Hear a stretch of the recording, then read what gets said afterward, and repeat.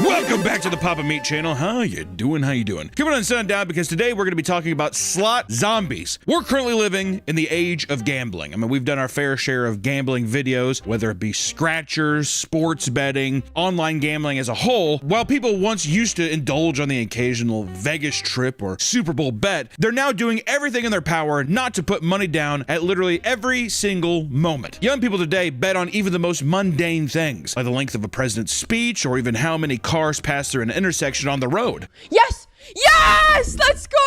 Oh my god! Yes! Yeah, I told you guys it was gonna hit! From sports events to live streamers, there's really no escape from non-stop barrage of gambling content that gets pushed to you constantly. And some casinos are even creating slot machines that are mobile, meaning they can follow you around and entice you that much more. But nothing really quite tops the slot machine, right? The idea of slots, whether it be in person or digitally, I feel like that has had the biggest chokehold on people for a long time. When we went to MagicCon Vegas, we saw some slot zombies, as it were, which basically a slot zombie is a person that is, I mean, I guess you could say they're dead at the slot, but usually very superstitious practices, usually touching the screen, hitting the screen, doing things in a catatonic state, you would say, right? Which I think, Nick, I think we should take $200. We should go to the casino and see if what we win. What is our win? What are we trying to win? Just our money back? So if we have 200, are we trying to win 200? Yeah, I think double your money. We're at my local casino. I just took $200 out of the ATM. I feel like one of those vertical content creators that's at the slots. The objective today, we've decided on, we're gonna try to double our money. I took $200 out. We need to leave this casino with $400, all from slots, baby. Also want to reiterate, we're here at 10:30 in the morning, and the vibes are, there's something just extremely sad about casinos. Casinos not in like a hoppin' party type vibe, is a cold, smoky, desolate place. When we are in Vegas for, like, we've done the Gordon Ramsay video, the restaurant video, we've done, or we went to MagicCon, we did that kind of stuff. You got it. We always stop and we play what, Nick? Frank. The Frankenstein slot machine is so funny. I love it so much. Basically, you're just electrocuting the shit out of Frankenstein, torturing him. And then if you get extra spin features, it's a horde of people being like, let's get him! They literally scream that, and it's him up in a flaming tower being like, For many, slot machines are undoubtedly one of the most addicting forms of gambling out there. From the bright, flashing effects to the expertly crafted mechanics drip-feeding you dopamine. It's no wonder people become downright possessed when they encounter these machines, turning them into zombies. You have all these fucking channels now that are, I mean, especially on YouTube, TikTok, vertical reels, where it's like, I'm putting $1,000 into this machine to see what happens. Like, gambling content, slot content, table game content is so huge right now that people get this fix and they're like, I'm gonna win big just like these guys, you know? Or you sit down at a slot machine, put $100 in, and then you get paid like 300, and now you're chasing that high.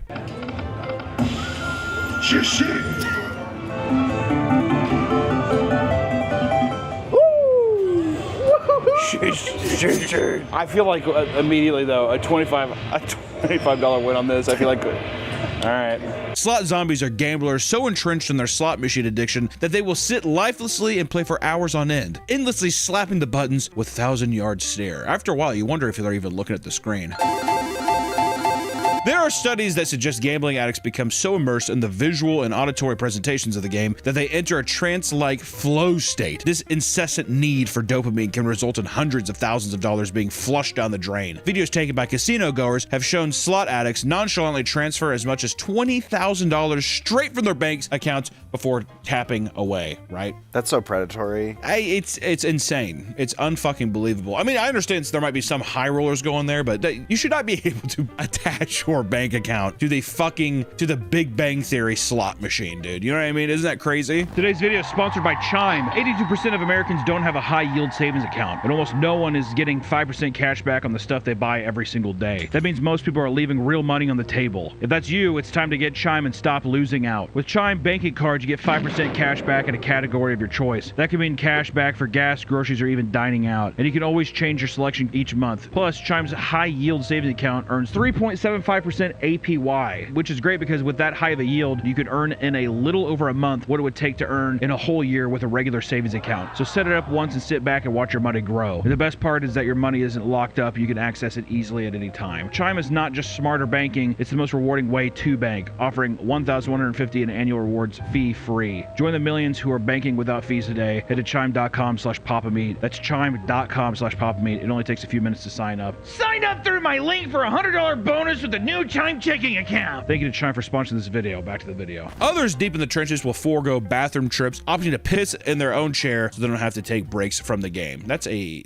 mentally deranged person. Is that a good seat though? Like if someone pissed in a seat, do you sit in that seat and play in that I think slot? that's bad luck. Oh, that's bad luck. I think that's bad luck. Listen, and see, that's the thing too. See, I said that's bad luck. The gambling aspect is so superstitious. Almost every slot machine game, I would say 99% of them are focused towards the Chinese demographic because Chinese people love to gamble. Just true. That's why whenever you go in, you're like, what the fuck is this like crazy? Like, I mean, there's been so many slot machines where I'm like, what is this? It's just called Kung Fu Master. It's a fucking guy with like a Fu Manchu and he's like, ooh.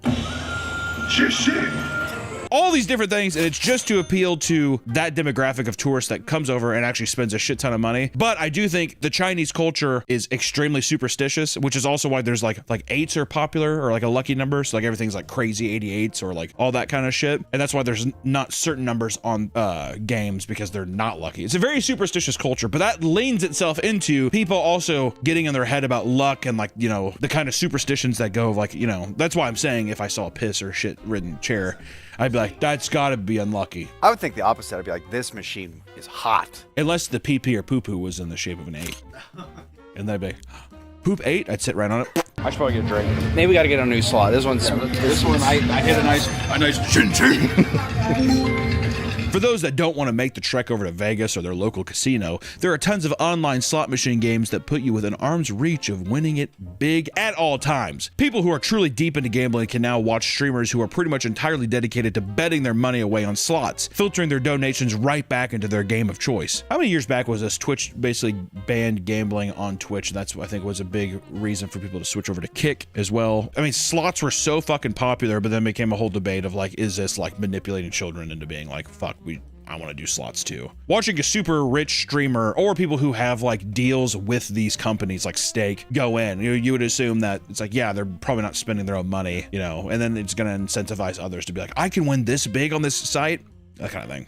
If they ban slots and gambling, they should ban pack openings because it's the same fucking thing. You know, it's like, I want to say it's not at all, but at the same time, I'm like, I mean, I don't know, I guess. Well-known gambling addict streamers like Bossman Jack frequently experience the highs and lows of online casinos have to offer. His losses have led to infamous bouts of erratic behavior, like the time he kicked down the bedroom door or started beating himself up from sheer rage. If you don't know Bossman Jack, I don't know. There's a lot of videos talking about him. He's a very interesting man. It also just is, it's a perfect anti-gambling thing. You look at him and you're like, I'm good. I think I'm all right. For every big streamer playing online slots with tons of energy, there are hundreds of small streamers that gamble in complete silence as they slowly morph into a slot zombie, purely for the love of the game. Online slots have become such a growing problem that people are now creating plugins like Bet Blocker that block you from 300,000 gambling websites so you can kick the habit. Which I gotta say, whatever you gotta do to fucking cut the cord, dude. If anything, that's kind of a cool, that's like a fun thing. The person who made that definitely was a gambling addict. 1,000,000%. Slot machines in general are often considered the least likely to pay out when compared to other casino games. Slot zombies who spam the buttons rapidly lose their money quicker than most, making it a particularly dangerous form of gambling addiction. Should I just trigger fuck it? Yeah, trigger fuck it. We gotta do this too. In the casino, I don't think there is literally any game favored to you in any kind of fashion besides like maybe fucking Baccarat or whatever. Or not even that. I would just say when you step into a casino, you are going to lose. On a very off chance, you might win a little bit, but then they're going to pry on your dopamine hit of being like, oh my God, I just made this, because you're going to spin it right back and lose.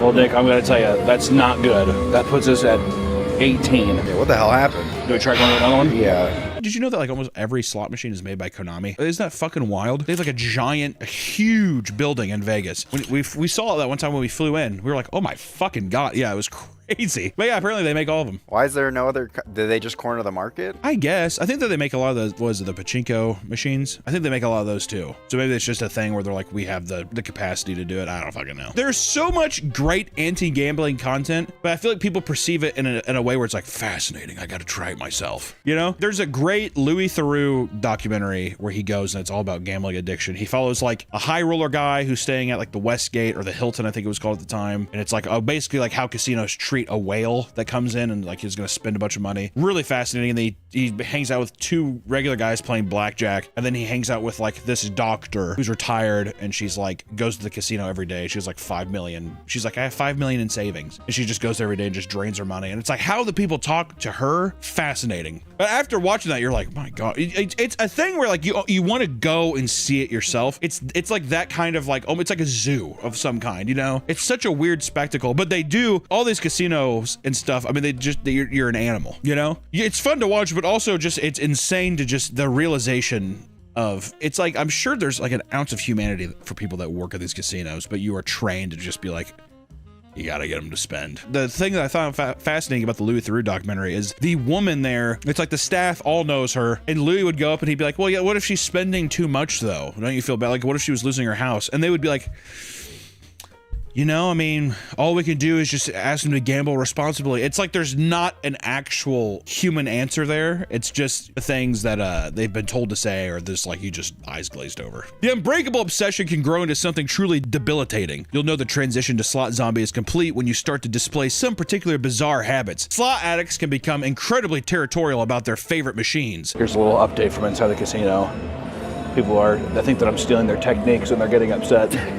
This old woman keeps walking by. She keeps doing.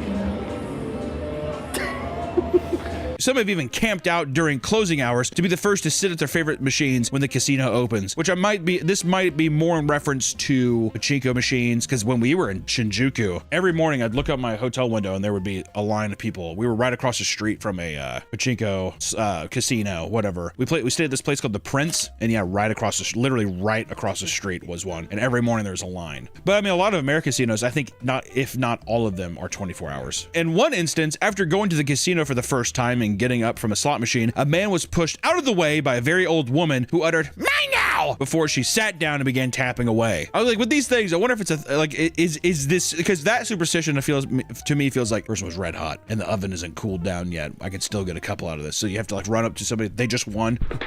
And you go up to their slot machine, you'd think that their favorite slot machine was like a second home, the way that people make themselves comfortable. Tired from using her hands, one woman brazenly leans back in her chair and uses her feet to tap on the screen as if it's no big deal. What is it that makes it grosser that it's your foot and not your hands? Yeah, that is interesting though. If my shoe was clean, my sock was clean, like that's cleaner than your hands, which have been touching everything. I wipe down just about, I mean, like, I get so grossed out. The amount of times I've been in a bathroom, it's scarred me, I feel like, forever. You go into a guy's bathroom, and the amount of times that a guy will, like, scratch his balls, scratch his ass, grab his dick, take a piss, and then walk out of the bathroom without cleaning their hands, like, washing their hands is insane. To the point now where I'm, like, hesitant to even shake a motherfucker's hand now. That's why you did the fist bump. I'd rather, you know what, though? I will always do a fist bump. I'm not a motherfucker that does the elbows. Yo! No, elbows, that's... All right.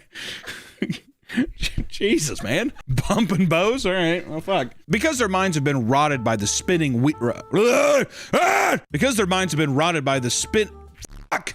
Dyslexia affects up to 1 in 5 people. It occurs on a continuum. One person might have mild dyslexia, while the next person has a profound case of it. Dyslexia also runs in families. Some zombies don't even react when they win. They just move on to the next machine, unfazed by the cheers of onlookers.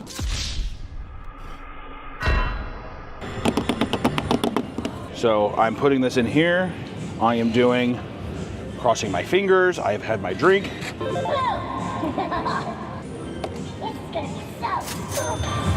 This is so spooky. This is gonna be so spooky. It feels like the slot zombie thing is definitely, it's an older demographic. There's definitely young people that do it, but I think it's that phase of I'm retired, I don't know what else to do, I'm bored, I'm just gonna go up to the casino and just like spend the money, spend my retirement, I don't know what the fuck else to do. One casino worker claimed that they had to clean up a human feces beside slot machines after some gamblers were unwilling to leave their seats. They allegedly stood up, pooped on the floor before returning to the game, later claiming it was because they were on too much of a hot streak. You think a casino, you think they'd give you like a pan to shit in if you requested it? If you were a big enough spender, I bet. I legitimately believe so. But I'm talking, it's gotta be a lot. And they'd probably like close off the area and it'd be a private room or something. Cause that's whenever, now you get into like the dealer. I wanna see private room dealer stories. I bet, I can't even imagine the shit that goes on in there. Cause also like, if you're spending that much money, you could come in and just be like, we're gonna do dwarf fighting in the corner for my entertainment. And like, just they look away from all this like other like illegal shit that you could do. I was gonna say, do you think you could do bumps off the cards? Fuck, maybe. Like all these things, I'm like, I don't see why not. I want to know if any table has ever had to endure like what Magic players have to endure when you're playing at a local game store. Your opponent comes in. Oh boy, here you go. Unwrapping the fucking bag. Uh-oh, there's the styrofoam container. Open it up. Taiwanese food. Just stinking up the whole fucking store. It's got cashews all over these fucking noodles and stuff. Styrofoam's all wet because it's just been this hot dish and they're just sweating inside that styrofoam. That's what I know. Has somebody been slinging blackjack? They're like,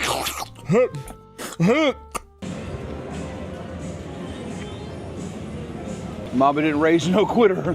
For those that want to delve deeper into the competitive side of slot addiction, look no further than slot tournaments. I was so confused when someone actually told me, it's like, yeah, I'm going into a slot machine tournament. You're like, how's that? Doesn't seem that's the greatest game ever. Oh yeah, whoever wins the most wins $50. And so everyone else is just dumping tons of money. I don't know. At both physical and online casinos, players can enter into slot tournaments with the hopes of striking it big. While the style of tournament might vary, the basic idea behind slot tournaments involves competitors receiving a select amount of credits with the goal of racking up as many points as possible within the given time limit. Most tournaments end after every 3 rounds and give out prizes ranging from a couple grand to $1 million, which is fucking crazy. Regardless of the game, many gamblers are superstitious and oftentimes have rituals that they do before placing bets. These rituals can vary from cult-like to downright brain-dead, but to the people performing them, they are a necessary part of hitting the jackpot, of hitting it big! Before you sit down and begin playing, consider some of these popular rituals to boost your luck, alright? Instead of heading to the ATM to withdraw some money, first head to the bar and grab your favorite drink. Then sit down in a machine and cross your fingers before hitting the button. Online, there are tons of videos that supposedly help you use subliminal manifestation to achieve big wins. In these videos, there are often casino-themed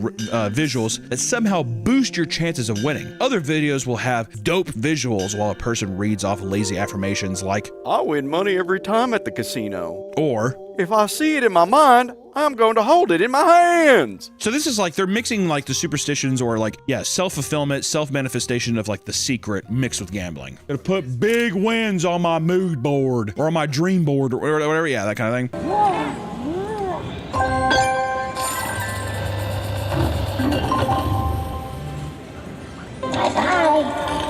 Thank you for playing.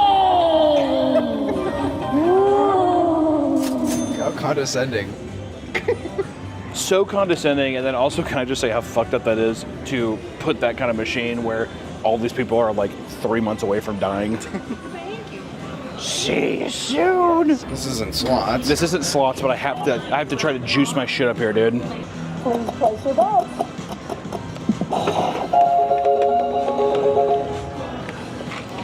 Oh, there you go. Is it? Ooh, look at that. We just raked back our money.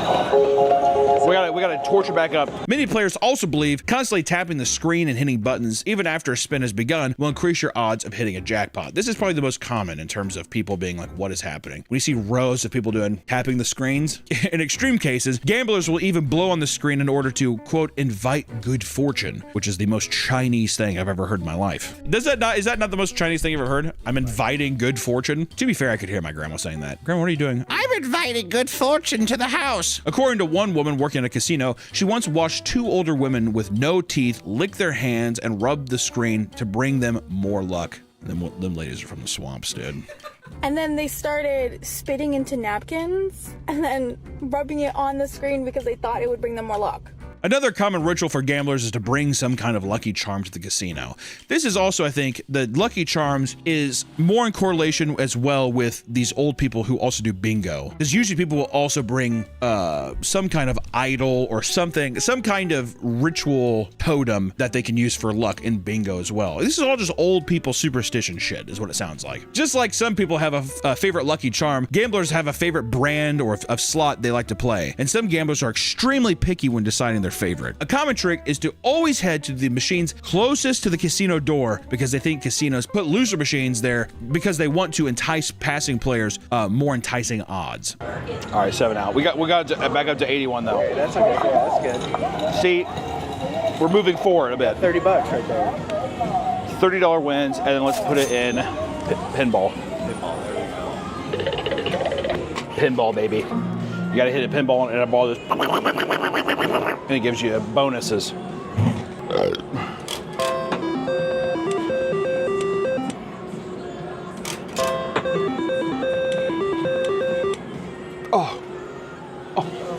That's what we need. We need that to be right there. Some people won't even touch machines that are red, black, or have the numbers 13, 12, or 7 on them. We've all heard of certain slot machines being hot or cold, but what about the actual money you play with? A big superstition among certain gamblers is the belief that heating up or cooling down your money will affect the outcome of slots. Things like your posture can also affect the outcome of your spins. When you choose your machine and begin playing, do not immediately sit down and start tapping. It is believed that machines can sense when you get comfortable, so standing is thought to keep the machine on edge and honest.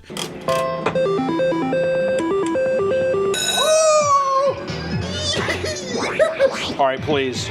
We only have 2 shots. Give me an 80. That's not bad. We need an 80 or 100. All right, fine. 30. 30 win.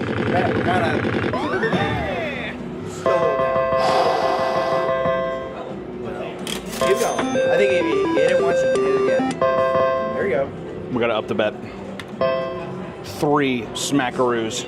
Casinos love to pack in as many slot machines as they can on the main floor, but a lot of slot zombies don't approve of this. The more people around, the higher chance someone might look at your screen, and you don't want the Medusa effect. It's believed that people looking at your screen can give off negative energy that affects your luck. That's why you'll usually see slot zombies purposely sitting far away from each other, which, once again, superstitious, older people. I also believe this taps into like that fucking Zach Baggins Ghost Adventure thing, where it's like, I can't help if you watch this, and like a demon goes to the screen and affects you. It's this idea that like other people's bad luck can transfer into my machine. Yeah. It's some kind of thing of like manifesting some idea of not necessarily a ghost or a god, but like I feel like the people give superstition a face. So then they think that like if they can trick it, that like it's looking at you at all time. Like I feel like people actually feel like there's a presence. It's just like a weird manifestation idea that's like I have to hide it from God himself. You know?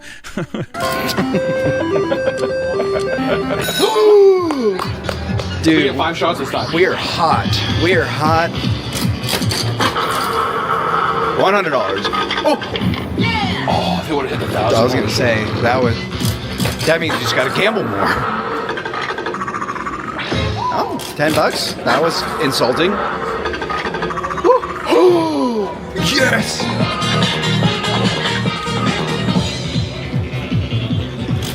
Still 2, baby. Come on, one more. Let's get our money back.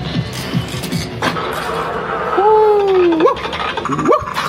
Okay, that's okay. We're back. We are back where we started. We're actually technically over. Oh, that just means more games. That just means more games, baby. Do we get another drink? Oh yeah, we're low. Dude, I love you, Pitbull.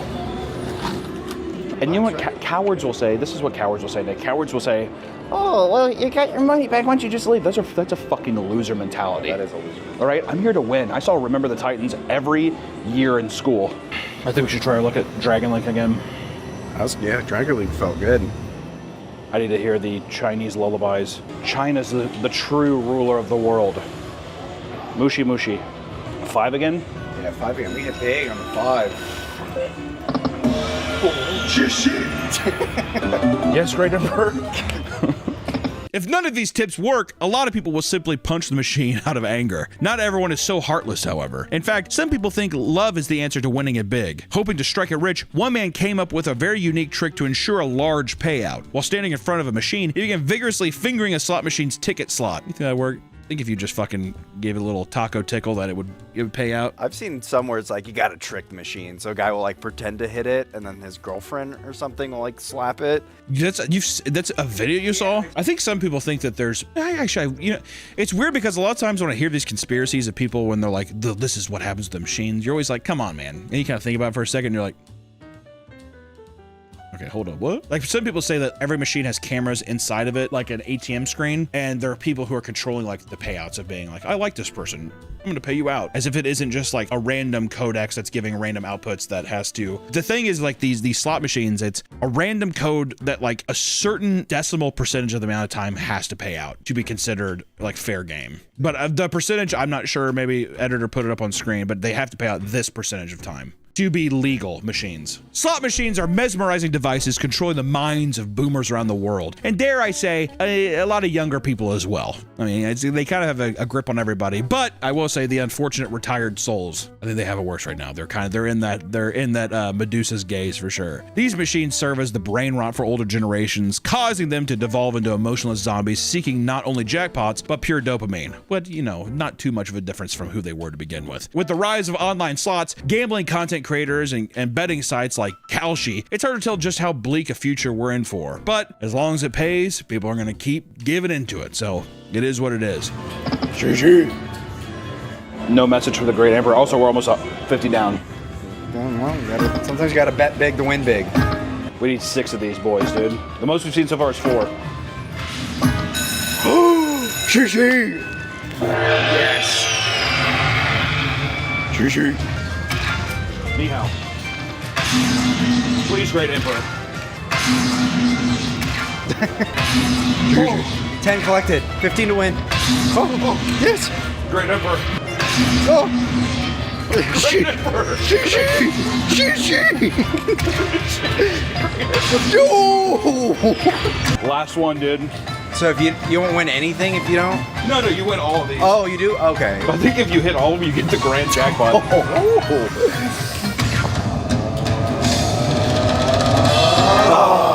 Shishi!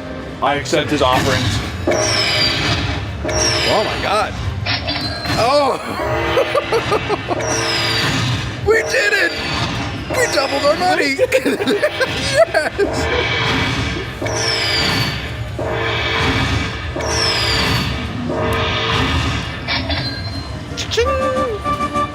Pretty good.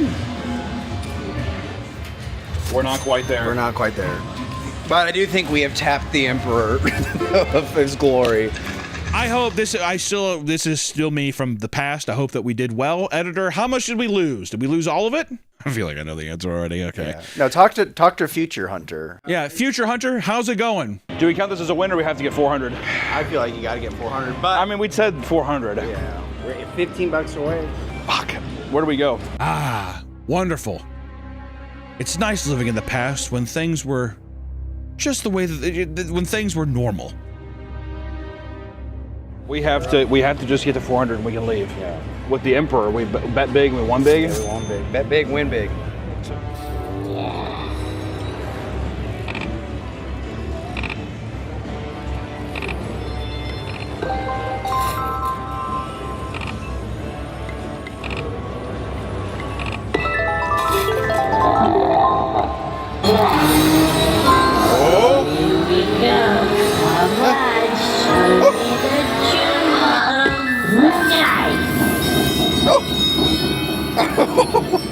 Do we get it? Yes.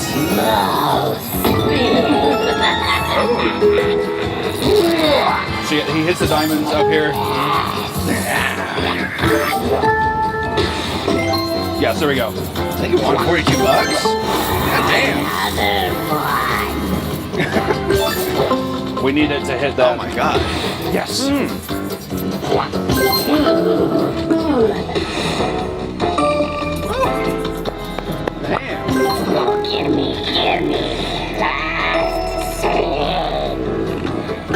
Oh, 20. Dude, that is like, Oh my god.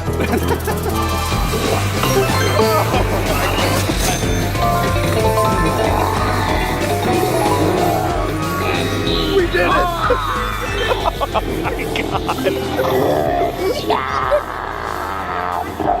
Big win. Please come back with more shiny There you go. coins. I rubbed her for luck. She just got here. Boys, We did it. We not only doubled our money, we tripled our money. we were in the fight for our fucking lives, dude. Down to 30, up to 6. And this is where we tell the casino to go fuck themselves and we cash out. This is our profit. 421, baby. We're looking to double our money. We tripled it. I was gonna say, We tripled it, Nick. tripled it. You know, walking out of the casino from the smoke fumes and into the light because there's literally no windows or clocks because it's a casino and it's parasitic as shit like that. I can see how people get hooked. That one win, now I have this chip on my shoulder that I think like, oh, this is for, I'm gonna win it every time. You know, you have to drink Crown Apple and Cokes or cranberry. Got to get a nice little tasty buzz going. You got to enjoy the nice day with friends. And you got to realize that every day you're dying. Every day you're closer to death. And if you want to spend your final moments in a smoke-filled casino, losing all your fucking money and leaving it to no one, that's your prerogative. I almost said provocative. Prerogative. I will say it's like 11 in the morning right now. Kind of busy for 11 in the morning. I will say, hey, you just made $400 in 1 hour. Could you imagine doing that every day? Every day, 8 hours a day? Yeah, It's a pretty good job, Nick. Pretty good job. You want to say? Nick's tip: don't work a real job. Go to the casino, double your money, triple your money every day. Triple your money every day, and this is Hunter's tip. When you 3x your money at the casino, go to Waffle House, and that's what we're doing now. Welcome back to the Papa Meat channel. How you doing? How you doing? Come on and sit down because today we're talking about respect. Let's talk about a little thing called respect. Everyone likes feeling respected, right? Right? It validates your self-worth. Makes you feel good. It's essentially a basic human need. Everyone wants to be respected. Some people work their asses off to gain the respect from their peers. Others, however, would rather take shortcuts. Do you see where I'm going? Have I laid out enough treats for you to know exactly what we're talking about? Because by now it should be obvious. Why make yourself worthy of someone's respect? Why? Why try when you can just pretend to be that same person without all the hard work and personal growth that comes with it? One way people do this is by cosplaying as members of the United States military. We're talking about stolen valor! People like to voice their respect for veterans and people serving for this country, right? No problem, man. Thank you, sir. No problem. We would be lost without you! That's my favorite thing that people say about military people. We'd be in fucking shackles if it wasn't for you guys fighting the good fight. You just saying that makes me kind of want someone to say that to me. I'm saying we gotta play a little dress up, all right? People like to voice their respect for veterans and people serving the country, sometimes shaking their hands, perhaps thanking them for their service. It seems that it's quite common for people to exploit this for their own gain by participating in a little something called stolen valor. Listen, I am actually a combat veteran, and you guys are collecting money. So was your father, but you're not. That uniform is not your uniform. One of my favorite things on the internet. Honestly, I love stolen valor. It's so funny. There's nothing funnier than an irate army man going up to a guy outside like a post office. What's your troop number? And they always do this.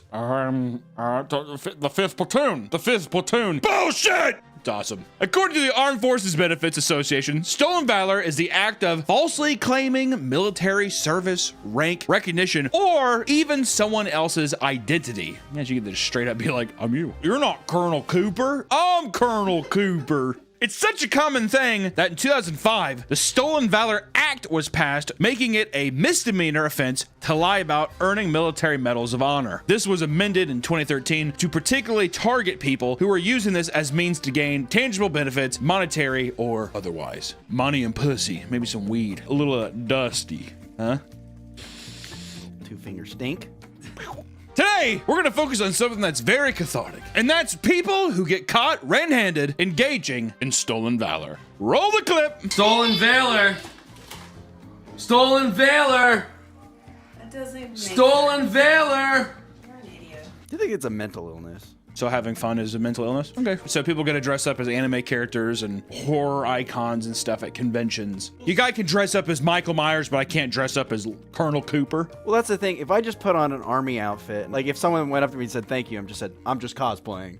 Like, would people be upset? I don't know. Not that they're all PTSD ridden. Everybody talks to people of the military as if they're either mentally disabled or they're like 98-year-old men. Is that not true though? Have you ever noticed that? Like every person that's a part of the military, you talk to them like they're a fucking child. So where'd you go? Where were you stationed? Iraq. Yeah, here, give me that smoothie. Here, give me that shit. And my smoothie time, dude. I'm gonna be farting with all this protein. Delicious. Hey everyone, it's me, Winslow Phone, here to tell you about our new merch sale. Wow! Woohoo! Head on over to MeKenya.store. We have a bunch of new merch, like the Ozempic shirt. Wow! That's stylish. Wow! We also have the Spicy Talk. Woohoo! Whoa! All your favorite smutty books. Oh, and my favorite, Margaret! Margaret! It comes in both black and white. But not only that, we have shorts and a bomber. Whoa! We also have a sketchbook. Look at the packaging. So hurry up and head on over to MeKenya.store and pre-order. Pre-orders end May 17th. And if you miss it, you might not get it. Actually, you won't get it because it's a pre-order. How many times we gotta tell people it's a pre-order?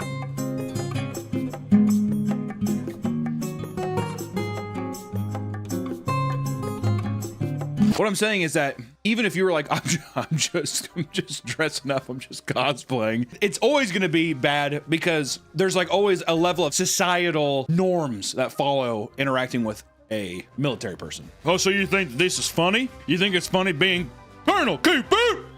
And they point to their legs that are gone. What about these? Shows his wheelchair just like swollen lumps. What do you think of these? These were blown up in Egypt. We can't talk about the curse of the Sphinx. Look at you, little guy. You come here, motherfucker. You're my little Lieutenant Dan. Stolen Valor videos have been on the internet since way back in the day, often racking up tons of views and infuriating viewers everywhere, all over the globe. And one of the most viral examples being the fake ranger that was called out by an actual veteran in the mall. It's always someplace like this, a post office, a mall, just somewhere like a grocery store. Yeah. Beautiful. My boy Sean Yetman, a 30-year-old man dressed in full camouflage and several military honors, was casually walking around with shopping bags in hand. Ryan Burke, a recipient of the Purple Heart who served in Afghanistan, could easily tell that his uniform was off. He starts interrogating him why he has badges for accomplishments that don't match his military history. Hey, sir. Hey, my son would like to meet you. He really admires guys in the Army. Hey, buddy. I'm Sean. Hey, buddy. Hey, buddy, I'm Sean. He has like a fucking Reeboks bag. I just picked up Air Jordans, little buddy. Hey, what's up, buddy? I'm Sean. I'm what's called a TAC 1. All I do is I go out on missions. Where'd you get your 3 CIBs at? Afghanistan. All 3? All 3. You know you need to be in 3 different campaigns to get 3 CIBs, right? This one was from Afghanistan. Okay. That's from Iraq. Okay. And that was for my second rotation back to Afghanistan. You know, no matter how many you do, you can only get 1. For Iraq, Afghanistan, all 3, you can only get them. You know that, right? Because my campaign took me outside of mission lines from Afghanistan. That doesn't make any sense. And you're in 2nd Bat Rangers? Yep. There it is. Where's your combat patch at? I gave it to a little kid again. All right, why's your flag so low on your shoulder? It should be up here. Got me on that one, bud. I love that. Got me on that one, bud. And after catching him on multiple things, screwing up the answers, Yetman starts pretending to take a phone call from a staff sergeant, despite telling Ryan that he was a staff sergeant. Staff sergeant. He's calling a staff sergeant. Why is he calling a staff sergeant if he's already a staff sergeant? That doesn't make much sense. Hey, where are you?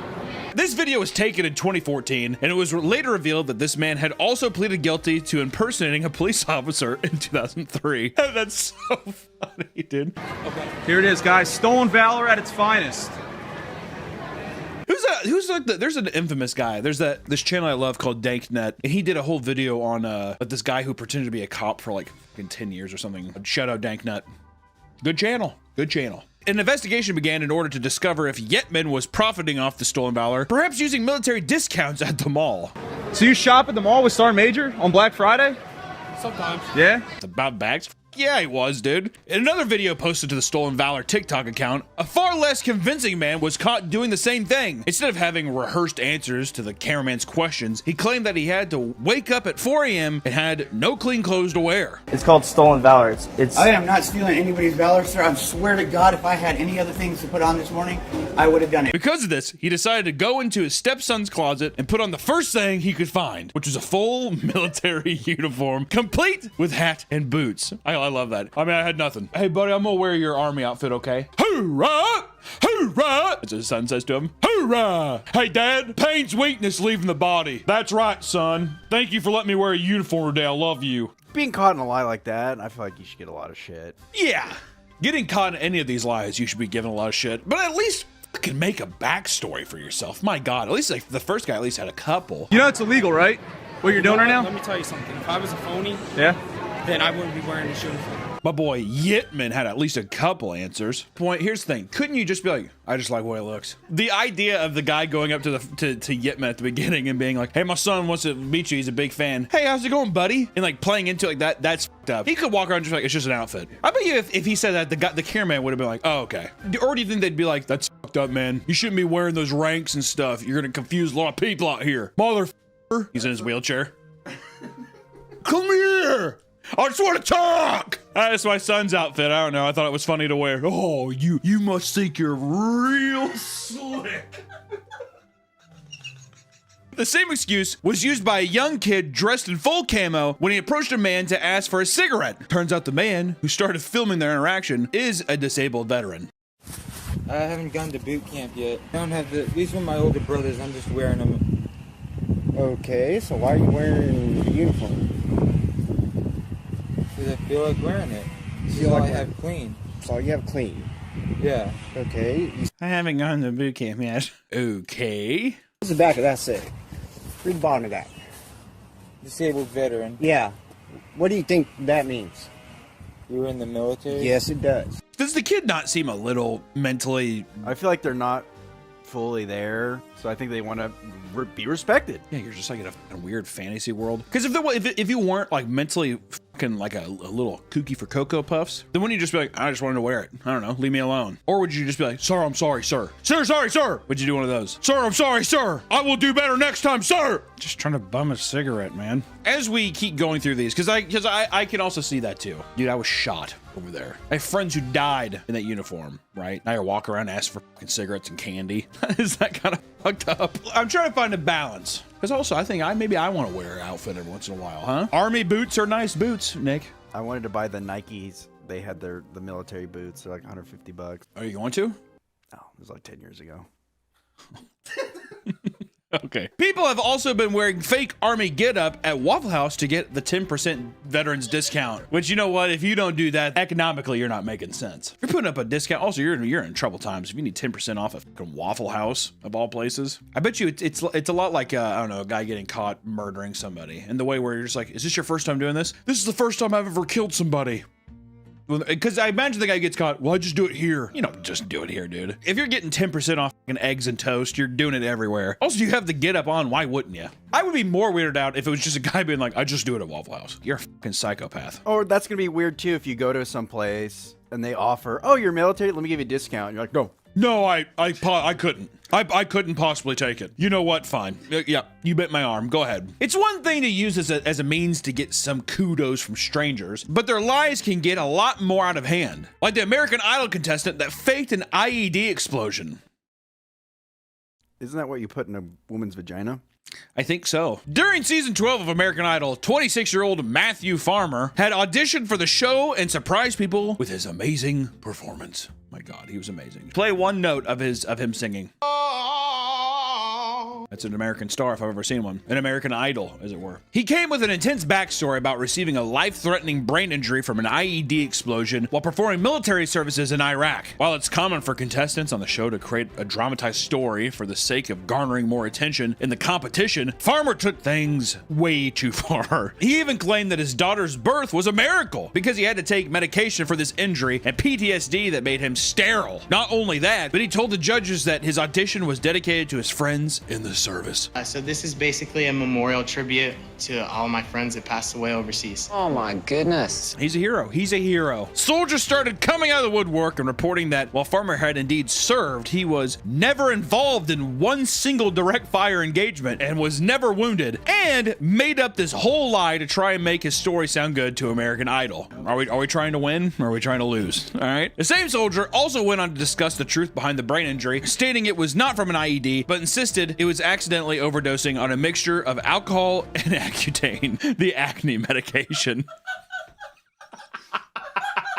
He's like, I'll get back pimples, bitch. Sorry. I gotta have the demon sleep somehow, so I gotta take it down with a little bit of vodka. Sue me. According to him, he outed everyone who was drinking with him that night. And because he feared returning and being confronted for ratting on his comrades, he claimed that he had brain injury and PTSD in order to avoid having to return. First, he denied everything, saying the show producers fabricated the story without his knowledge, and eventually, he came clean and apologized before leaving the show on his own accord. Have him sing another song. He also probably wouldn't have gotten that far if it wasn't for the story, right? Well, because the producers then too are just like, this is a pay pig. I also like how he blamed the producers. They made me say it. Okay, so then I guess I'm in the wrong because they made me say something. Okay. No, I guess it's my fault. This isn't the first time that someone used stolen valor in an attempt to gain attention from an audience this large in scale. We could also talk about the social media soldier, James Vasquez. He looks pretty badass right there. James Vasquez does look pretty fucking cool. Leaned up on some wood. He's rural like that. James Vasquez is a 48-year-old American veteran that volunteered to fight in the war in Ukraine. He'd post videos to social media, giving updates on the conflict while claiming to be on the front lines of the battle. Parts of the tales included destroying Russian tanks and capturing Russian soldiers. Stories that went viral and helped him reach 400,000 followers on Twitter. Those fighting in Ukraine would report that this was all a lie. All these Russians that have bounties on my head. You better up the ante. Even claiming that they would often see Vasquez enter areas after battles had taken place just to take videos of destroyed equipment and claim he was victorious. So he was in Ukraine. Oh no, he was in Ukraine, right? He's in Ukraine, but he's also just like, excuse me. Everyone's like sitting there like all tired and shit. Pardon me real quick. In another instance, he accidentally revealed the location of his unit in a social media post and nearly got people killed. Stories began coming out about him role-playing as a pain soldier. And quote, one time, he was really drunk and he was crying really hard about this friend of his that had his head blown off by a sniper in front of him in Iraq and how that really messed him up. I realized that story never could have really happened. He was just crying, making up. My fucking head blew off his shoulders. Fuck! It's impossible to not be like, oh my God. You know, he's like, I know. It's kind of crazy, isn't it? This life I live. I'm a fucking nut. But goddamn, I'm still here. Pain is just waiting, leaving the body. Pain is just waiting and leaving the body. You okay, Vasquez? Yeah. To others, he bragged about his new online fame, stating, quote, I'm never going to go back to work as a handyman. I'm probably never going to have to work again after this war. I'm going to be famous. Is that a real quote? Who wrote that down? He did. Okay.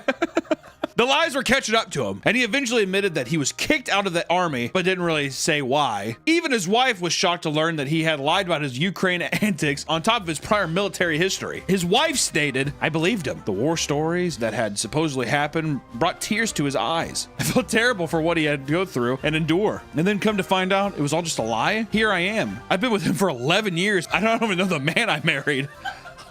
Damn! My God. He was divorced by his wife, after which he deactivated his Twitter account and has since become an online laughingstock. And just months ago, a random user on Reddit posted an update about Vasquez, and the Reddit said this. A friend of mine just saw him in Cartia. This is not a drill. Update. He's been sidelined and they're canceling his contract. Not because he's a grifter, but because he's so shit at basic infantry stuff and such a hazard at the range that they don't want him around anymore.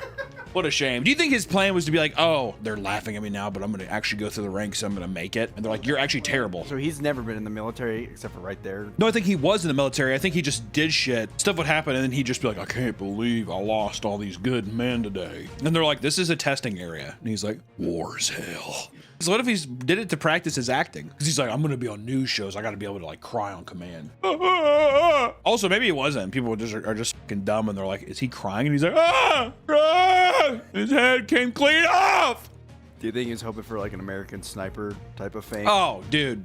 Yeah. He wanted the movie. He's like, Bradley Cooper's going to play me too. It's going to be awesome. It better not be Mark Wahlberg. Speaking of Reddit, people have often posted about their experience realizing one of their loved ones has been lying about their military service. Like this one, for example. My husband has claimed to be in the army for years. Before we met, but still. Claimed to go to Afghanistan for years. In a bomb squad that had an orphanage that ended up with the death of children in the orphanage because it was bad intel. Turns out, nope. All fake. I'm so upset. And what now? What would you do if you found out? If you were dating some girl and she's just like, yeah, I'm a bit of a jarhead. And do that stuff, and then you found out you've never had any military experience. You weren't even in it at all. That's stolen valor, cupcake. I don't take kindly to that. Are they like every day almost reminding me somehow, like with pictures? Yeah, could you not put that there? Actually, can you make sure the flag's at half mast today? Just a buddy of mine. What is wrong with you, girl? You'd have to... Girl, what the hell is wrong with you? Gypsy. But there is an update to her story. She posted this. We'll keep it simple. After pulling his background and credit, I found out about $60,000 in back child support from kids I never knew about. 4 kids, all different mothers, and I'm making plans to move out and be safe in my divorce. I wonder sometimes with these kind of guys that lie about the backstory is if they're trying to scam the people that they're with. The couple steal a bunch of money and then they just leave. So then whenever they're like, well, tell us about him. Oh, he was in the military. Well, I can't find any military records on this guy or something. You know, they're making a completely new persona. And also, like I said, you get the sympathy card with the military thing. Hey, not a bad idea to keep the wife quiet though, huh? I don't want to talk about him having a weird mental day. PTSD's being crazy. I better go to my quiet place. Just drink and watch like Madagascar in the basement. I like to move it, move it. Don't go downstairs. He's having an episode today. Move it! Many people that participate in stolen valor are much more sinister, using it to prey upon innocent people for monetary gain. Let's talk about the stolen valor scams, starting with Derek Aldred, the serial romance scammer. See? Already getting into it. Derek Aldred would lie about his identity and scam women into giving him access to their finances to clear out their bank accounts. Sometimes he would pose as a Navy SEAL, and other times he was a doctor or a firefighter, but mostly a Navy SEAL. The coolest of all military people. Is it the SEALs or is it the Green Beret? I don't want to be a Green Beret. Why the fuck would I want a Green Beret, dude? Like, make me a SEAL. Also, the Navy SEALs have the coolest commercials. The Navy does. It's them sitting like in a raft. There's like a fucking like giant boat on fire, and they fall back into the water. They emerge from the fucking ocean with guns. I'm here to fucking kill something. Is that Marines? No, it's Navy. Navy SEAls. Is that the National Guard? No. All that matters, dude, rock, flag, and eagle. Rock, flag, and eagle. His scams went on for 2 whole decades, as his efforts would be as elaborate as buying a slew of fake uniforms and even creating websites to make his identities believable. Linda, a woman from Minnesota, had moved in with Aldred, believing he was a decorated Navy SEAL, only to have her trust broken when he cleared out all of her retirement accounts before leaving the state to dodge the police. He's an old bird too, dude. You got some retirement in there? She's like, oh yeah, I went that long time. Give me a kiss. He's like, another woman named Joanne was wined and dined by Aldred, who was posting as an international business attorney at the time. She realized that these were all being paid for by her because he had secretly stolen her social security number to open up a credit card account. He is a very, very, very bad man. No, baby, I got it. There are countless stories like this from women who have had their lives ruined by Derek Aldred, with some losing as much as $250,000. That sucks. That's crazy. Listen, there's a difference between getting fucking wined and dined and having $250K stolen. That's crazy. But in the end, he was caught by police after more than 24 women's stories became linked to Aldred. He was given a maximum sentence of 24 years in prison alongside a $255,000 payment and restitutions. And the judge stated this, ladies and gentlemen. The defendant left a trail of tears, emotional devastation, and financial ruin behind him. It is clear that he will never change, and we expect his sentence to reflect that. We are glad we are able to get some level of justice for these women. I'm not trying to justify my behavior. My behavior was, I was a horrible boyfriend. Absolutely horrible. Destroying someone's life, I think, is a bit exaggerated. Good man. Also, only $255,000 in restitutions. He's like, I stole way more than that. I guess there's never enough for these people. No. They just want more and more. Yeah. You got. I mean, it's the thrill of the hunt. I think the thrill to spit on American soldiers and women.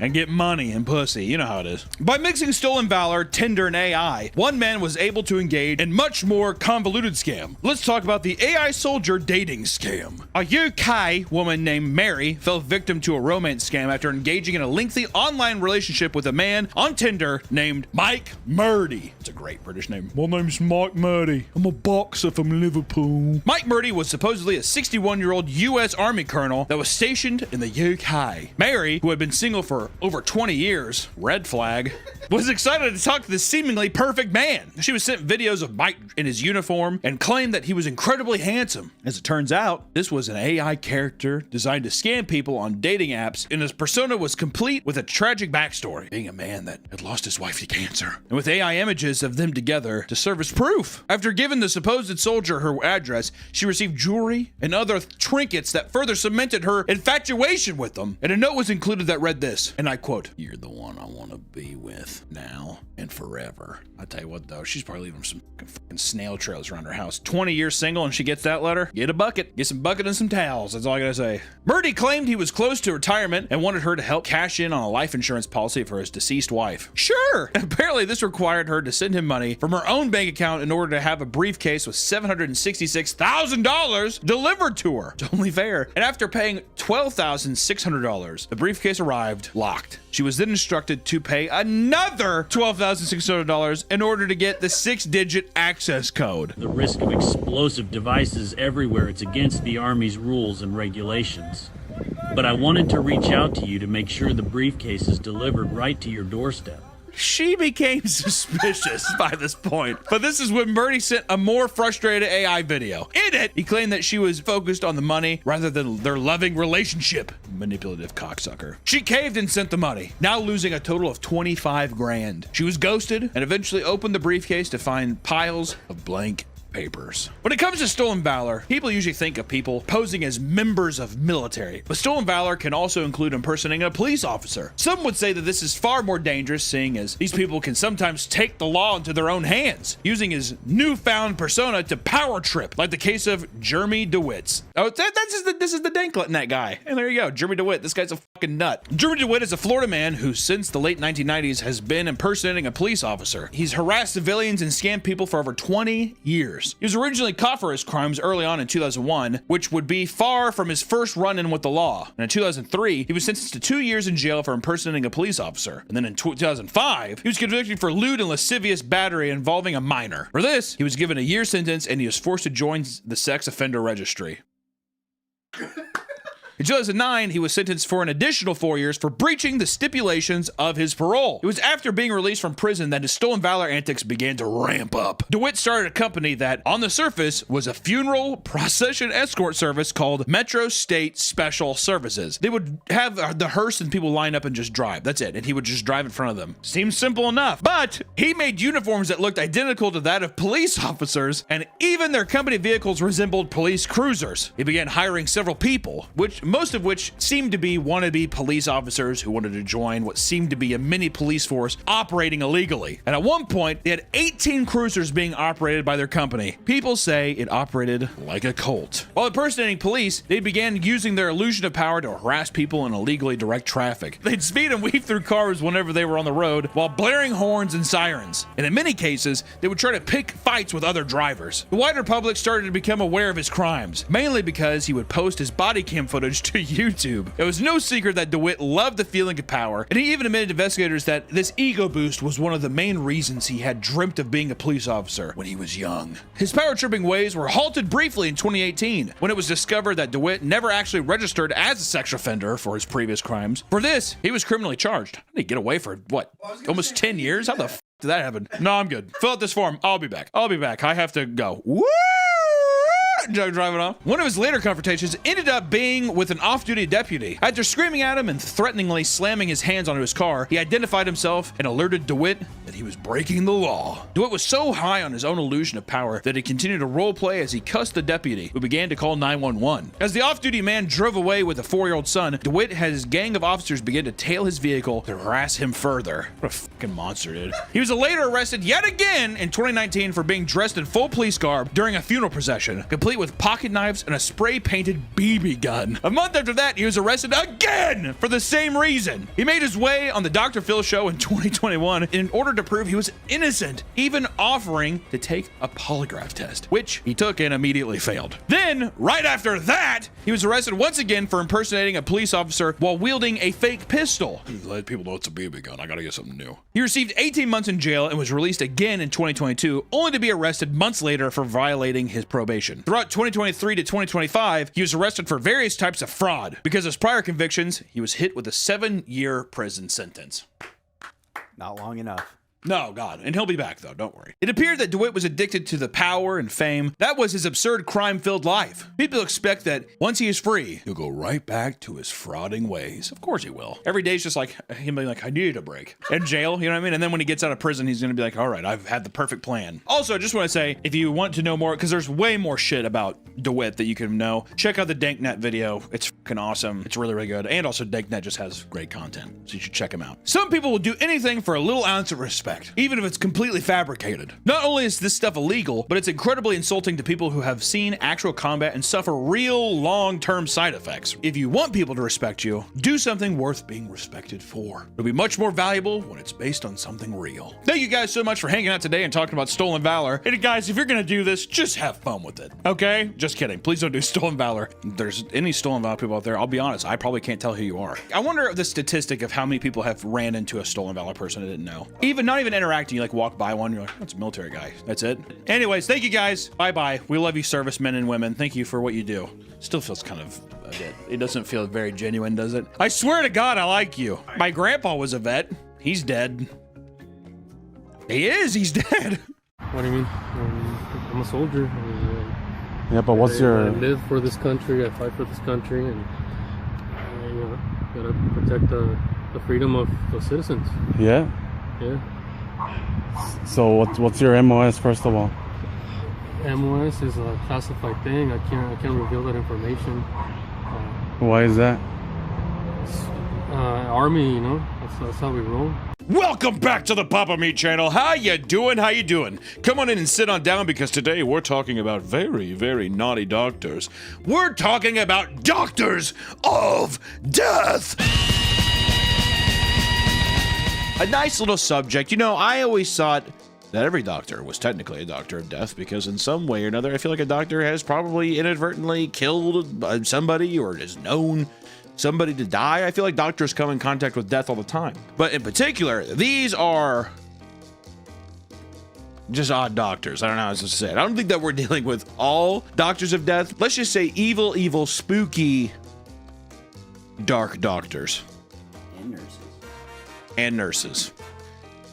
Evil medical professionals gone wrong. 4K, Unreal Engine, photorealistic. Gone sexual. That's exactly right. Which doctors are supposed to be people that are supposed to keep you safe. You go to a doctor for good news or for help, right? Doctors are the angels on earth, dare I say. These people, you know, they defied that logic. They're the archangels. They're the demons. They're Dr. House. I want the good doctor, but instead, House is walking in. Or should I say hobbling in. And he calls me dumb and fat, and then hobbles back out of the room. All right, anyways, we're going to start our list off with Dr. Harold Shipman, the Angel of Death. Dr. Harold Frederick Shipman, infamously known as the Angel of Death, was a British general practitioner and is one of the most prolific serial killers in recorded history. Is that British history? No. All of history. All of history. The book World of History. This is like the most infamous guy. This is one of the most infamous guys. Okay. All right, well, I'll take your word for it. Starting in the 1970s and continuing until his arrest in 1998, it is estimated that he killed between 200 and 250 of his patients. 30 years. That is 30. Well, a little shy of 30 years of murder. But at the same time, if you had a baseball card and you flipped that bad boy over, that's a pretty impressive baseball card, is what that is. He primarily targeted elderly women who lived alone, but also sought out both males and females of varying ages. Just knock off a couple old birds. He's doing them a favor. He's like, he's like, it's pretty much one of those things where it's like someone is trying to go through a door or whatever. You're basically there. You just like push them through anyways. Just go. Or they're trying to jump off like one of those bungee cord things. And yeah, they're nervous. They're like, I'm afraid to go. And he's just like, and like pushes open and they whoop, come back up. Today's video is sponsored by Aura. Let me tell you something. There's gonna be nothing more annoying than get a ton of spam calls or text. Oh. Working up at the studio, I'll get a message from a random number, and then it just says, hello? Hello, who is this? I don't know you, who are you? You're a stranger, stop! And there's no chance in hell I'm responding or answering to that, all right? Because annoying as these little cockroaches are, I must resist. They're trying to get you to respond so they can steal your personal information. From there, data brokers online can sell that to scammers, spammers, and anyone who's looking to target you. But now, I don't have to worry, because I have Aura!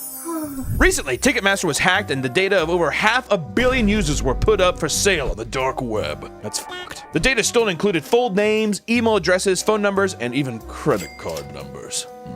Which is why I love having Aura. Aura shows me which data brokers are selling my information and stops them in their tracks. Aura also protects me from hackers trying to get into my social media and bank accounts. It gives me fast fraud alerts and does the work for me when it comes to removing sensitive information from these websites. Aura also provides an antivirus, a VPN, and a password manager, all from a single app for one low cost. Take back your security when browsing the web and have no fear with Aura. Go to aura.com/papameat or check the description to start your free 2-week trial today. Thank you to Aura for sponsoring this video, and back to the video.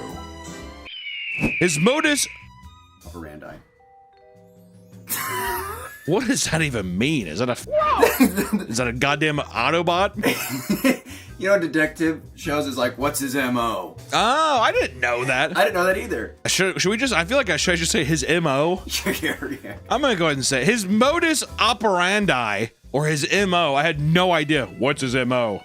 What a dumb thing. Was to inject his victims with a lethal dose of diamorphine, heroin, making it appear as if the victim died of natural causes. To conceal his crimes, he often altered medical records to suggest his patients were in poor health. I mean, bitches are old, dude. He also signed death certificates himself, which allowed him to avoid scrutiny from other medical professionals and authorities. Yeah, he was very adamant. Let me sign that. Let me sign that. That paperwork right there. Let me grab that. Let me grab that quick. Can I see that? I just want to see it real quick. You shouldn't write on that, and it's done. It's done. He's altering the records. Shipman was fascinated with death from an early age ever since his mother died from lung cancer. During her illness, she was administered morphine, which alleviated her pain. Psychologists and criminologists have struggled to fully understand Shipman's motivations, but it is speculated that this early exposure to the effect of morphine had some influence on his killing spree. Here's a question. Do you think he killed his mom? That's a bombshell because my immediate gut reaction was yes. Well, how did he give his mom cancer? No, you know what he did? No, you know what he did to his mom? His mom got cancer. All he did every day, he was like, here, drink this water. He kept putting a water bottle by like an open window and letting light come in. Here, drink this, Mom. She's like, tastes like microplastics. He's like... Before the murders, Shipman was caught forging an opioid prescription for his own use. King. He was fined 600 euros, then was able to continue his practice after attending a rehab center. He had an extremely controlling personality and would constantly override the wishes of his patients and their families, insisting that his methods and decisions were final. I love that. No, I don't think we need that. He's like, you do. You do. It's just kind of like a swollen ankle. I don't think we need... No, you're going to take the meth. Oh, no, you're going to take the heroin. I mean, whatever it's called. Morphine. Who am I to judge? He also attended the funerals of his victims, which allowed him to show that he was a caring doctor and to deflect suspicion from himself. Despite his facade of a caring doctor, Shipman was known among colleagues for his arrogance and belittling behavior. One colleague of his stated, "He was often unnecessarily rude and made some of them feel stupid." To be fair, that quote was dumb. He made some of us feel like a real bunch of waterheads. Right, guys? And they're all just like, Not me, though. Or they're all British, so they're just like, hey, he thought he did, eh? Nah, we don't need to put that in. Shipman was eventually caught after the questionable death of Kathleen Grundy, a wealthy 81-year-old widow. Man, that's my dream wife. 81-year-old widow? Oh, dude. Some 81-year-old, I mean, like, billionaire. How'd you come in here? Give me a kiss. You know what I mean? And I'm like...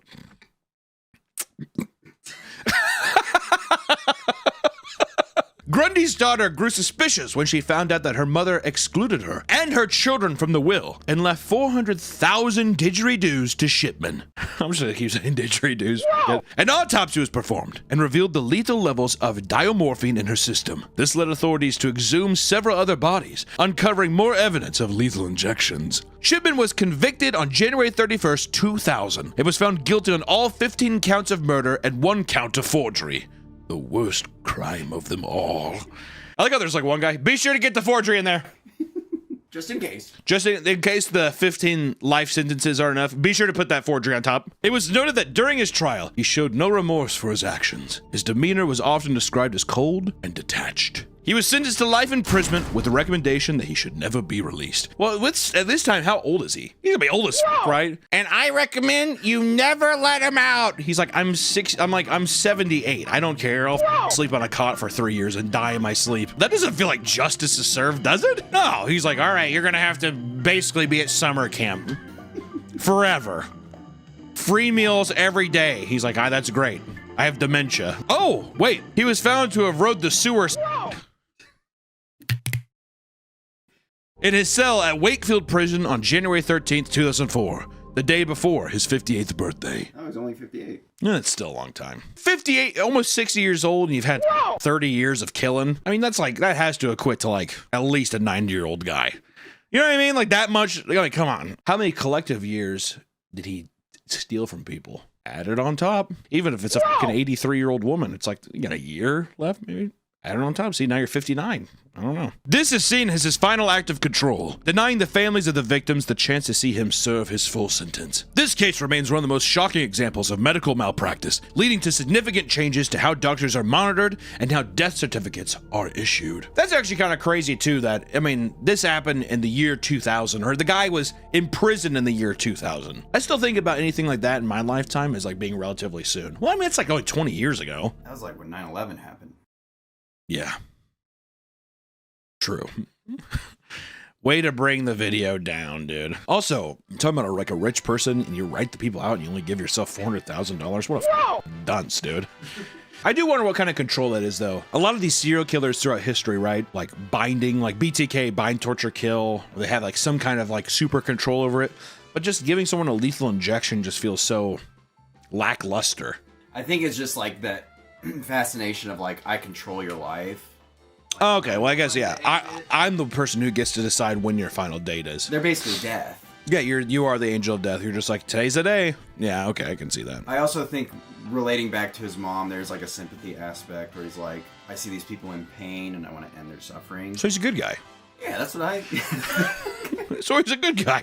Yeah, that's cool. Next up, we have Nurse Charles Colon. Charles Edmund Colon is one of the most infamous serial killers in American history. I specifically put American history because it's not the world. Right. As a nurse, a male nurse, he used his position to murder at least 40 patients over the course of his 16-year killing spree. His method of killing was both insidious and difficult to detect. He would administer lethal doses of digoxin, insulin, and epinephrine to his victims. These drugs, especially in the critical care units where he worked, could easily be attributed to natural causes of underlying health conditions. Charles Colon was born in 1960 and is the youngest of 8 children. God, he's like barely older than my mom. She is so old, dude. God, you ever like think about your parents' age? You're just like, God damn, dude.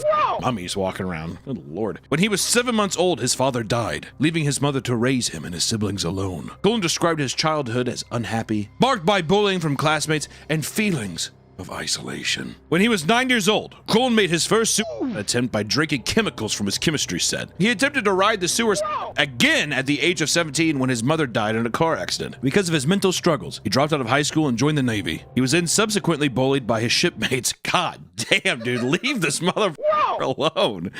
Holy shit. Which led to him making several more attempts to end his own life again. And in one instance, he tried to end his life by locking himself in a compartment and drinking a mixture of chemicals. What was up with him being like, all right, chemical time number 4. Try something different. You're on Navy? I don't know, man. I don't want to tell you how to do the deed. I don't want to tell you how to ride the sewer before.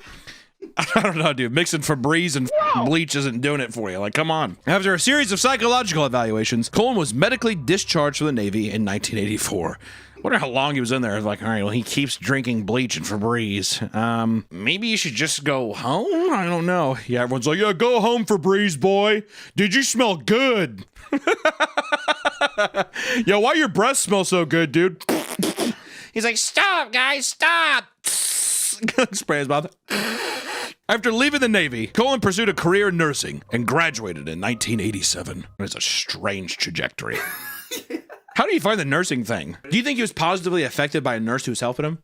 I was gonna Like, say, oh, here, help, you know. It's almost like psychologists are like, I'm broken, so I need to become a psychologist to fix other people. Well, if that's the case, you'd almost assume he'd like become a chemist.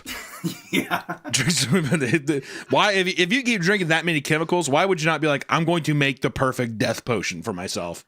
Would that not be the best thing? I don't know. His first killing was at St. Barnabas Medical Center in Livingston, New Jersey on June 11th, 1988. Despite the suspicious nature of the death, Cullen faced no immediate consequences. And over the next 16 years, he moved from hospital to hospital, leaving a trail of unexplained deaths in his wake. Throughout his career, Cullen's mental health continued to deteriorate. He attempted to ride the sewer multiple times, using various methods such as overdosing on pills, lighting charcoal grills in enclosed spaces to succumb to carbon monoxide poisoning, and even injecting himself with concoction of medications. It wasn't until 2003 when a series of suspicious deaths at Somerset Medical Center raised some alarms. The hospital's advanced computerized drug dispensing system, Pyxis, helped identify Cullen's pattern of accessing drugs not prescribed to his patients. The pivotal moment came from when Cullen attempted to murder a patient named Philip Greger. The hospital records show that Cullen had ordered medications for patients who were not under his care. An internal investigation, coupled with pressure from the New Jersey Poison Control Center, led to Cullen's arrest on December 12, 2003,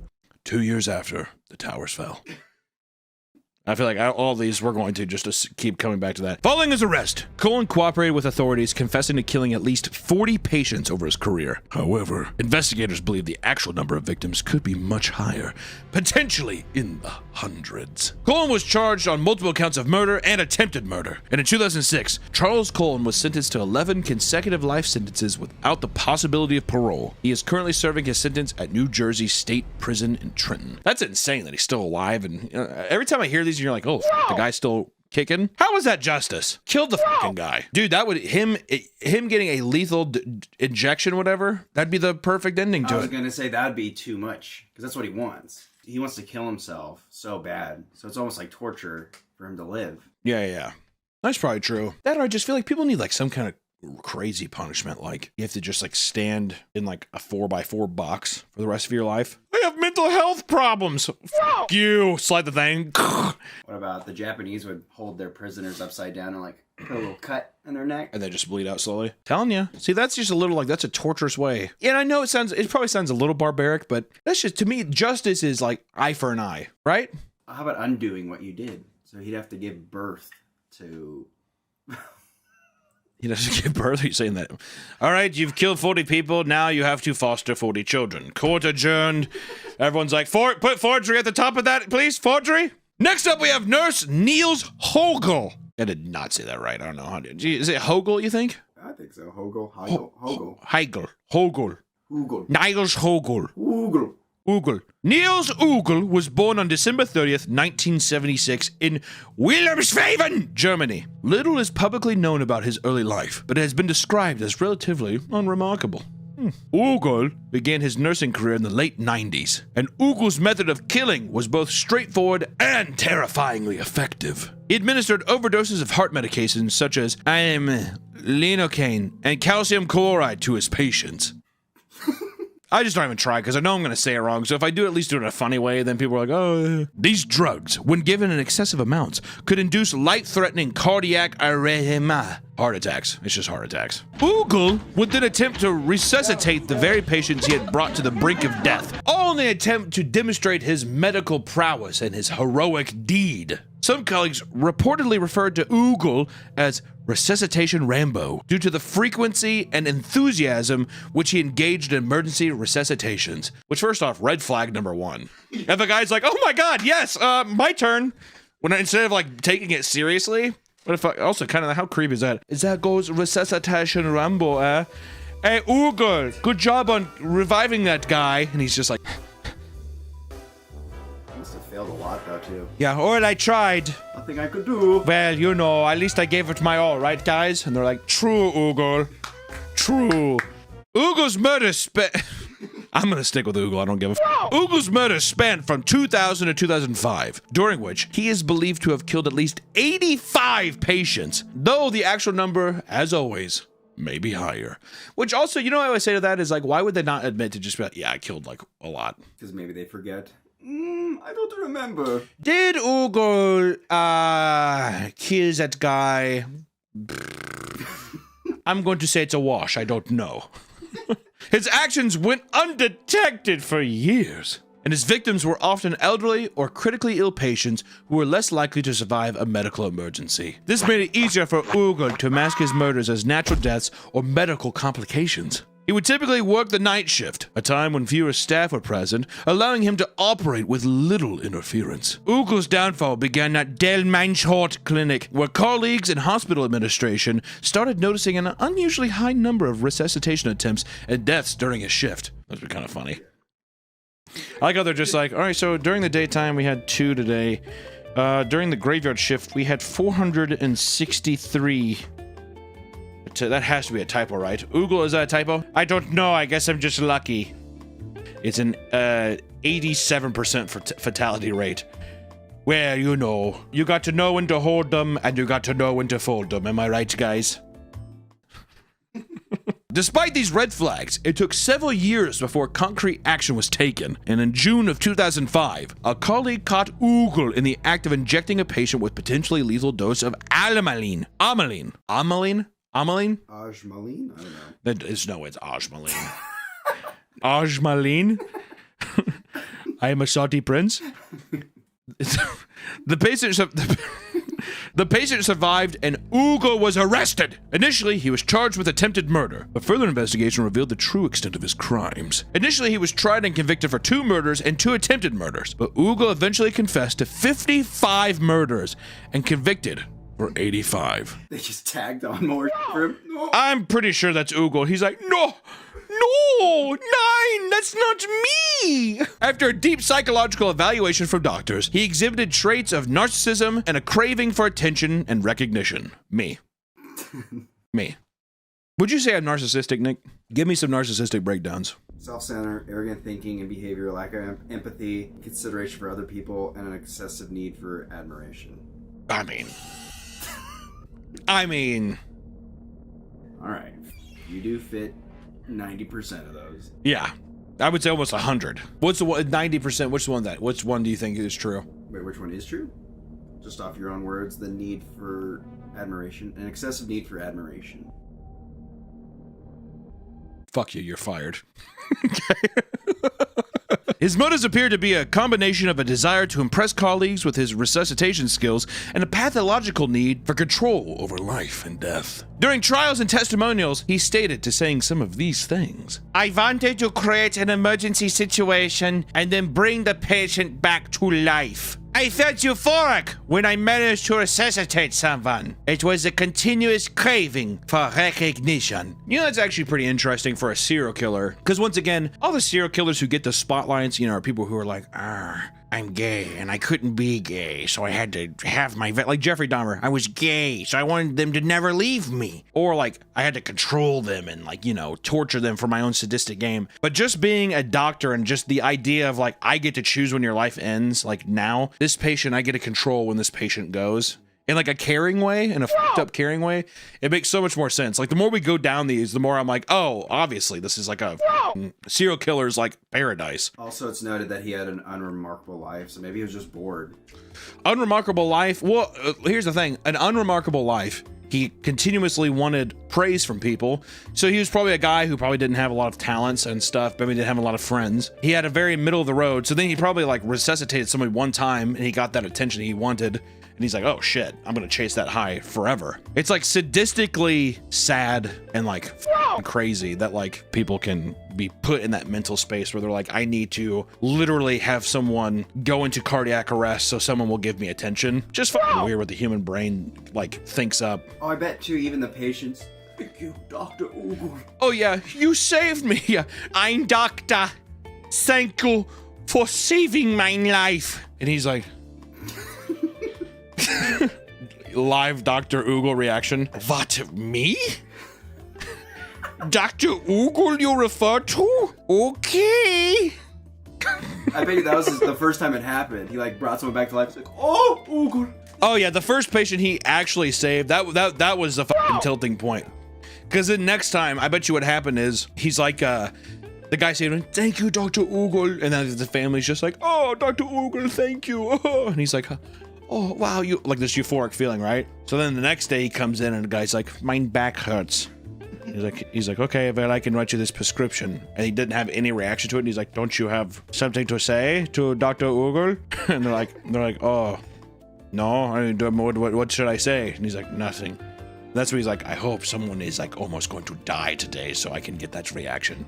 You know what I mean? You probably have the paddles ready every day. Yeah, every day. Did you have chest pain? They're like, 9.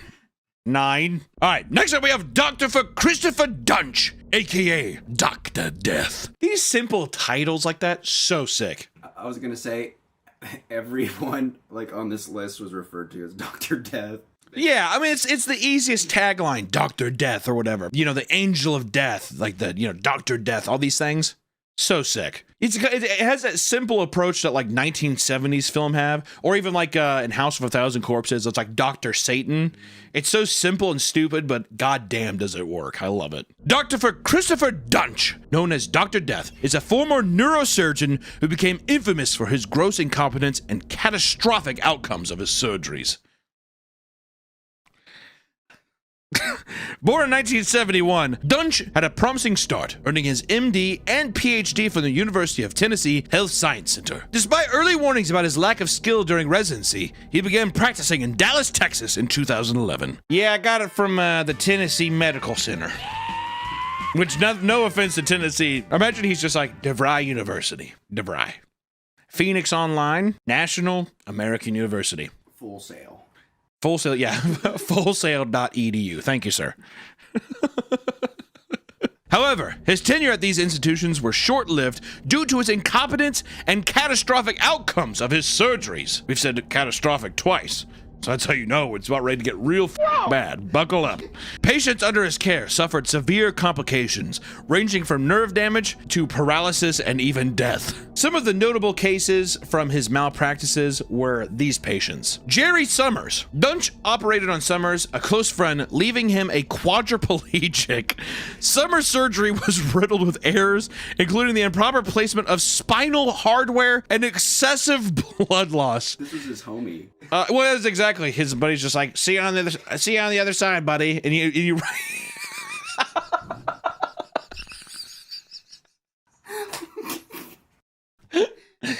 well, Jerry, it didn't really go as planned. He's in his wheelchair, just like.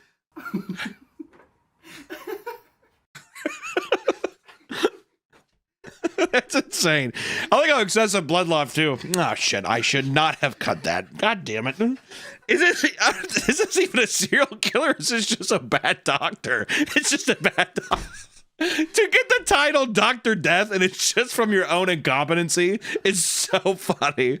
Oh my God. Or Kelly Martin, who was a 55-year-old school teacher. In March of 2012, Martin underwent a routine spinal fusion surgery performed by Dunch at Baylor Regional Medical Center. How does he keep getting doctor positions in places? Good God. The surgery turned disastrous as Dunch severed an artery near Martin's spine, causing excessive blood loss. Despite clear signs of complications, Dunch failed to manage the situation properly, and Martin died from this massive blood loss caused by the botched surgery. That's insane. That's fucking crazy. You know what also makes this actually the most horrifying case so far that we've covered? Is that he's not even like trying to be evil. There's just incompetent doctors out there. That's the scariest thing. Now next time I have to have a surgery, I'm gonna be like, I'm gonna think that it's a fucking guy who graduated from Tennessee Medical School or fucking Full Sail. Or we have Mary Efford, who was a 74-year-old woman who suffered from back pain. In 2012, Efford underwent spinal fusion surgery by Dunch at Dallas Medical Center. Dunch placed several screws and hardware in muscle tissue instead of bone, severed nerve roots, and left surgical implements in her spine. Efford was left with severe pain, limited mobility, and required a wheelchair. Another surgeon described the operation as the worst he had ever seen and likened it to assault. He just screwed into the muscle. He has like a DeWalt drill. He's like, I don't know. I mean, she's 74. She's not walking anyways, right? I like how another surgeon, another operation guy was just like looking at it. He's like, this is the exact same as if he would have just beaten her with an aluminum bat. Next, we have Floella Brown, who was a 64-year-old woman. She underwent cervical spine surgery by Dunch in 2012 at Dallas Medical Center. During the surgery, Dunch severed Brown's vertebral artery, causing a massive stroke. I feel so bad. I'm like, it's just, oh, how are you just like, oh, God damn it. Okay, hold on. Yep, she's spazzing. We have a spazzer, guys. I like to think he's that, like, chill about it, too. Oh, okay, we got a bleeder. We got another one. The nurses are just standing there, like, you know, their mask on. They're just like, hold on. Yep, she's spazzing. We have a spazzer, guys. Brown was declared brain dead and died shortly after the surgery. Do you think he was the one who declared her brain dead too? No, I think he was trying to, no, she's fine. No, she's fine. She's on the table. Yeah, just, that's horrible. That's horrible. This honestly feels the most, like, this is the most evil. Just incompetency, human incompetency. And just especially Dallas being like, he checks out in our books. Numerous other patients suffered under Dutch's care, with cases involving misplaced screws, damaged nerves, and unnecessary procedures. Some patients were left with chronic pain, paralysis, or severe disabilities. And in response to the growing number of injured and deceased patients, Dunch was allowed to resign from several hospitals without having to have his medical license revoked, thus allowing this to continue his practice. It wasn't until 2013 that Dunch's medical license was finally suspended by the Texas Medical Board, which I like to think is just a bunch of guys, one guy in a doctor's outfit and then two other guys with like bolo ties and giant cowboy hats. Now, Dunch, we hate to do it, but we gotta pull your license, bud.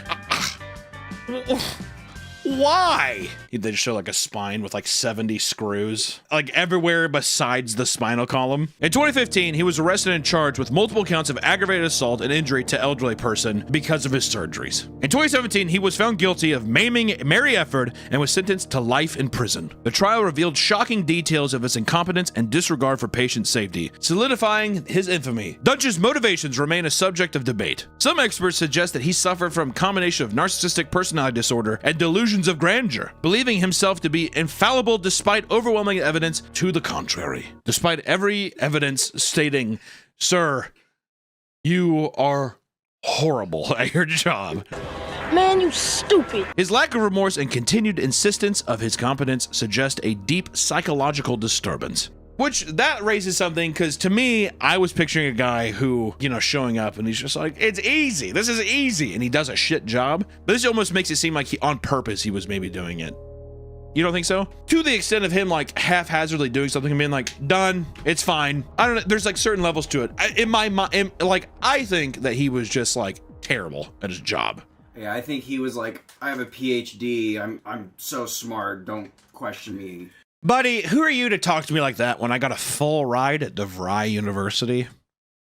Yeah, I took the whole course for my Toshiba laptop. I think I know my way around a spinal cord. A Ryobi drill. Next up, we have Dr. Linda Hazard. Great name. I like that name. Linda Hazard? That's like an old honky tonk woman, dude. Like if I was like in 1968, if I was like an oil rig guy in Dallas or Houston, go to a bar. Miss, can I buy you a drink? What's your name, darling? Linda Hazard? I'm like, we're in for a bumpy night, dude. Born in 1867 in Carver County, Minnesota. She did not attend traditional medical school, but instead studied under a practice that awarded her the title of fasting specialist. Don't know what that means. Despite lacking formal medical education, Hazard obtained a license to practice medicine in the state of Washington due to a loophole that allowed practitioners of alternative medicine to be licensed. Hazard was a proponent of fasting therapy, a method she claimed can cure a wide range of ailments by cleansing the body of toxins. So basically a purge, like a purge doctor. Don't eat for a long time and shit your brains out. You'll feel fine. You'll feel so good. Her approach involves severe dietary restrictions, often limiting patients to a diet of small amounts of vegetable broth and juice, sometimes for extended periods. And in 1908, Hazard published a book titled Fasting for Cure of Disease, as well as establishing the Hazard Institute of Natural Therapeutics with her husband. The facility was marketed as a sanitarium where patients could undergo her fasting regimen. The duration of the fasting period varied depending on the patient's condition and Hazard's judgment, often lasting several weeks and even months. Holy shit. Sorry, Janet, we're gonna have to push the carrot juice one more month. It's just like a skeleton. Whatever you say, Dr. Hazard. Patients were required to consume minimal calories, leading to severe weight loss and malnutrition. Hazard promised that her fasting therapy could cure a wide range of diseases, including, but not limited to, digestive disorders, tuberculosis, cancer, heart disease, and even mental illness. In addition to fasting, treatments included daily enemas and massages, which Hazard claimed were necessary to aid in detoxification process. Do you think she did the enemas herself? Yeah. Why don't you go ahead? We're going to put this up your butt and we're going to rub you out. The person's like, okay. Due to the severe caloric restriction, patients experienced extreme weakness, fatigue, and significant weight loss, and many were bedridden and unable to care for themselves. Hazard's treatments resulted in numerous deaths, and she was suspected of causing the deaths of at least 15 patients. Many of her patients were wealthy individuals who came seeking cures for various ailments, but ended up losing their lives. Steve Jobs. Hazard was known to exploit her patients financially. Well, that's a shocker.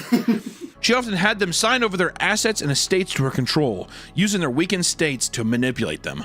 My God. So you gonna sign over your page today? What? No. Okay, 4 more weeks of carrot juice for you, and we'll see. 4 weeks later, you ready to sign? What?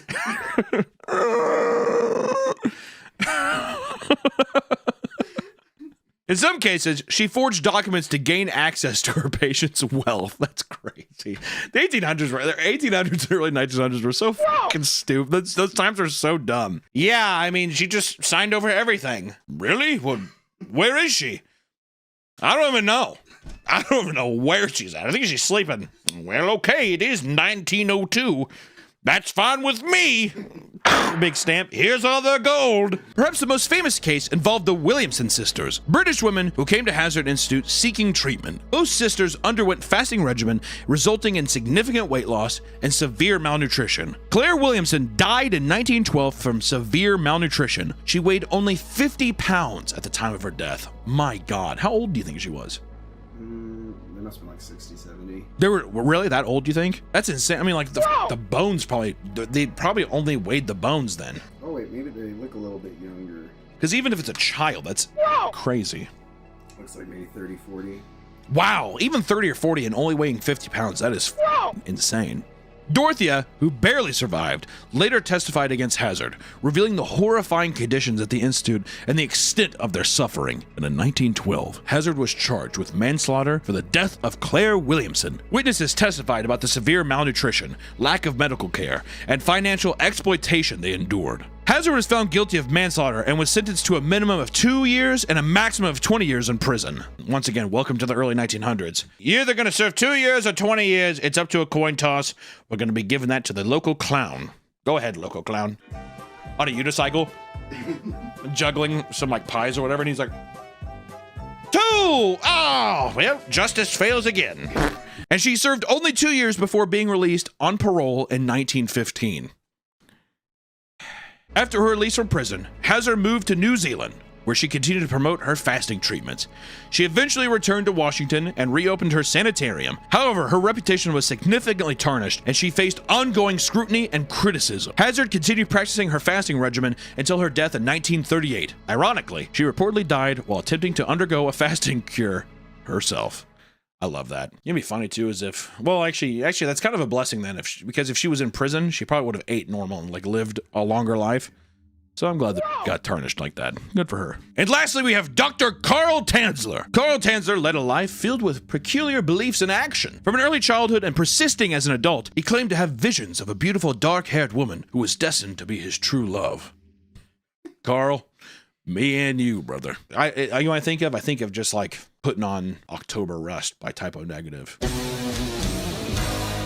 Just hearing the beginning piano licks to love you to death, whatever, and just being like, there's a dark-haired woman out there for me, Carl, don't you worry. He often referred to himself as Count Karl von Kosel, despite there being no evidence that he held really any notable title. I gotta with that. He's like, I'm the Count. This is turning into a goth thing, I'm telling you. In 1926, he immigrated to the United States, leaving behind his wife and 2 daughters in Germany. In 1930, Tanzler met Maria Elena Maragano Helen de Hoyos.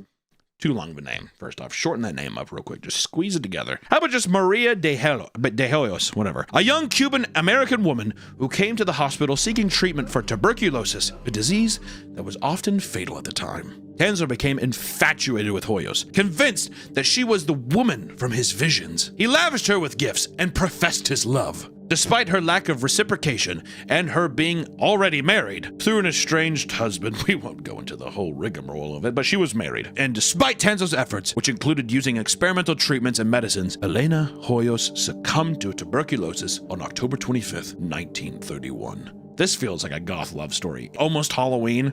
Come on. Tanzler, with the permission of Hoyos' family, paid for constructed an elaborate above-ground mausoleum in Key West Cemetery to house her body. Uh-oh.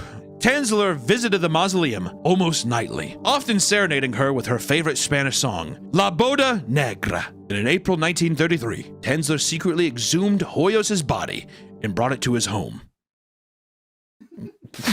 Uh-oh. Over the next several years, he attempted to preserve and restore her remains using various methods. He used wires and coat hangers to reinforce her skeletal structure. He replaced her eyes with glassed ones. He used silk cloth soaked in wax and plaster of Paris to repair her decomposed skin. And Tanzler dressed the body in fine clothes and applied perfumes, disinfectants, and preserving agents to mask the odor of decomposition. He also fashioned a wig from Hoyos' hair.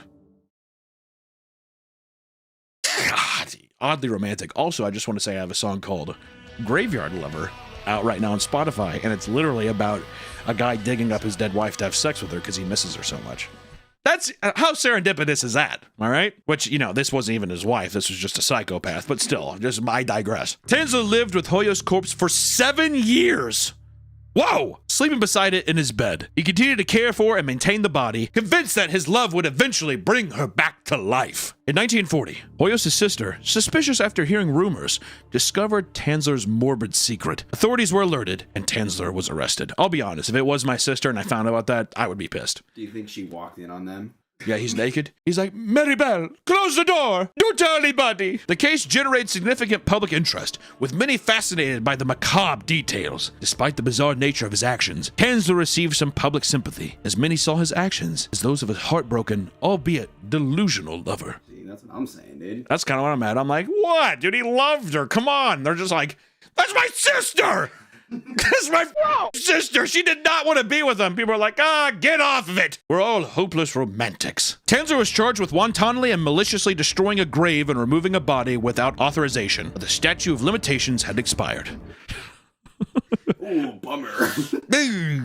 Well, that's a bummer. He was not prosecuted for his actions and was released. After his release, Tanzler moved to Pasco County, Florida, where he lived a relatively quiet life. He continued to express his love for Elena Hoyos, even creating a life-size effigy of her. Before they took her body away from him, he created a death mask of her face, which was the central point of the effigy. Carl Tanzler died on July 3rd, 1952. The reports suggest he died next to the effigy of Elena, maintaining his obsession until the very, very end. I'm not gonna lie, that's kind of a fucking awesome one to end on. I don't know why. I know it's sick, it's twisted, it's right? But in a weird way, it's darkly and grimsly romantic. It's kind of a sweet story. Which, once again, if you kind of look at it though in a realistic lens, it's just kind of fucked up and the guy's a psychopath. But in a weird way, I don't know, kind of sweet. Am I right? I agree. I gotta say, out of all these today, the Dr. Death, the guy that was just completely incompetent, that was the most horrifying one out of all of them. Not the bitch making people drink carrot juice or any of the other lethal injection. I'm talking about the guy who's just like, oopsie, oh, I cut another artery, God. Or yeah, taking Ryobi drills and just drilling bitches' muscle tissues. Oh shit, I forgot to turn on the anesthesia. Oh. I feel like he'd be the kind of guy too. He's listening to like Motley Crue in the operating room. The person's like fully awake. Take a ride on the wild side. It'd be a fucking nightmare. All I know is that this conversation has left me not, I mean, I would just rather just die of a heart attack. I don't want to go to the doctor anymore. No more doctors for me, dude. Let me die suspiciously. That makes it sound like someone's gonna murder me or something. All I know is, I don't know, if you're a doctor, please don't kill me with lethal injections. Or I hope that if you're watching this, I hope that a lot of these people who have doctor's appointments coming up, you'll be fine. Take care, everyone. Good luck at your doctor's visits. I wish I could get out of here right now, this minute. I hate it here so bad. I can't take it, Charlie. It's really bad here. Don't ever put your love. What's up, y'all? It's your boy Tugboat. Just want to let you know they got some brand new merch up at meatcanyon.store. T-shirts, hoodies, hell, they even got a plush of me. Damn, I look good, too. Y'all better hurry. If I beat that pussy up, oh, you gon' tell on me. Nay! Welcome back to the Papa Meat channel. How you doing? How you doing? Keeping it sitting down because today we're gonna gallop into the world of hobby horsing. My wife is a horse girl, woman, and she first showed me this. Hobby horsing is pretty popular. I've been seeing it everywhere. I did see a badass edit of it. Oh, where she jumps over and like turns to a rainbow. Yeah, it turns to a rainbow with the music's playing with it. I'm not gonna lie, I was kind of like, hell yeah. When it comes to hobbies, there really is something out there for everyone. Some hobbies are viewed as odd or extreme because of how few people are interested in them. But I'm here to shed some light on this wonderful sport because it has been getting a lot of flack online recently, all right? What most of you watching don't understand is that the sport is more than just prancing around, right? Which, if you don't know hobby horsing in general, it's you have a broom. I guess it is just a hobby horse, isn't it? Yeah, I guess so, yeah. I guess it literally is just a hobby horse. It's a broomstick with a wooden horse on it, or you just some kind of horse head, and then you gallop around. I mean, I think traditionally it's a children's toy, but it has now become like a sport to people. Yes, it's an actual sport. And what most of you watching don't understand is that this sport is more than just prancing around. It's about strategy and poise. Many riders spend months training for competitions and devote years of their lives to honing their craft and building a relationship with their horse. Dude, I need to get a hobby horse. We need to make a hobby horse. I want to fucking get a steed and like name it and shit. Put it in like a hole in my wall. Pet it. Shadowfax. Shadowfax. My horse of war. Could you imagine going into war? People are. Dude, if a guy in old military horse combat, everyone else is riding horses, and there's just a guy dead sprinting with a hobby horse, I would. I'd be like fucking Aragorn in Two Towers. The one he's like, Autobot! He's like, shoot him, kill him, take him down. You have to, yeah. Needs like just straight face. Oh yeah, it's swinging his huge sword. Yeah, that would fuck me up. A lot of people will say it's all just cringe, but let me tell you, it's far from it. And in fact, hobby horsing has birthed multiple similar sports that are gaining tons of traction online. So, saddle up as we get ready to enter the arena and show you just how cool hobby horsing really is. Hey guys, quick shout out to Gamer Subs. Use promo code PAPAMeat at checkout or get my flavor raw meat. It's really fucking good. I'm gonna hobby the fuck out of my horse. And if it doesn't win this competition, it's going straight to a fucking glue factory. I can tell you that right now. Could this be my hobby horse? Hey, how are you? I'm awesome. I got a question. Nothing crazy, I promise. Can you stop your internet name? No, I don't want that. I already have Spectrum already. I have all the phone numbers in the world. Thank you though. Dude, excuse me. I mean, that's not bad though, right? Oh, she rides good, Nick. She rides very good. I'm gonna be swimming through the competition. Oh, if I do that too, should I get a life vest or my outfit? so tight. Are these kids? It says adult 2X to 3X. Oh! Don't show that. Am I just that big of a man? You don't look that big. I gotta make mine a seahorse. Oh. I think I got what I need, dude. You may be wondering how this sport even came to be. The stick horse, or hobby horse, is one of humanity's oldest toys, dating all the way back to the 4th century, with Spartans using it to jokingly ride around and entertain their children. Do we have a fact for that? How do we know that? To me, it makes the most sense that it's like you're too young to ride a horse, so here's a tiny wooden horse. So you can be like, oh, I'm like dad, or I'm like mom. Exactly. Right? That makes sense. There are some people who are afraid to drive. I think that people do driving simulations on like digital to get used to being in a car. What if it was like that for people back in the day? I ride my hobby horse because I'm too afraid to get up on the real thing. It'd be kind of cool though. Well, now we're just talking about Spartans and shit. If Persian kids, if they had wooden elephants. Oh, yeah. But it was so long that you could have like 4 of your boys on the back of it.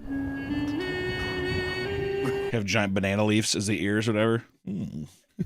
Throughout history, it remained popular, and it wasn't until 2002 that the sport of hobby horsing was born in Finland. What started out as a simple way for children to live out their dreams of owning a horse had blossomed into a massive phenomenon. In the 2010s, it spread throughout Europe and eventually made its way over to the US, where it grew even more popular. And today, millions of people enjoy riding around on their hobby horses every year. And it may sound silly, but I doubt that most of you understand how intricate the sport can get, right? Everyone just thinks, oh, they're galloping around. No! Wrong! To be fair, that is legitimately... That's what it looks like. That's what I thought it was. And you know what's the thing too, though, is it's probably like any other sport where they make it look easy. I bet it's harder than you expect. Not necessarily the walking or galloping part, but there's got to be something. Well, that's probably how you look doing it. Same thing with any like ballet or whatever. You could kind of do the moves, but it's all about like... It's the elegancy. It's the pageantry. Exactly. Yeah. I'm here to give you a more in-depth rundown so this sport can finally get the respect it deserves, all right? We're here to bring respect to hobby horsing. You probably thought we were going to make fun of it. Wrong. Wrong. If you're interested in participating, the most obvious thing you'll need is your trusty steed. Picking the right one, however, is not an easy choice. Which broom's in the closet? Yeah, what are we doing, Jacob? We're getting our hobby horses today. The rules are you can do whatever you want with a horse. Make it pretty. I don't know why you immediately made that sound like... I have an idea for my horse. I'm just going to make my dad. Oh, there you go. $100 budget. Ooh, actually, what if budget? Nick, we have the boss's credit card. We can do whatever we want. That's true, we did. Well, while Harry's doing that, I'm going to go grab one of the crucial items for my horse. You're going to get that G thing. How are you supposed to get this out? Yeah, what the hell? How did she... Ah! Yeah, I know. I see what you... You are in such big trouble right now. Do not Jacob! away from me. I gotta go find you. All right, my dad's coming together, guys. Are you Dang. gonna get the fucking Davy Crockett's? I might get... Look out. I was gonna say there's no way your foot's gonna fit in that. Okay, well, now you have to. You're gonna cause some ruckus. I was gonna say you just rolled in on a fucking black stallion. All right, gang, let's head out. Let's go buy all this assorted bullshit. Do you think that there are stables? Oh yeah, I can see that. If it was like massive, it would be so easy to open a stable. Then you just become a woodworker and then get a lathe and just make like your own custom ones. Oh, he makes the finest steeds. Do you think the hobby horses get like a normal sized horse stall? And Yes. Just throw them in. And Yeah, they're fly on the ground. He's beautiful. No, if it was me, I would do it like kind of like how the Renaissance Fair has like all those racks for like wooden swords. I would do a rack. It would be a painted TM trademark. Yeah. This is trademark This is now. patented. I would have one wooden wall and I would paint stalls, but I would have holes in it to where you could slide the thing in so it looks like their heads are sticking out of the stalls. I like that. A little trough. You put a little hay there. You go. Yeah. Make them. Yeah, easy. Oh, he's getting fat. What I would do too is I would have it on a. Now this is getting a little more intricate. I don't know how to do this. I have to 3D print some moving parts or something. I have to get one of those engineer Lego kits where they have like motorized shit, you know. But it'd be a thing where there'd be a hay, like a little feed bin. It lifts it up and the thing just. Yeah. And it goes back down. If I was a kid, I'd be so stoked on that. What? That'd make it lifelike, right? Cool. Because that's the thing. How do you bring life into the wooden horse? Ready, Nick? Yep. Ladies and gentlemen, presenting the meat hobby horse rally.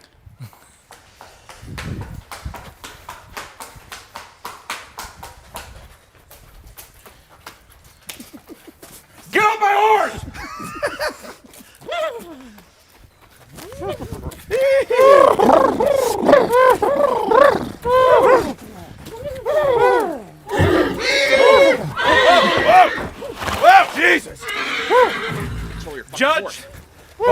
His name is the Flying Dutchman.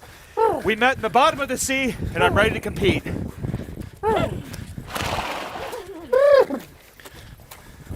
Whoa! This here is Dolly Partner, Judge. And as you can see, she can sing, and she is well endowed. Thank you, Judge. Hello, Judge. I'm the fifth horseman of the apocalypse, Taxes, and this is my horse, Jeff Lutz. And his special talent is spreadsheets. Hello, Judge. This is my special horse, Winfrey. She's struggling with alopecia. That's her special skill. I'm ready to compete. Not bald enough, Judge. Not bald enough. I didn't think so either. She's struggling with it. The hobby horsing market is massive. Define massive. I think about like baseball gloves. That's got to be a big market. Okay, well, that's, I think, yeah. In terms of other sports, I should say. I don't know about that. How about this? Hobby horsing market is bigger than you think. Offering a wide variety of options for any rider. If you want something super cheap, then you can buy a $15 horse from Amazon or Bass Pro Shop, or you can go to Dollar General and get a broom, which actually I'd have more respect for that. If it was just a broom? Yeah, but you deck it out to look like a horse. That's a Seabiscuit energy, dude. They said I couldn't hobby horse? Yeah, fucking right. I put a giant swelling heart on it. One Etsy store, like Casey Hobby Horses, is run by a young teen who has made nearly 700 sales. She averages $15 per sale, meaning the business has made over $10,000 from brooms. Not bad. While these will get the job done, not all horses are created equal. If you want to really impress your friends or even the judges, you're gonna have to open that wallet and spend a little bit of cash. This is where we get into the pageantry, though. It does become a thing where how good does the hobby horse look? How elegant? That's where it comes from, is the elegance and what you're willing to put into. Well, just like a real horse. Yeah. You gotta put money into it. They're expensive. Granted, a Kentucky Derby ready Derby horse, probably a little more expensive than the hobby horse. In 6th grade, my crush was a horse girl. Hold on. I didn't have a crush on her. She had a crush on me. Oh, okay. And she You gifted... got really defensive. You spooked yourself out there for a second. Oh my God. She gave me horse toenail clippings as like a, I like you. Yeah, I don't know if I like that. I am married to a horse girl. I've been trying to get her out of it for a while, but everybody in their school has a horse girl. Now, I'm wondering, nowadays, does every little boy or little girl have a hobby horse person in their school? And does it translate the same way? I don't know. What is it about horse girls that make it, there's something weird about them? I don't know why. Because I think when we say horse girl, it isn't just a girl who like owns a horse. They usually pretend to be a horse. I was going to say, we had girls who would get on all fours and like... Yeah, gallop. like there's one girl, I can't remember her name. Not like I would say it. It was her. Yeah. She would like gallop around, whatever, and she'd make sounds, which also, first off, you're like, as a kid, you're judgmental as shit. You know what I mean? So you're just like, what the fuck is that crazy bitch doing? You know, whatever. Also, you're in 3rd grade. What the fuck is that fucking weirdo doing? Top of the line horses range on average anywhere from $300 to $700. Not as expensive as I thought. I thought it'd be like up in the 5,000. You know, honestly, even for if you got a custom one made, I agree. I would have expected 5, because I could see some guy being like, I sculpted the head myself. Real it's a horse particular hair. kind of wood. There's horse hair. Exactly. Horse That's when you get into teeth. like real. Yeah. Yeah. I pried the teeth out of a horse this morning. And a lot of this value comes down to how realistically the artist can make the horses look, which I don't like that. Put up a picture of it, I don't like that. I think if you're riding a hobby horse, it needs to be stylized, in my opinion. Or it's so realistic that it looks like you cut off a fucking horse's head. You think you'd win if you actually did that, though? If you cut a horse's head off? I mean, if I was a judge, I would say the sheer dedication is impressive. Also, to hold that motherfucker. And to compete and, like, do your routine. If they a flawless run, I'd have to respect it. Afterwards, I'd go home shaking, being like, what have I done? But I would definitely, I'd have to respect it. All right, Big Jacobs first. What kind of questions should I ask? Well, you're pet the horse. You're judging the horse. I'm not petting the horse. Pet the fucking horse. You're not gonna pet one. Look at it and rate it. Just be like, what's your general impression? It looks. She's letting you pet her. She is presenting herself. She's letting you pet her. She looks unwell. She looks under-muscled. It's the alopecia. Her tack looks very nice, though. Oh, okay, good tack. I do feel like the rider and the horse dressed for the occasion. Oh. But I worry about the welfare of this animal. So she's a rescue horse. Oh, don't give brownie Yeah, points don't- for that. don't That's boo. Sympathy. Boo. I cannot give extra points. This isn't Make-A-Wish, you know. Good judgment, Judge. Thank you, Judge. Excellent judgment. Based on Thank you, welfare, but all things considered, I'll give her a generous 7. Okay. Generous 7. Thank you, Judge. If I see any blood on the course from an injury, you're disqualified.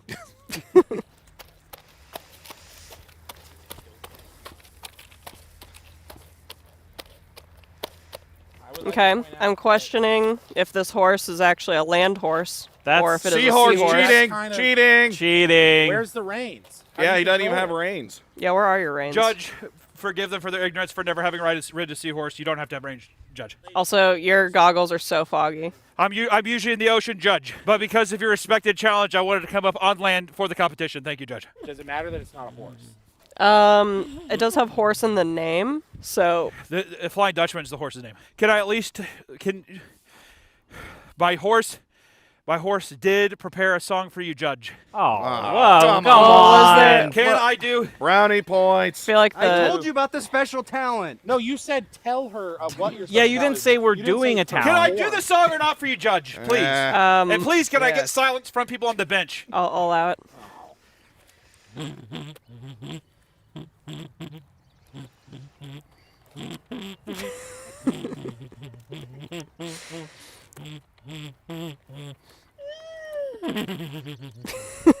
Sound like a kazoo. Thank you, Chef. Thank you, Chef. I am a chef. Well, while it is not a land horse, and you look like Scuba Steve. Thank you. Would you like to pet my horse? I will pet the horse, even though it still has a sticker on it. You have a sticker on your horse? It likes it. It's a tattoo. Well, it seems immoral to tattoo a horse. Oh, the fucking horse had it before I got it, Judge. So. Seems healthy, though it is not a land horse. I do feel like the theme is there, committed to the theme. I do question how well you'll be able to perform in that, but all in all, I'll give it an 8. Show the camera. There you go. Wow, an 8? 8. Wow. 8. Okay, that's pretty good. Judge, how is the horse alive? Stay away from me! That's what's impressive is that it is capable. No! Okay, Dolly. Okay.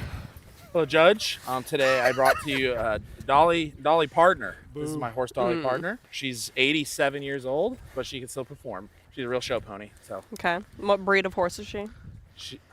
Whore. Pinto. Okay. Okay, I'll take that. She's a horse. But real Dolly Parton is not a whore. I said she's a horse. Suspicious of your accentuation. Yeah, horse. She seems well endowed. Yeah, she's healthy. She's veiny. Healthy mare. Yeah, the veins. They look like testicles, Chef. They indicate fertility. It's okay. You want sugar? Are we breeding or are we doing obstacle course? Good Chef. girl. What? Are we breeding Hey, the it's horses actually my or are we time doing right an now. obstacle course, Chef? Does it matter that they look fertile? Can the Unabomber be quiet in the You breed them after they win. Allison, this is about my horse, please. David Foster Wallace keeps speaking up, Chef. I don't know why they're calling me that. I like the outfit. I like the theme. Thank you. I feel like it was well thought out, and she seems healthy. She probably has a foal somewhere. She probably has waffles. I'll give her a 10. Yeah!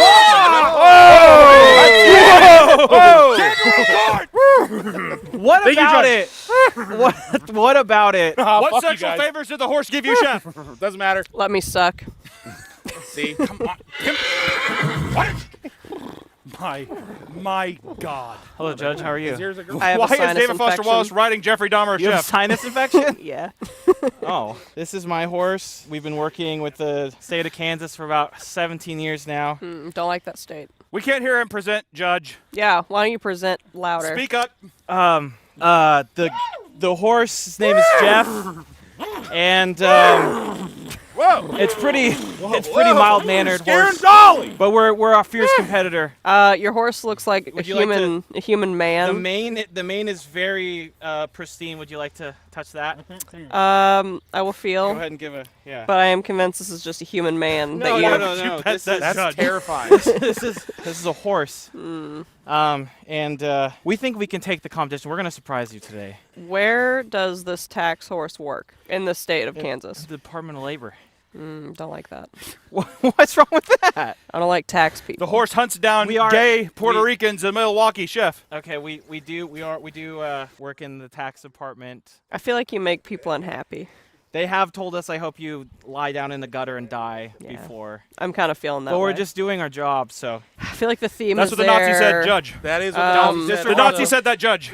I do hate tax people. Do hate I where my taxes go, but I guess where they go isn't your fault. He looks like Dave Foster Wallace and John Snowden. What's wrong with that? Let the man, let the man be. His horse killed John Benet Ramsey.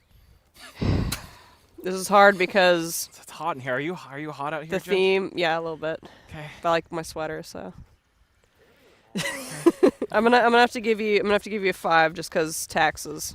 We'll bad we'll choice. We'll take the 5. Bad Take choice. the 5 and make it up. We'll make it up in the contest. We'll take the 5. Outside of Etsy, there are thousands of online stores where you can pick and choose the kind of breed you want, the color palette, and even the weight and length of the stick. And once you have your ride, you'll have to decorate it and give it a home. Tons of stores sell stables for your stick horses and special reins so you can represent your own style. Someone already took your... No. Mine's different. I'm still special, I swear. That'll tell you though, this is the kind of thing though where people are like, I can make this thing for $2 and I'm gonna upsell it. Because I think if you price it out too far, you price out that horse girl mentality. Because all the rich girls, they have horses. Exactly. You know what I mean? You gotta price it in your demographic. So it's probably somebody who's like, I make these for $2. I get scrap wood and then I just make something out of it and then I'm making, X amount off of it. $200. Yeah, huge profit. Huge margins. Yeah.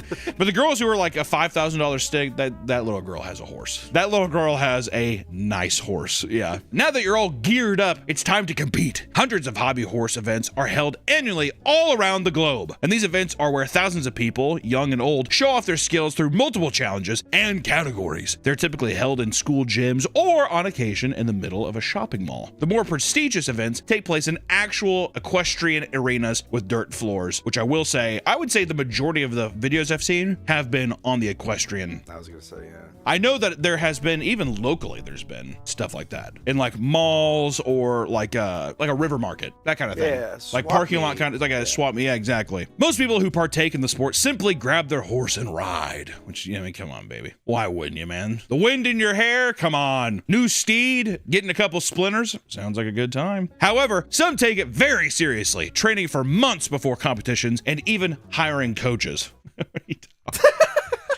You're the best to ever do it. All right, fine. I'll coach you. Actually, it probably has been around long enough to where there probably has some people with a couple. There's definitely, a 50-year-old out there now. I gave that up a long time ago. I said I'd never do it. He's like going up. He's like walking up there in the stable. He's like walking up. His hobby horse sticking out of the wall. I said I'd never do that again. Petting like it's a real horse. Puts his head up to it.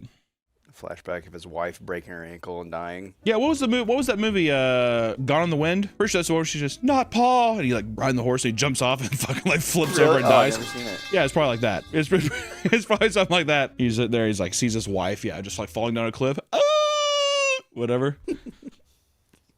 All right. I'll do it. For her. For you, Rebecca. Just a horse girl. That's literally the face the girl made, the horse girl. She threw a hacky sack at me in the middle of class, and then I get up, and she's literally going like this in the corner. Ew. For what people don't realize is Nick just said she did this in the corner. Did you fucking tell her to stop? Stop! Well, the teacher did. He's like, what the fuck? What are you doing? He did not say that. Yes, he did say what the fuck. He's like, what are you doing? You almost said what the hell, too. Scolding this little girl. It's also a hacky sack, Nick. Calm down. It was his hack. It was the teacher's hacky sack. Okay. She took it off. God forbid. I do this! Yeah, secretariat back there. Come up here. She comes up to the class. Yes, Mr. Johnson? Did you throw this? Nay.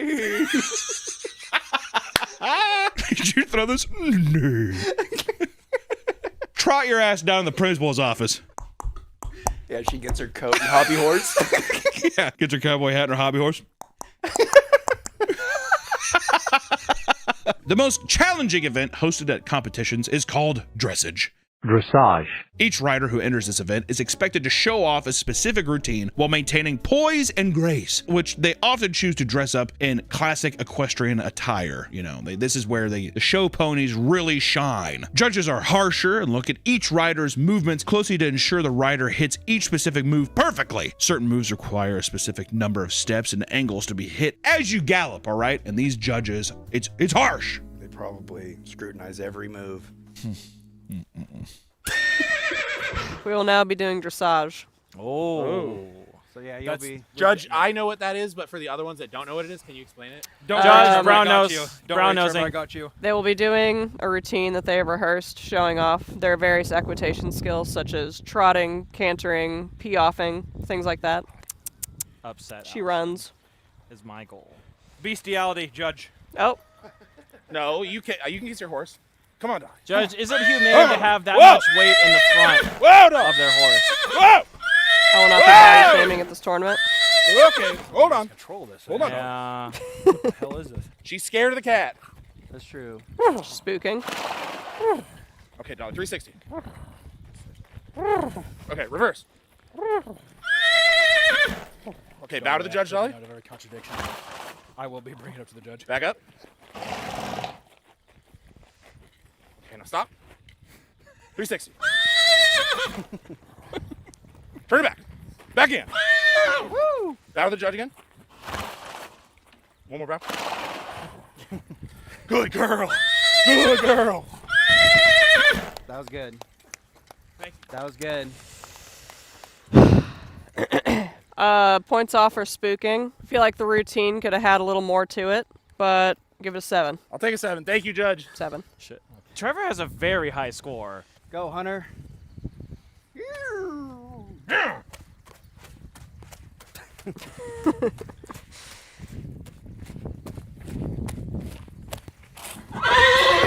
Oh. Whoa! Whoa!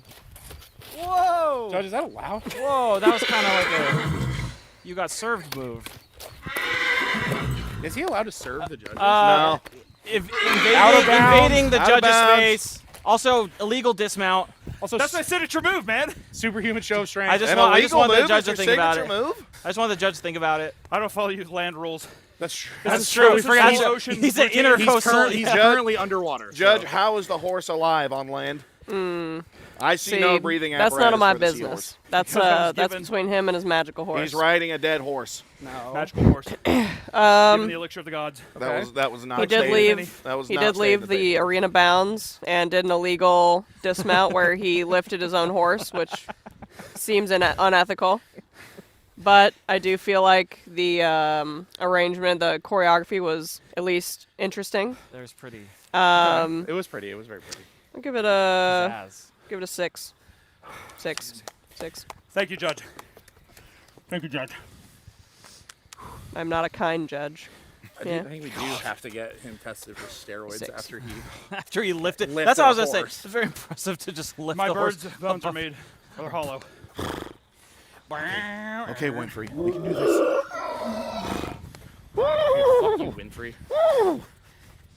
Oh, he's doing a kick step. Literally. Okay, he's got a little English to it. Oh!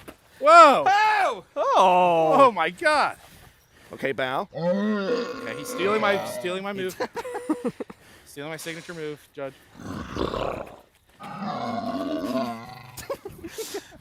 Bow again. Okay, good.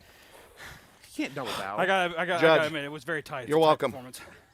Thank you for allowing me to compete. Okay, a little brownie points at the end for Yeah, faking, kind of brown nosing at the end, but kind of brown nosing. Okay.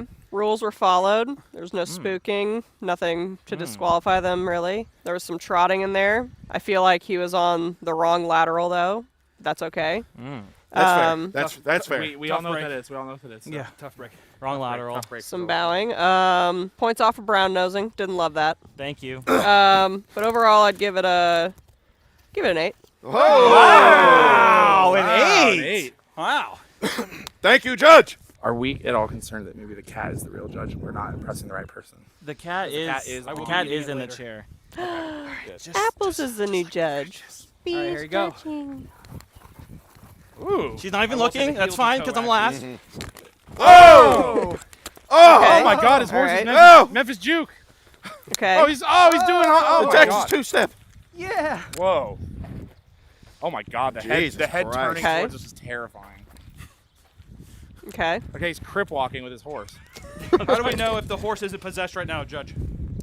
Oh, okay. That was a nice flare at the end. Oh,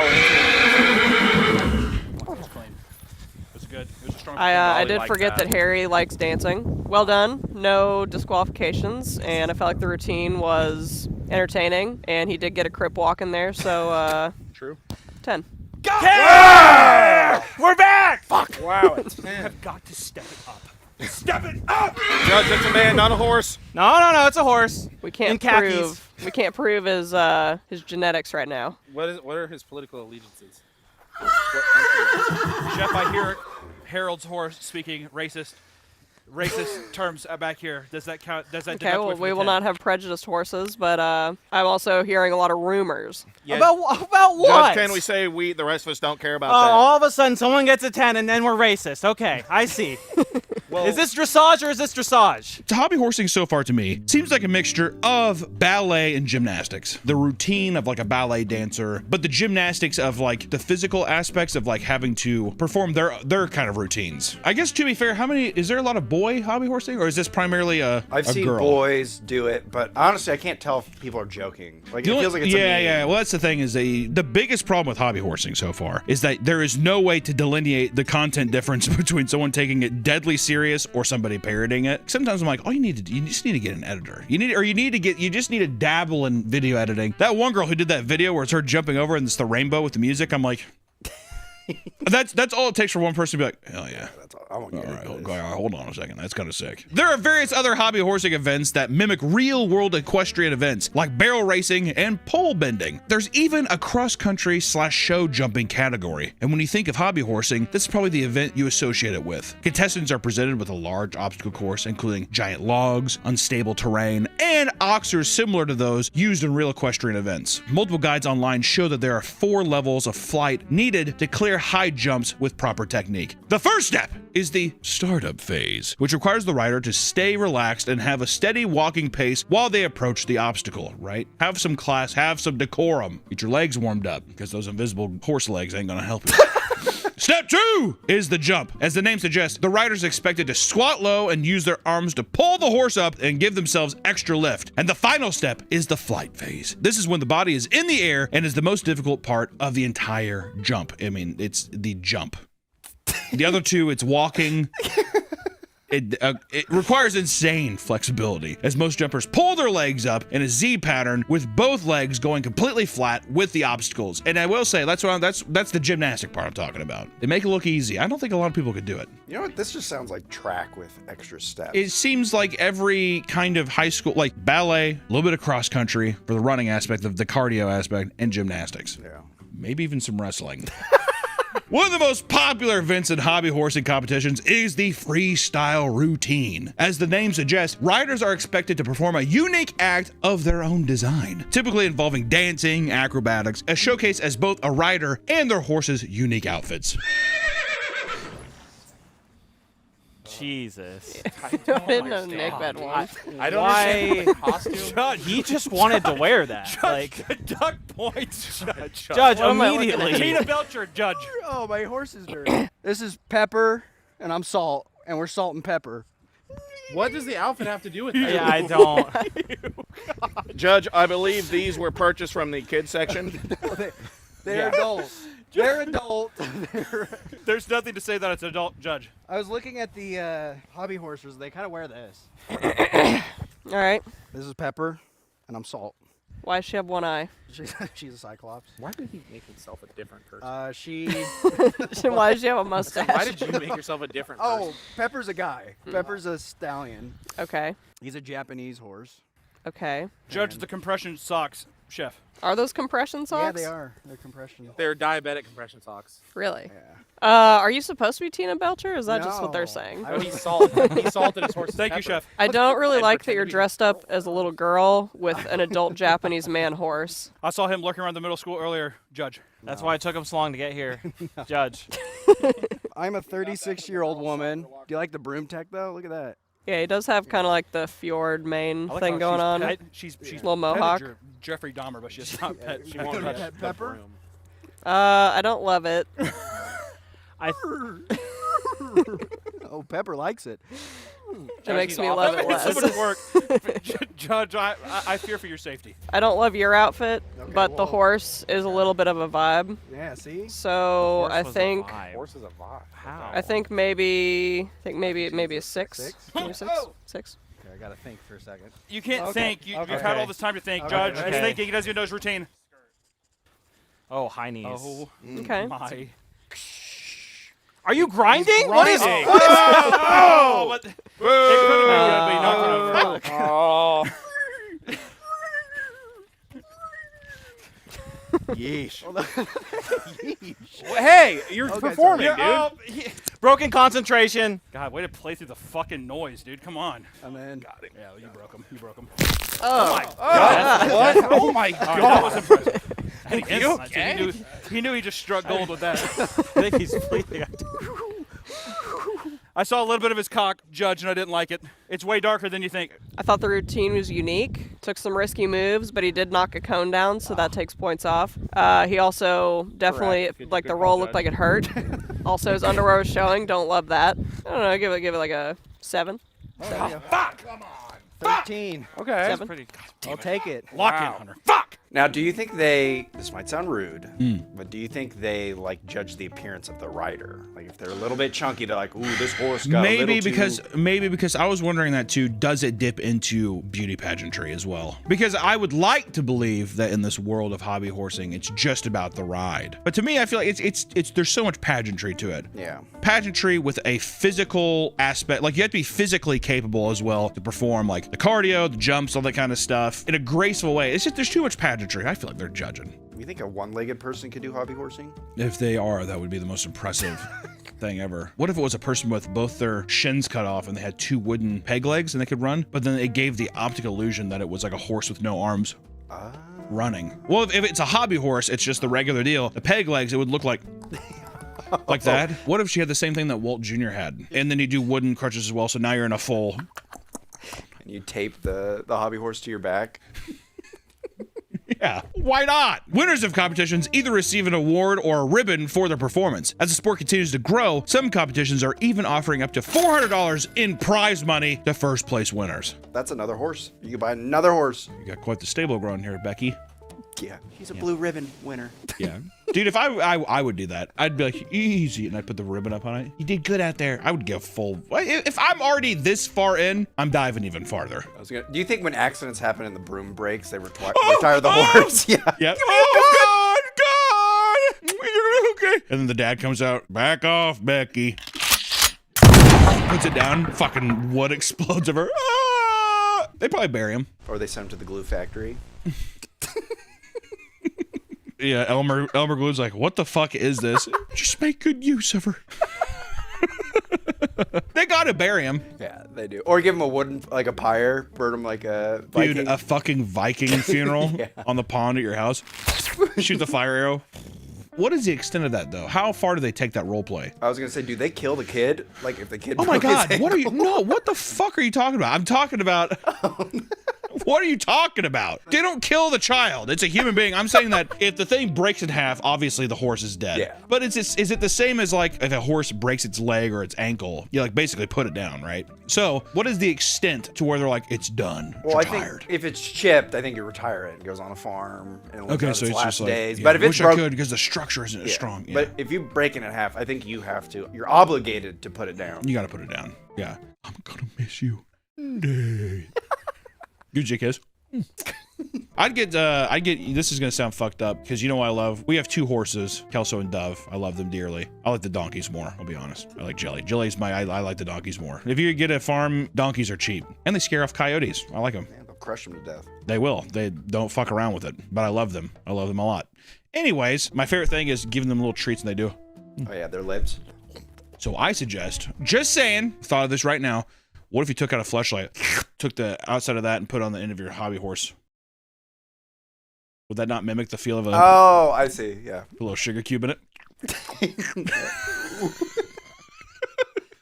The lips kind of look like a horse's lips. That's what I'm saying. You do that, get a little sugar cube or a little carrot. You put a flashlight on the other end too, and would you go to jail? Well, I think you should go to jail. I think that should count as bestiality. If you put a flashlight on the other end of a hobby horse, that should count as bestiality. You should go to prison. Oh, Starbright. Secretariat, I love you. Getting caught. That'd be my That'd be God. embarrassing, How would you even fucking live with yourself after that? Yeah, gotta put yourself down like the horse. Holding the. Oh, fuck. My God. I don't need to see that, dude. There are even talks of hobby horsing being added to the 2024 Paris Olympics, which never ended up happening. And today, people are still pushing to have the sport added to the 2028 LA Olympics, and I don't think it might happen, but we can dream. I don't know. They got rid of breakdancing. Breakdancing was in the Olympics? Yeah, during the London one. You don't remember the meme? The girl? Her name was like Reagan or something. But she literally ruined the entire sport. Why? How? Her thing was awful. I'm sure you've seen videos of it. But like her routine was so bad, it became a meme and embarrassed like the entire... Oh, the sport as a whole. I will say breakdancing, I've seen some routines where you're like, holy shit. It definitely is a physical... I kind of like that actually as an Olympic sport. If we're going that far though, I'd say make all of it. Is pickleball an Olympic sport now? They do pickleball? I don't think so. See, that's fascinating to me. That it's that popular and that whatever, that physical. I wonder why. I wonder what it is. The goofy shit's always my favorite thing to watch though, if I'm being honest. Like I love the shuffleboard one. That one's the best. I fucking love that one. Apparently Canada cheated a lot. This year? Yeah, they were like touching the ball. Fucking Canadians. The real question is, has your opinion on hobby horsing changed now that you're having so much fun? Yes, I'm having a lot of fun. A lot more athletic. Yeah, I will say I'll give those girls credit. We will be doing an obstacle course of sorts where we will be judging speed and accuracy. So any objects knocked over will be points off. Also any hats lost will be points off. So the person with the fastest time, with the least obstacles knocked over, and then a few extra points for pizzazz will win the course. All right, Jacob, are you ready? Yep. Go. Go, Jacob. Go, Jacob. Okay. Okay. A little Gangnam He didn't take the hat off and he did the deal, but okay. It didn't fall off though. But You lose points for taking her hat off, Judge. If you willingly take the hat off, is that points? If it's for style. Okay. You can't, if it falls off. If it falls off, it's points off. Woo! Whoa! Heel click. Oh. Oh. Oh, Lord.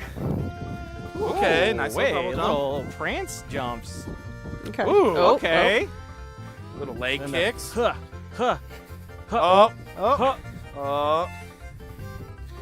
And. Woo! That was very good. cooked. 41 seconds. Wow! That was very good. Good job, Excellent Jacob. job, Woo! Jacob. Excellent. That was impressive. Some people simply enjoy taking their horses outside. There are large groups of riders that do long hikes with their horses and even backpack through the wilderness with their pack horses.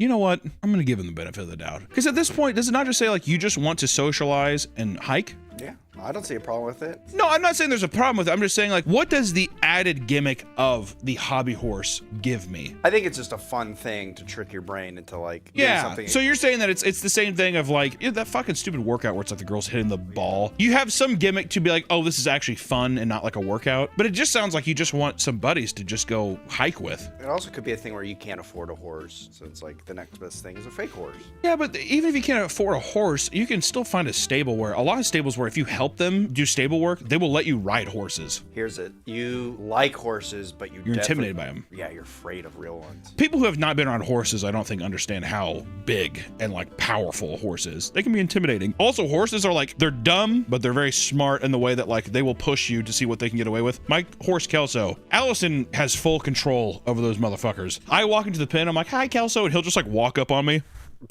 You know, like push me in a corner and stuff because he's just seen what I get away with, because I'm not super comfortable with like, you're supposed to like take their head and like kind of like move it aside, or you know, it's like be like, hey, don't do this, but I don't do that as much as I should, and they'll just walk over you. So I think a lot of people get intimidated because also they're I mean, they could kill you at any time, you know. It's like a shit test. It is. Yeah. It is. It's them being like, what are you gonna do about pussy? You're like, hey, come on, Kelso here. You're kind of freaking me out. You know who wouldn't do that? Jelly. It's true. Jelly's a sweetheart. My beautiful donkey. I love her. She would ask for an ear scratch and I'd do, well, I don't see why not. Ooh, I don't know. That's me supposed to be scratching. Cut that. Supposed to be scratching her ear. Cut that. They make it a point to let them drink water from nearby fountains, they make it a point to let them drink water from nearby fountains so they're comfortable. I don't know about that. Yeah.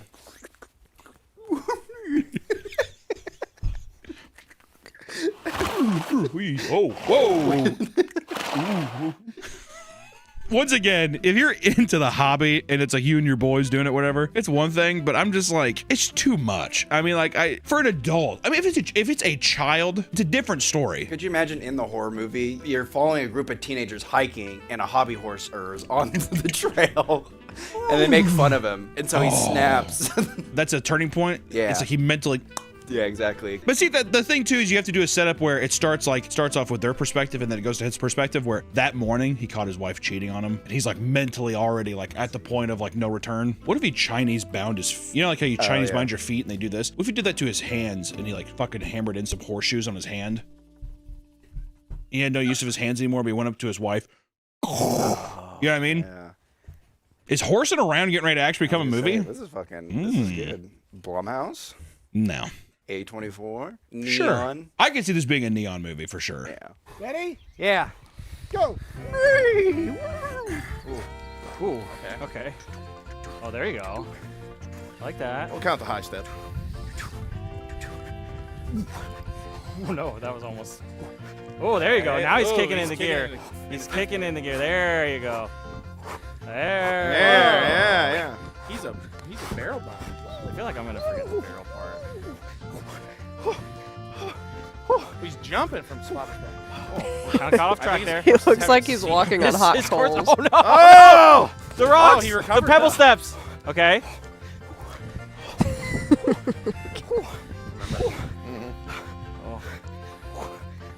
Oh yeah, he went outside. See? I'm gonna forget. And Yep, clip. he hit the bar. He clipped. oh, but it One didn't. clip. It didn't get knocked down though. But he still clipped it. Still clip. Time. Just for the judge. 47 seconds. Wow. Okay. It's identified time. Good job. Good job.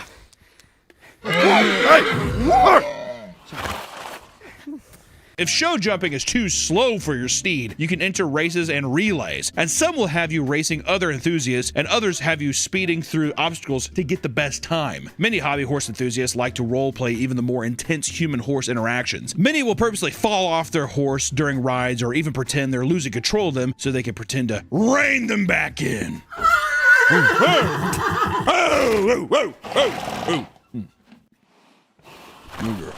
Spooked her. Which, once again, I can say I'm flip-flopping too much, but I will say, if you're already on the hobby horse fucking competing, why not? If you're already there, why not? Do you think these people actually believe they're real? No, Oh, no, okay. I don't think so. I would assume it's a similar kick you get out of cosplaying. Just the dress-up factor, it's just the pageantry and the performance of it. It's supposed to be fun, yeah. Now, see, the thing is, though, that's what I'm saying is like this for a competition thing, people accumulating together. To me, I'm like, this person likes performance. I don't know why. What is the difference I'm feeling between that and people going out and being like, let's go ride this trail? I guess it's just more so. It's like it feels like this is a catered area to where it's like where we perform. It's like going to a convention and cosplaying. Yeah, it makes sense because you're there. But if you were cosplaying and going on a hike, I'd be like, well, why do you need to cos? Can't you just go hike? Oh, I see. Well, yeah, one is an Is audience. is it just the fact that it makes it fun? Like if you saw people cosplaying and they were going on a hike, would you be like, it's like, let's say Sephiroth. I'd be like, why are you cosplaying as Sephiroth?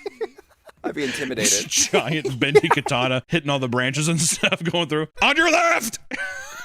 Going through, yeah. I see what you're saying, because one is like a spectacle, it's for entertainment and competition, whereas the other one feels... It's casual, and it's casual, and it just seems like unnecessary. It's a pick-me girl. It does feel like you're peacocking. Is it too wrong to peacock, though? It's fine. Huh. But you're definitely like, I think you're secretly wanting attention, where you're just like, I'm gonna go on the trail and this, and like people notice me. That's why I think it comes back to the idea of me saying like, it sounds like you just want some buddies to hang out with. And you're using this as like a way to just be like, oh, Final Fantasy hike, which if that's your way also of communicating with people or finding community, then I guess I don't see a problem. There's really no problem with any of it. It's just kind of fucking weird, right? I mean, that's the end of the day. For those less interested in traditional riding and in need of a more medieval element, Ren fairs offer hobby horse jousting. I think we saw that year when we went. Oh, really? Well, I mean, I was stuck in hell for about an hour, but I'm pretty sure there was. Hobby horsing in a LARP pit, I would do that. If I already have the foam sword, give me the fucking wooden horse so I'd be like, ah! You know, why not? Even, dude, if I'm at a Ren fair, give me a big fucking log, a tiny ass horse head, and let me do like, one mead, please. I would 1,000,000% do that. That's appropriate. I think that's fine. I think you're in your element. Exactly. You know? Because what are you gonna do? Oh, really? Hobby horse? I'm like, dude, you're walking around a fucking Ren fair. However, it's not all green pastures for hobby horses. Most people don't realize it, but this sport is just as dangerous as any other and takes a toll on the riders' bodies. Hunter and see, what was your name? Horse's name? Flying Dutchman. Flying Dutchman. Ready? Go. Stepped over the cone, Judge. Slippers don't have an advantage. Show pony. He's No not- show oh, pony. He's just ripping through the course. Oh, I see what he's doing. He's going for speed. He's going for speed because he knows he's gonna knock things down. Get it wrong. Oh no, the tail. The tail. Oh no. Oh no. He didn't go around again. That's okay. Okay. Ooh, he's kicking it. Okay. Oh no. Whoa. Get up! He's a barrel dog. Don't give up! Get up! He's fighting for his life. Get up! He's jumping from spot to spot. Nick as a middle school. I think it's boy Judge. full of Can we those. enforce the mercy rule? No. I he kind has of want to. I finish. feel bad. It's marathon rules. Good luck on this one. Also, yeah, he's breathing through the scoop. I forgot. The turtle stomper.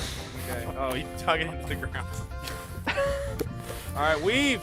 Weave. Don't just. I don't want to have to fix. Ah, damn it. He probably should have gone But last. it didn't get knocked down though.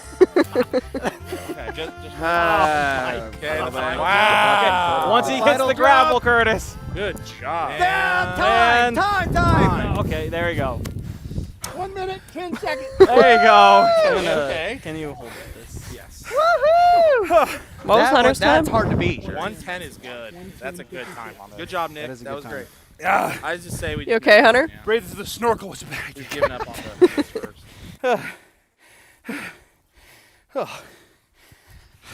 Good job. Everybody give Hunter a round of applause.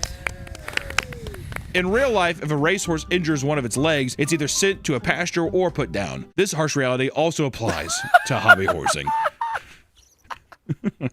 If a rider injures their leg, their horse goes out of commission and they can no longer compete. Okay, I thought they were gonna say it there. If a rider injures their leg, they put themselves. Dude, that would be fucking insane. You'd have to be. And I would have so much. I would be like, you have to respect it. If somebody was like, I'm riding my horse, I break my leg, and the person comes up and kills the rider, because they like the rider and the horse are, in my opinion, they are one being. I was gonna say they are one. The horse cannot move without A rider. the rider, so they are a centaur, basically. I bet you there is a like hardcore group. Dude, we have got to find them. I mean, there's no way. There's no way.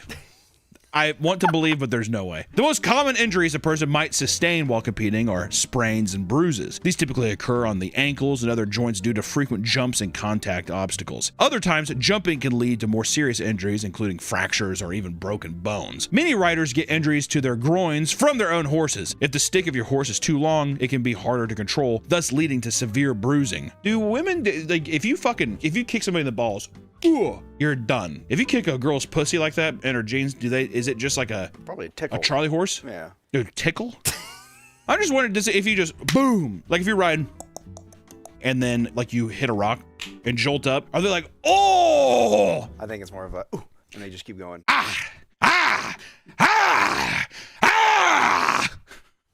It's one of those. Still, many of these are comparatively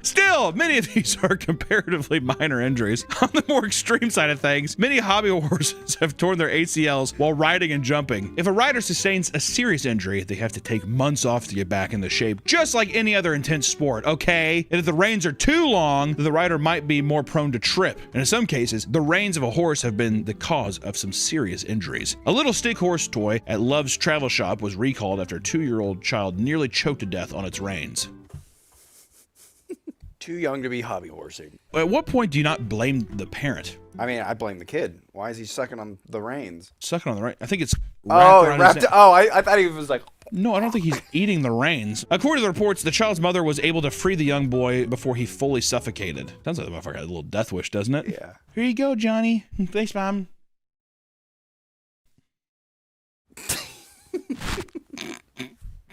Johnny. Trying to bat his mom away. However, it's not just the riders getting hurt. Sometimes it's the horses themselves. If a steed has its stick broken or its head gets damaged in any way, they might have to be sent into retirement. Some hobby horse TikTokers have released dramatic videos of their beaten up horse after finding out that it had been brutally attacked by their dog. Other videos have shown furious hobby horse riders who have gotten so angry over screwing up a jump that they smash their horse to pieces in a dramatic display, like a skateboarder. When you sit there and the skateboarder like smashes their deck in half. One comment on a video voices their frustration that there was not a warning played before the traumatizing clip. Huh, you just killed that horse! I wonder if there's like a more punk version of it. Like a nice equestrian style riding, and then there's like a fucking skateboarder version. I bet that's coming up. There has to be. It's some like tech deck type shit, people grinding on them.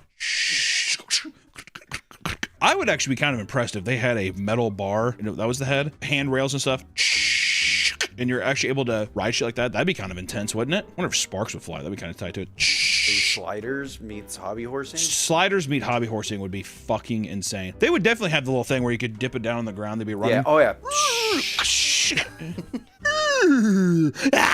That'd be a nightmare. Oh my God. Oh my God. All these white trash girls with like 3 teeth. Damn, that's sexy. Hey. Yeah. Go. Oh. Oh. Oh. Thank you. Woo! Just gotta leave it all out on the relay. You gotta leave it all out on the course.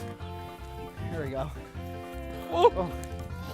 This is David Foster Wallace he running slipped. to kill a woman so that he can kidnap his child. Okay, I like it. Oh. Whoa! Damn. Whoa! Oh. Oh. Oh. Oh. Oh. Nice. Wow, good job, Harry. 38 seconds, Harry. Oh, 38. Wow. Wow. Wow. One hell of a run. You may be surprised to find out that hobby horsing is not being accepted for how cool and impressive it really is. And in fact, it has been subject to tons of online criticism. Bastards. In 2024, hobby horsing blew up after videos began circulating on TikTok and Instagram where they were being labeled as cringe. All right, people, they found out about the sport. I think at first people were like, what is this girl doing? And then they're like, wait, this is an actual thing. It's probably one person just got the raw end of it, and all of a sudden it spread like wildfire, like a wave of hate. As the trend continued to grow, the hate grew beyond making critical videos and turned into targeting actual riders online. In May of that same year, a TikTok was uploaded by a hobby horse rider showing off how hard competitions can be. The video shows a girl on the ground, completely exhausted, feeling dizzy and shaking, and it blew up overnight and got over 53 million views. All the comments below were extremely negative, making fun of the woman for being so out of breath, despite being engaged in a full body sport that, you know, it requires a lot of cardio. I do love the amount of people that say this, because if it was me too being like, out of breath, wow.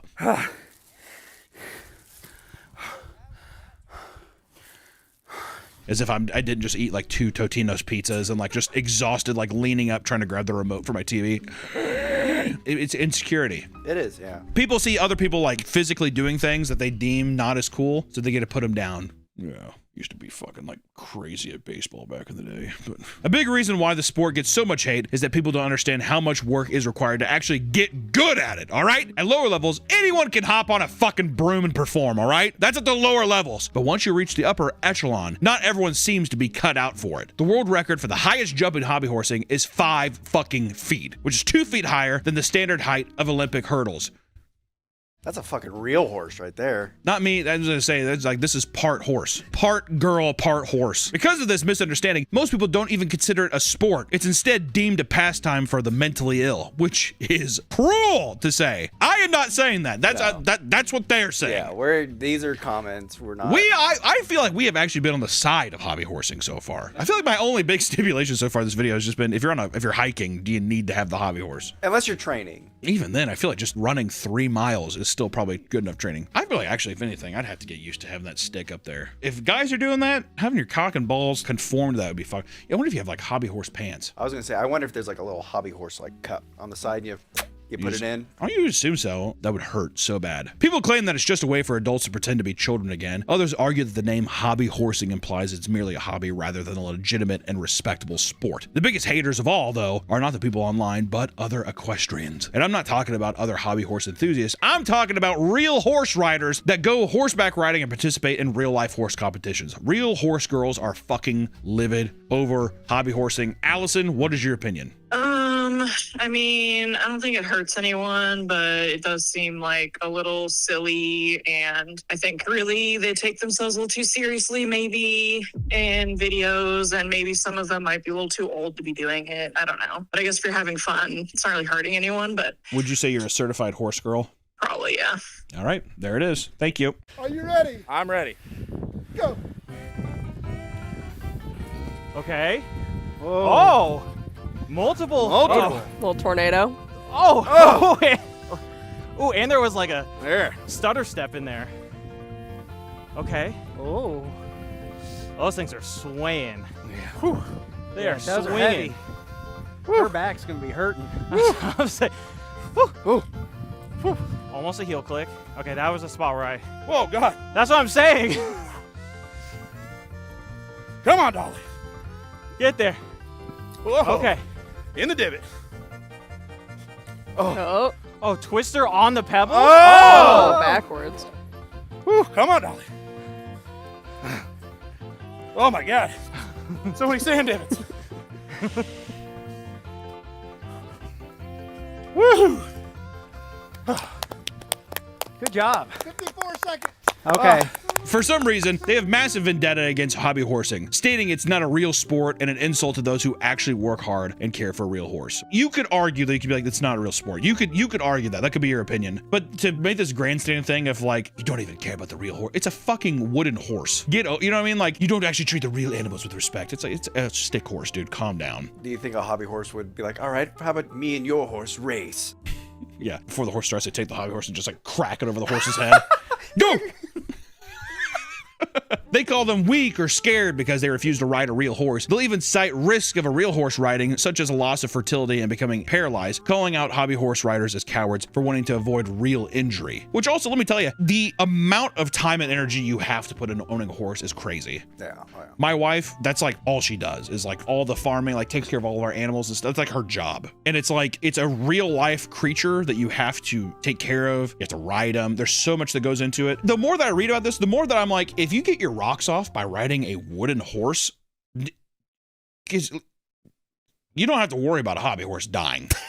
You know, I don't have to pay for hobby horse food, all this kind of stuff. You control the amount that you want to put back into it, but like there's a level of detachment from the responsibility and just even the financial aspect of like getting into it. Not every horse is $1 million Kentucky Derby horse, but it is still an investment. It's an investment. It's a kind of thing. It's a hobby that requires money to keep maintained, whatever. And people don't have the space. You can have a hobby You have to have room. Well, you have to have all this room. Who the fuck has all this room? As it stands right now, the community is the biggest and healthiest it's ever been, and still growing at a fast pace. And before long, it might be in schools or even the Olympics. Hobby horsing has gotten so big too that it's even spun a whole new versions of sports in the hobby category where people are just simply having like one piece of the attire and running around. It's interesting. And maybe one day we'll cover those as well, but needless to say, hobby horsing is not going anywhere anytime soon. Which I gotta say, don't listen to the haters that tell you it's weird or cringe or gay to feed oats to your hobby horse. There's nothing to laugh at here. Just a healthy person enjoying their stick pony. And I say my hat's off to you. And as you ride off into the sunset, flip the bird to anybody who's giving you a stink about your hobby. Because at the end of the day, it's just you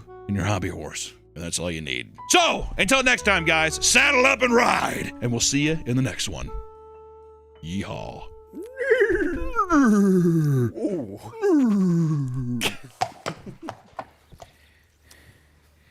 Well, Hunter, unfortunately, is last place. That Who could've seen was it coming? a tragic run. It was the slowest time, and we all saw what happened. Judge, I believe that was the slowest time in course history. Judge, you have to at least commend my heart for the trial run. I do commend you finishing. You had Thank good you. sportsmanship. Thank you. That's fair. No points. So what, And for that, For that, you will be awarded a 4. What? Wow. 4? I'll take 4. Thank you, Four's- Judge. Oh, 4. I thought you meant 4 extra points. No. Or maybe it was 4 extra points from 0. Yeah. For heart. For heart. All right. This is a hard one because you both perform very well, and it's based on minor things and timing. You did best you could, Dolly. Oh my God. Apple. Apples is sabotaging the scoring. Who paid her off? I paid you. I thought I paid you off. I Venmoed you 30 grand. I'm a cheater and a liar. Did you not get it? I'm gonna have to give 4th place to, unfortunately, Nick. No! Only because you did clip the bar at the end. Whereas Trevor didn't. Technically, Trevor's time was slightly worse by about 6 seconds. There was some pizzazz. But I do think with the bar falling off, that time you saved wasn't worth it. Overall, I'd still give you a. I'd still give you a 6. Good 6. Good 6. Good 6, 7, 6. One help. Don't ever do that again. Judge, can we take off 2 points? I will take a point off if you make a 6-7 joke. In 3rd place, we have Trevor, just because of time. Overall, I felt like the performance was good. I liked the backwards stepping. Thank you, Judge. Despite the lower time, I'll be giving it an 8. Yes. Ooh, wow. Thank you. Wait, Good. That's really high. Thank you, Judge. 2nd place, we have Jacob. I felt like his time was good. He had nice style. Didn't lose his hat. And for that, he gets a 9. Wow. That's a lot of points. Excellent job, Jacob. That's a lot of points. And in 1st place, we have Harry, who had the fastest time. He had some style, though I felt like he could have had a little more. The time did help with that. I feel like he lost points with not having enough style, so he stays at a 9 as well. Oh, wow. Okay. I'll take the 9. Thank you, Judge. Yeah. Thank you, Judge. What does everyone have? I have 19. I have 18. I lost by 1. I don't know how much I have. So Yeah. 24. Was it 24? Or 24. I had 25. I had 24. Trevor is our champion. Trevor is our champion. Dolly, do a nice little. Yeah, give us a little victory Well, lap. at the end of a horse show, 1st place is in the middle, and then 2nd place to the side, and 3rd place, and they usually get a ribbon. So you and Harry. But you We guys gotta- we didn't have bring to ride ribbons. off Wait, I together. throw it to the crowd? Good girl. This is fucking horse shit. Alright, horse abuse. Flying Dutchman, no! I will say that's the second time he's thrown his horse. No, I held it the first Was time. that It's also, choreography. was that a new signature move? Or? I held it the first time. I still think that mine. I had a beautiful choreographed dance. If you would have seen that in the ocean, you would have you'd drove me on the fucking ocean floor right But now. this isn't the ocean. Okay, well, it's not. That's where I am. That's where I usually compete. I will say it stood together. One hell of a build. I mean, it Yeah. did hold together well. You threw it, and it still looks good. This is why Why I will didn't say. you do that in your routine? Shut up! This is what I will say. Hobby horsing. You know what? I have a whole lot more respect for it now. Huh? That's true. I competed. It was difficult. It was a challenge. Granted, was I wearing scuba gear? Yes. Did I have a life preserver on it? Yes. Did I have flippers on? Yes. A snorkel? Sure. Right? Right. Was my horse obnoxiously larger than all of the competition? Absolutely. But I still feel like if I was up against sturdy competition with a regulation horse, it'd be difficult. So hobby horse people, I commend you. And did you have fun? I did. This was a nice deal. It's a little humid, but you know what? No pain, no gain. That's true. Am I right? That is true. Guys, how about a nice round of applause for all the hobby horsers? Thank you for watching the hobby horse video. We will see you in the next one. Nick, wait, real quick. Nick, go out here for the end credits. Go ahead.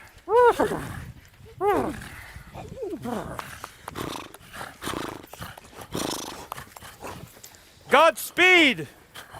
Godspeed!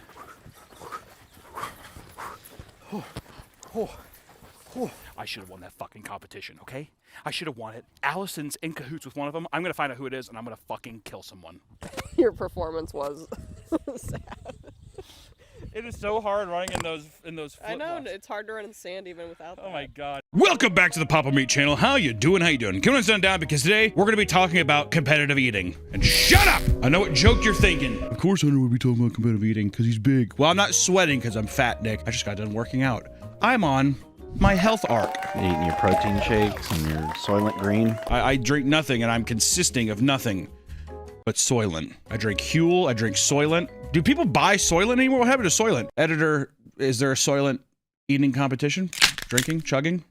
We'd win that because we love our Soylent. How much Soylent can you drink before it's like you shouldn't have that much Soylent? Does it matter? Until you puke. Wonder if we should do a competitive Soylent chugging competition.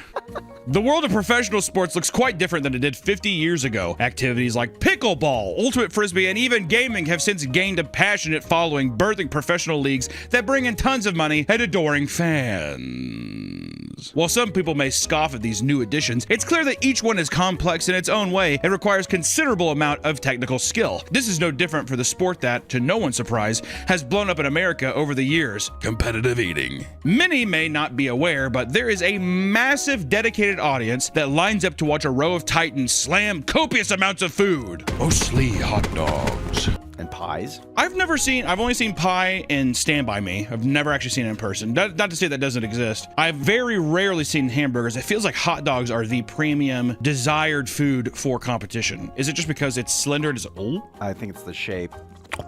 It's like it could fit in your mouth very easily. Yeah. Yeah. And then you can put it in water and throw up all over everybody. Yeah, when I see the water thing, it makes me gag. Yeah. A soggy bun is just so uninviting to me. Oh.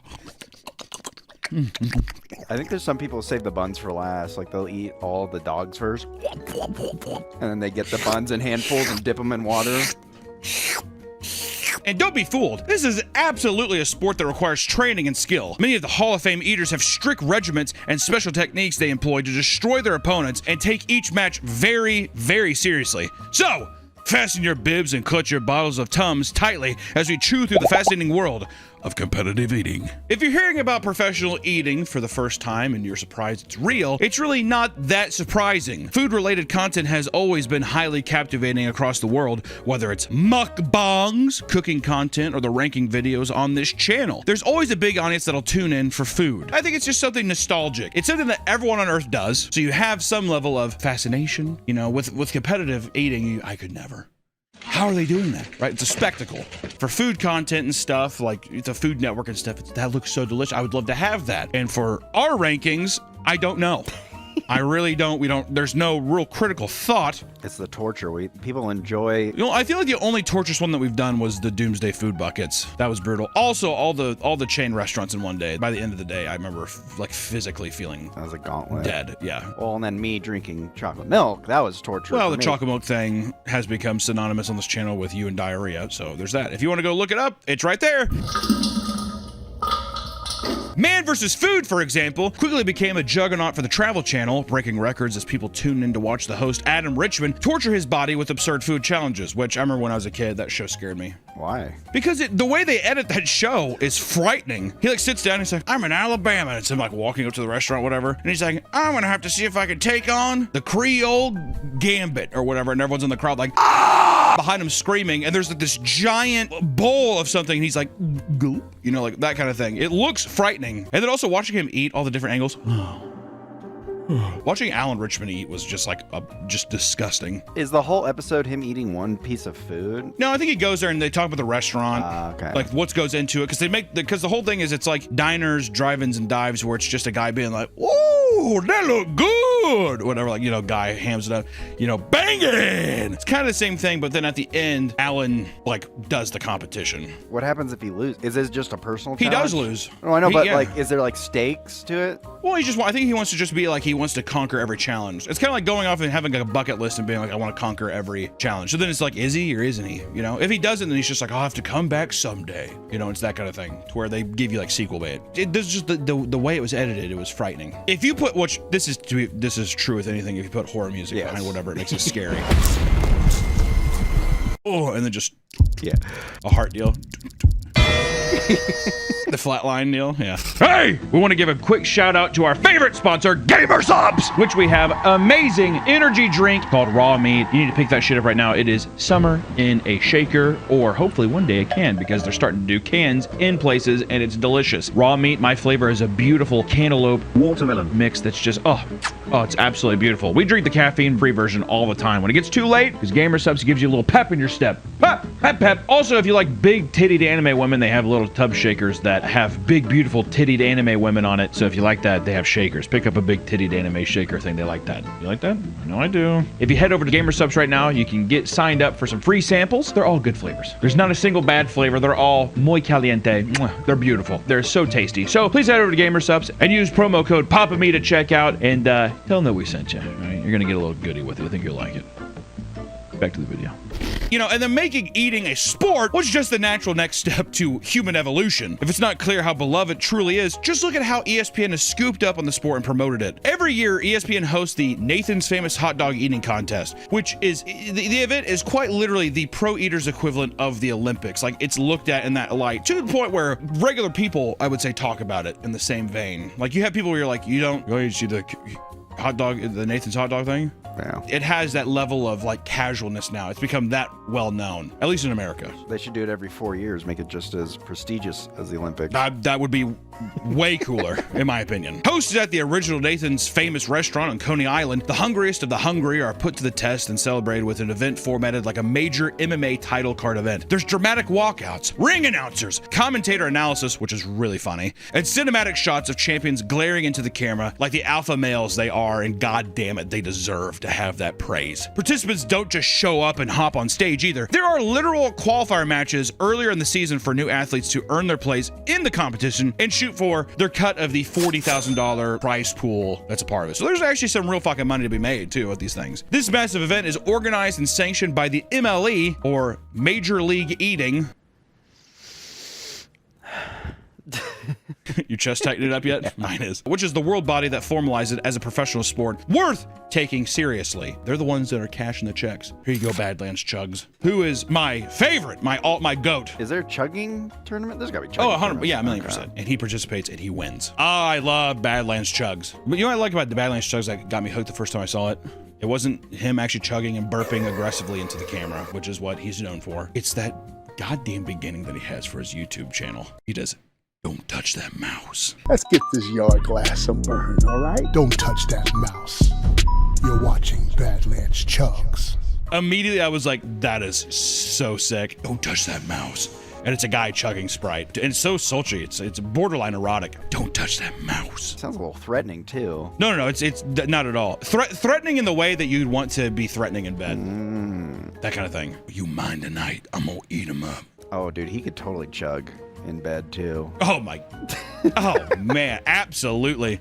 They call him Capri Sun. Within the MLE, there are titans of the sport who have cemented their status as some of the most skilled eaters to ever pick up a fork. Matt Stoney is easily one of the most recognizable faces at any of these competitions. This guy's been chomping away on YouTube for about 13 years now, so odds are that you've come across a video or two of his. I mean, he's had some, like, I think even still today, he does pretty fucking good on YouTube. He reminds me of the equivalent of like the YouTube original version of what Man vs. Food was. Because I believe Matt Stoney, which I'm sorry, Stoney heads, I don't know his content, but I've seen clips of like, because he's also like a slender guy. It goes into the, hopefully we'll go into the science of that because I don't understand that at all. He's a guy that's been doing stuff where he'll go and be like, I'm going to this store and I do this competition, whatever. Or it's a thing where it's like, you know, kind of like a YouTube-esque title of like eating X amount of pounds of this thing or whatever, you know, but he crushes on YouTube. What would be the worst thing to eat? Like excess of? For me personally? Oysters. An oyster eating, like a raw oyster eating competition would make me gag. I don't mind cooked oysters. It's just the raw texture. It's disgusting. Osmosis Jones. He also eats oysters, I'm pretty sure. Oh, that movie fucking made me just, when his pimple blows up, I think that like set something in me because then I was like, why do I like that? And I like all this gross shit now. I used to get boners watching Pokemon when I was 5. I don't know, I'd wake up. What's that? You'd get boners watching Pokemon when you're 5, and you would look down and say, what's that? I didn't know what it was. It'd be, it hurts. It hurts.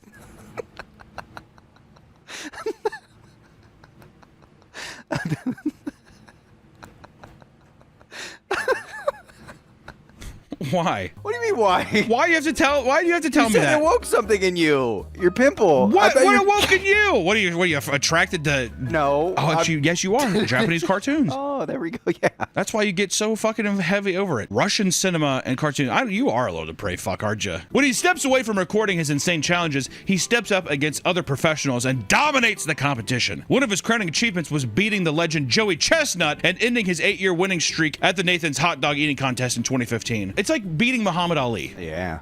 Because let me tell you, Joey Chestnut, he was not designed to do anything but eat hot dogs, apparently. Another big name seen many times at this prestigious event is none other than Takeru Kobayashi, another competitive eating legend, which usually in the 90s, I would say, that was like a big meme in the 90s. I remember seeing a King of the Hill episode when I was younger. Oh, yeah. Which is about like Bill gets into eating hot dog competition, but then it's like the small Asian men. But like competitive eating in Asia, I think is where it showed that like you can be small and still like completely destroy larger people because you like actually train your body to do it. It's eating a lot of salads. It expands your stomach. Dubbed the godfather of competitive eating, Kobayashi was also responsible for taking the world of competitive eating to the mainstream. I mean, even Step Brothers, just like Kobayashi, when he's eating the dick, whatever. That people probably didn't even realize. When I was younger, I thought that was like a meat. Yeah. I thought because I thought he was talking about Kobe beef or whatever. So he's like Kobayashi and eats it. I didn't pick that up. That's what I'm saying. Though he helped establish Major League Eating's greatest contest, he refused to sign a contract with them in 2010 and was arrested that same year at the Nathan's Hot Dog Eating Contest when he hopped the security fence and entered the stage anyways. What? First of all, why are you arresting him? You know what I mean? He wasn't supposed to be at the event, but he was hungry. I mean, if he tries to go on stage, you can be like, you can't come up here or whatever. But like for hopping a fence and being like, hey, I'm Kobayashi, and be like, well, you can't compete. But arresting the guy seems a bit excessive. I bet he tried to get up on stage. Oh, yeah, 100%. Oh, 100% he tried eating Badland Chuck's hot dogs. Slapping his wrist. While Kobayashi is insanely influential to the sport, Joey Chestnut is quite literally the Tom Brady, the Muhammad Ali, the Babe Ruth of competitive eating. At the 2021 competition, Joey ate 76 hot dogs in 10 minutes. 76! People are talking about the 9 for 9 deal at a baseball game, which, to be fair, it's beer on top of that, but still, that's over the course of 2-3 hours. 76 hot dogs. What does it look like after you're done? Oh, I think finger in the mouth and just... Do you think you regurgitate a lot of it? I think so. I think a lot of them purge. If I had to guess. Editor, put up a thing. Do a lot of competitors, are they bulimic? That could be tragic. I'm not sure. This was such an impressive feat that it led to sports medicine specialists attempting to discover the true ceiling for eating hot dogs in one 10-minute setting. They had determined that 84 was the maximum possible limit for a Usain Bolt type performance of eating hot dogs. 84 is it. If you ate 85, you're a god. You might literally be an alien. Have they done any blood work on Joey Chestnut to be like, is he an alien? Ooh, maybe. They draw his blood. I'm Joey Chestnut. Looks at a guy in Indiana bar. Maybe he's a cryptid. Yeah, looks like that guy from the Indiana bar. What are you saying, motherfucker? You're not an alien, Joey Chestnut. What are you fucking saying, motherfucker? Eats hot dogs in his spare time, too. Grabs his cock. Okay. What if they sat there, he's like, sure, I'm Joey Chestnut. Sure, take my blood for science. And they come out, it's fucking green. Tractor beam comes down on him. Oh my God! In 2024, Joey would nearly touch the ceiling by eating 83 hot dogs in 10 minutes. Yeah, he's not human. You know the scientist was like... Yeah, he's sweating.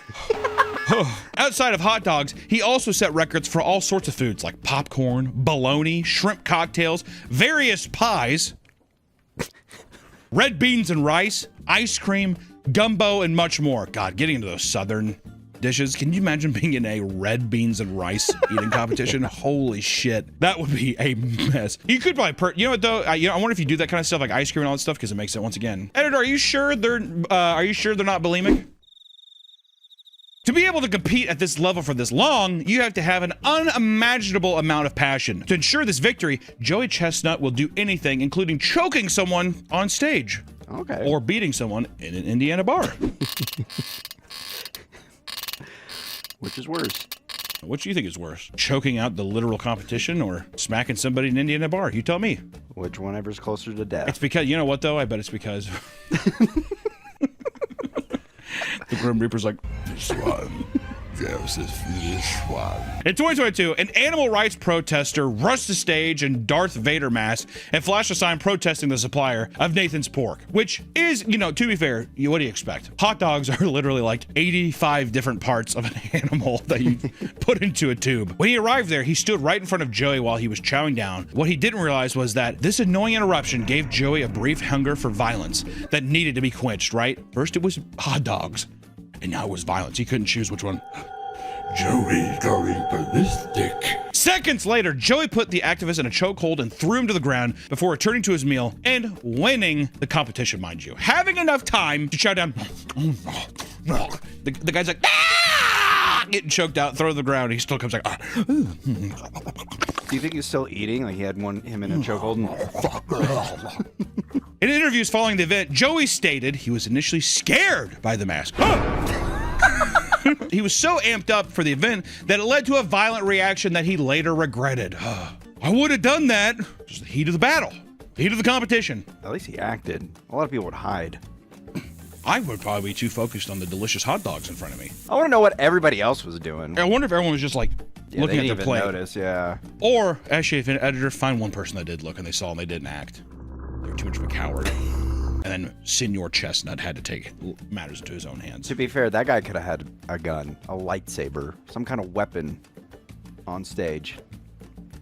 A gun is real, and then you lost me at lightsaber. I thought he was gonna force choke me. Just like any NBA player, pro eaters endure a rigorous training routine to keep themselves in tip-top shape, even sustaining injuries along the way. Joey Chestnut isn't just a hungry man who skipped dinner the night before a competition to make room for fucking extra hot dogs, dude. What are you, stupid? That's not enough to win the Nathan's Hot Dog Champion belt 17 fucking times, dude. 6 months before each annual competition, he'd adhere to a strict diet and workout routine so he could stay in as good a shape as possible. Look at this photo of him. Have you seen a specimen? Show a picture of Usain Bolt, shirtless. Now show a picture of Joey Chestnut without his shirt on. Oh my god. Hard to notice the difference, Nick. You know, if you didn't realize it, one of them's black and one of them's white. I wouldn't have guessed. There's a common misconception that being an overweight person who loves food is enough to succeed in the field of pro eating. But this is false! As you'll notice that many successful champions are in very good shape. That's why that's why I'm leaning up right now. When you see me from afar, Nick, be honest. This is a hunter's vulnerable moment. If you see me from afar, do you say, that's a big fat guy? Or do you say, that guy, that's a big man? I'd say that's a big man. Why'd you wink when you said that? Did I wink? You did. You said, that's a big man. That's literally what you just did. Trying to give you signals. Pros often work out to build an appetite, prepare for big meals with daily calorie deficits, and feel that gaining too much weight only slows them down and affects their performance. You aren't just weight training either. Joey Chestnut and other eaters even developed unique workouts to strengthen their mouths, jaws, and throats to avoid heavy cramping that could slow them down. I like how throats was bolded in the document. Throats. Well, if you look at all of them, they have pretty fucking thick gullets there. Toadmen. So I guess I'm a toadman. Most of their training regimen has to be self-taught, from breathing techniques to Joey's strange burping exercises that he does to clear his stomach and work out his insides. So he does the thing to get all the gas out so there's no unoccupied space. Just burps? Oh man. I feel like I guess so. I'm surprised you don't shit. Or I'm surprised you don't fart. Because it's so much closer. Burping has to go all the way back up. Well, you have 25 feet of intestines. That's what I'm saying. If you're already down there, you think it just poot it out. Maybe that's not enough gas. I would do that though. I think that would give an edge. If you're farting, stinking it up, that'll get in people's heads. Mind games. Oh, no way. No? During competitions, dude, it reeks up there. They're dipping hot dogs in water and pop, dude. You know, they give a shit that they probably shit themselves anything. They've already all shat themselves. They're all wearing diapers. Oh my god. Yeah, I mean it's yeah. I would feel like because your taste buds is gone, I feel like their sensories are all fucked. If you're a competitive eater and you eat to that degree, does it fuck with your taste buds? That's because as the competition gets closer, training for it means you're doing a staggering amount of eating. In the weeks leading up to every competition he competes in, Joey prepares with a 2-day water and lemon juice cleanse to help with his digestion. Joey would then cook up a giant batch of whatever food was being served for the event before retreating to his training facility, aka the basement that he had rigged to simulate a chaotic event space. And inside you'll find large speakers and bright flashing lights, just like in a $1 billion NFL training facility. Your best bet is to practice using event accurate simulations. Wow. Why do you think he has 17, Nick? I am learning a lot. Well, he's dedicated. I thought he just went up and ate. You stupid bitch. How foolish. We as a collective, myself and the audience, is disappointed in that response. I'm sorry. I'll never be as foolish Don't again. just apologize to me. I think that the audience deserves an apology too. I'm sorry, audience and fans and people, new subscribers and new patron subscribers.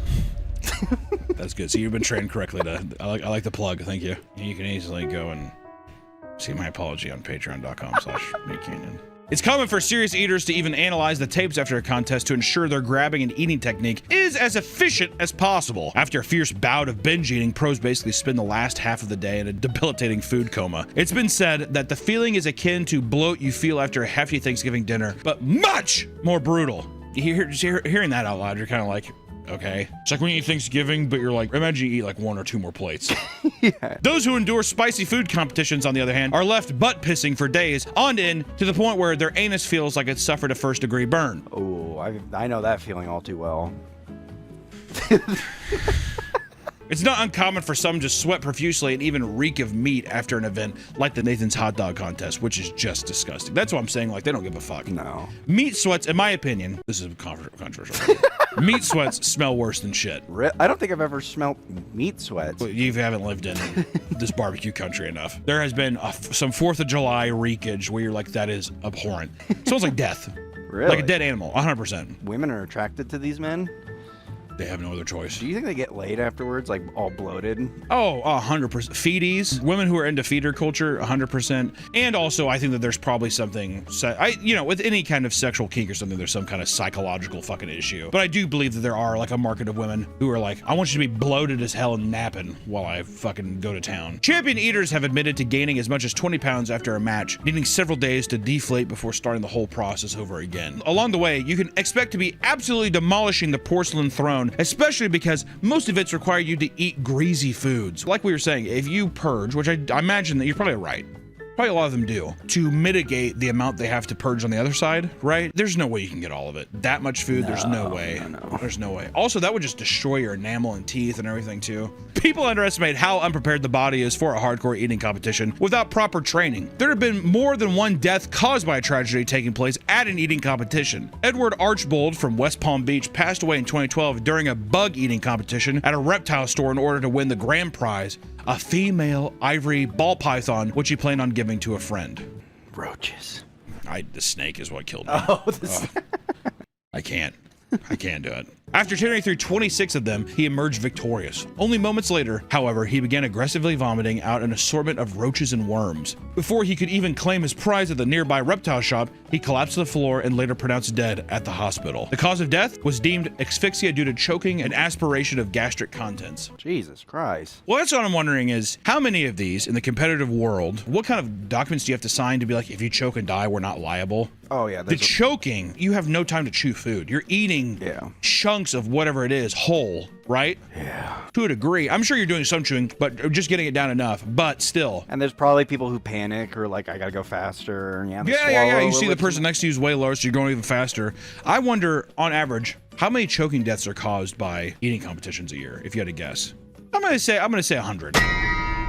Just like any sport, competitive eating has some advanced techniques that'll give you the edge over your competition. Before entering contests, many competitors deliberately chug water to expand their stomachs so they don't get as full as quickly. Others, like Joey Chestnut, do yoga 2 to 3 times a week to help them control their breathing. He also has a custom molded ball that he inserts into his mouth to strengthen his jaw and increase the amount of food he could put down in one bite. Very impressive, the amount of innovation. I would never expect that kind of stuff. Kobayashi is well known for his hot dog eating technique known as the Solomon method, which involves taking the hot dog out of the bun, splitting it in half, chewing one of the hot dogs while dunking the other in water and eating it directly after. He also invented the Kobayashi shake, a technique in which he would shimmy and shake his body to make the hot dog settle in his stomach so he could fit more in, which I've heard people do, like people run in place or something. I think it helps your digestion. I see. Other unconventional techniques include wearing a diaper during contests to reduce the fear of back-end interruption. See, I thought it was going to be a thing, you wear a diaper because you will shit. And you're like, I'm going to shit, and like just to get an edge, which I would be impressed by. I feel like the second, because I get this, after I'm done eating, I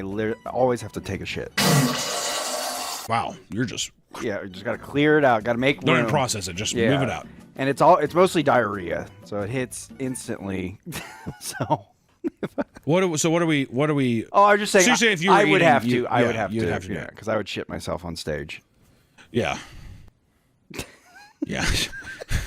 As the clock winds down and competitors rush to finish their final bites, there's one technique some use that is actually banned at certain competitions: chipmunking, which is a controversial technique where competitors stuff as much food in their mouth as they can during the final seconds of the contest to artificially boost their final total. However, some contests do allow chipmunking. Many of them that do, though, will give competitors a short time to swallow the remaining food before the competition officially ends, which is, once again, choking thing. There's no way you could chew it in a fast enough manner to actually get it down your throat. I mean, even just it's insane that the human body can accommodate and like actually just push food down, and it's fascinating. Well, that I bet you they also, for safety reasons, they don't allow the chipmunking thing. Well, that's a part of the probably the legitimate like insurance claim, like getting insurance for the competition or whatever. The legal, they're like, you cannot allow this. Beyond disgust over hygiene and health, many people just generally dislike eating competitions for the more moral reasons. Many see it as disgusting waste of food and believe that food could be better used elsewhere. Many Christians and Catholics specifically denounce competitive eating and label it as gluttony because it's wasteful and doesn't promote God or any moral virtues. Others just think that the sport is lame and argue that dunking your food in water to smash it down your throat is unimpressive and doesn't require a lot of skill, which I disagree with. I was gonna say, it's impressive. It's gross. I think it's gross. It's disgusting. Don't get me wrong. It is disgusting. Watching a human being be like and turn into a feral animal, a borderline machine, while you're in competition, in my opinion, you lose the title of being human. Oh, yeah. You are a machine. You are an animal at that point. Online, Americans who love the sport have asked Europeans about their thought on it, to which it was revealed that a lot of them had no idea that this was even a thing to begin with. Most had assumed that it was something only seen in movies and TV, and after learning it was real, they claimed it was gross and ridiculous. You know what? Fuck you, Germany. Suck my dick, France. Oh, but let's have another crepe and a cigar. How's this? A cigarette. Have Japanese people kill themselves because your country just sucks dick. Whoa. It's true. Paris syndrome. Look it up. Like, oh, wow. I didn't realize that the whole streets are going to be filled with rat piss and shit. The French smell like dirty cheese and bullshit. Most competitive eaters are aware of the rhetoric surrounding their sport, but they don't let it get them down. Many big eaters still enjoy the food they eat and have simply found a way to make tons of money doing something they love. Others feel that the criticism is overblown. One accomplished pro eater stated, and I quote, They think we're wasteful. But if you ever overeaten at Thanksgiving or gone to a buffet and eaten more than you should, you've done the same thing. Only I'm getting paid. Regardless of how you view competitive eating, it's silly to look at these eating feats and not be at least a little impressed. I mean, it is a complete domination of the human body, in my opinion. You know, it doesn't have the acolytes of a Muhammad Ali, boxing someone else and overcoming them physically. A Usain Bolt, I run faster than any other person on earth. These are all survival techniques that are since the fucking dawn of man. Is it not as impressive to be like, I can consume more? The reason that it doesn't get as much respect is that it doesn't have the same level of like borderline survival instincts. I have to fight to survive. I have to run. If you already have that much food to overeat with, you're doing fine. You're surviving. So I think that's a base level thing. Now, that being said, the biological feat is extraordinary. It's extraordinary. Unbelievable conditioning of the body. It's a complete mastering of the body. I'll say it. I'm impressed. Even if you think it's weird or embarrassing, you can't deny that these people are literally morphing their bodies to accomplish something that the average person couldn't dream of doing. Even if you didn't want to do it. I don't dream of that. Well, you couldn't. You couldn't do it, right? It's safe to say that competitive eating is certainly worthy of being called a sport, and it's only getting more popular as big name stars come and go, evolving the craft into new heights. I will say, this conversation has made me more impressed. I think it's easy on the surface to just see the footage and, you know, of like a snippet of something and see somebody stuffing their face and be like, this is just a gluttonous, fucking almost hedonistic thing I'm watching. But after looking at it more and like the kind of actual regimen that goes into it and the craft of the competition, it is, you know, I'm impressed. It's a huge mind game, too. It is. And there is a huge difference between man versus food, which is just gluttony of a guy be like, whoa, and try to finish the competition versus a person who is like preparing for competition to win. Yeah. Right? It's impressive. Did we do the Soylent challenge? Yes. Who won? Oh, me. Oh, shit. I'm the biggest soy boy here. My tits look like I am ingesting estrogen left and right. It's unbelievable. I mean, oh my God. At least you can't see them through the shirt. Mine... Well, that's why I wear black. Oh my God, could you imagine if I wore like a blue or red shirt? Like fully red? Oh, fuck. Brutal, dude. Look like fucking Baloo from the fucking Jungle Book. It's the bareness. All right, I'm getting the hell out of here. Bye-bye. Just, oh, it's absolutely beautiful. We drink the caffeine-free version all the time. When it gets too late, because Gamer Subs gives you a little pep in your step. Pep, pep, pep. Also, if you like big tittied anime women, they have little tub shakers that have big, beautiful tittied anime women on it. So if you like that, they have shakers. Pick up a big tittied anime shaker thing. They like that. You like that? I know I do. If you head over to Gamer Subs right now, you can get signed up for some free samples. They're all good flavors. There's not a single bad flavor. They're all muy caliente. Mwah. They're beautiful. They're so tasty. So please head over to Gamer Subs and use promo code PAPAMEAT at checkout and tell them that we sent you. All right? You're gonna get a little goodie with it. I think you'll like it. Back to the video.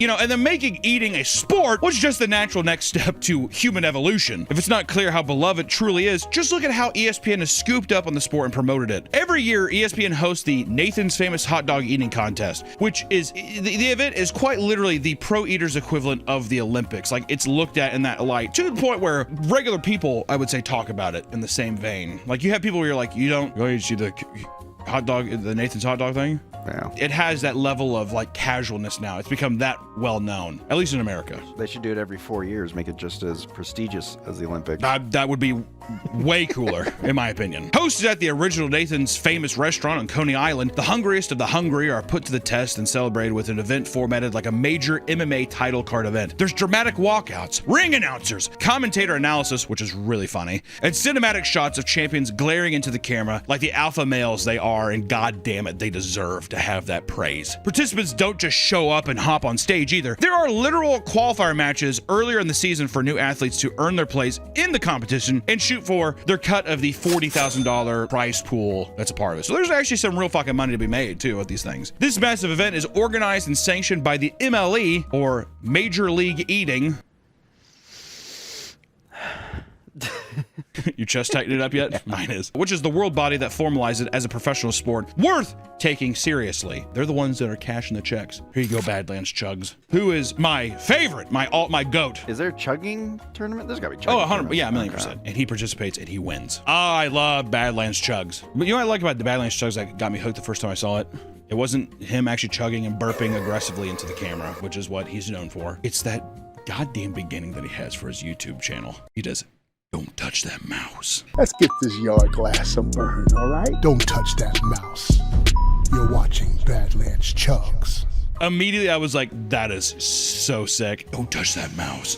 And it's a guy chugging Sprite. And it's so sultry. It's borderline erotic. Don't touch that mouse. Sounds a little threatening too. No, it's not at all. Threatening in the way that you'd want to be threatening in bed. That kind of thing. You mind tonight, I'm gonna eat him up. Oh, dude, he could totally chug in bed too. Oh my, oh man, absolutely. They call him Capri Sun. Within the MLE, there are titans of the sport who have cemented their status as some of the most skilled eaters to ever pick up a fork. Matt Stoney is easily one of the most recognizable faces at any of these competitions. This guy's been chomping away on YouTube for about 13 years now, so odds are that you've come across a video or two of his. I mean, he's had some, like, I think even still today, he does pretty fucking good on YouTube. He reminds me of the equivalent of like the YouTube original version of what Man vs. Food was. Because I believe Matt Stoney, which I'm sorry, Stoney heads, I don't know his content, but I've seen clips of like, because he's also like a slender guy. It goes into the, hopefully we'll go into the science of that because I don't understand that at all. He's a guy that's been doing stuff where he'll go and be like, I'm going to this store and I do this competition, whatever. Or it's a thing where it's like, you know, kind of like a YouTube-esque title of like eating X amount of pounds of this thing or whatever, you know, but he crushes on YouTube. What would be the worst thing to eat? Like excess of? For me personally, oysters. An oyster eating, like a raw oyster eating competition would make me gag. I don't mind cooked oysters. It's just the raw texture. It's disgusting. Osmosis Jones. He also eats oysters, I'm pretty sure. Oh, that movie fucking made me just, when his pimple blows up, I think that like set something in me because then I was like, why do I like that? And I like all this gross shit now. I used to get boners watching Pokemon when I was 5. I don't know, I'd wake up. What's that? You'd get boners watching Pokemon when you're 5 and you would look down and say, what's that? I didn't know what it was. It'd be, it hurts. It hurts.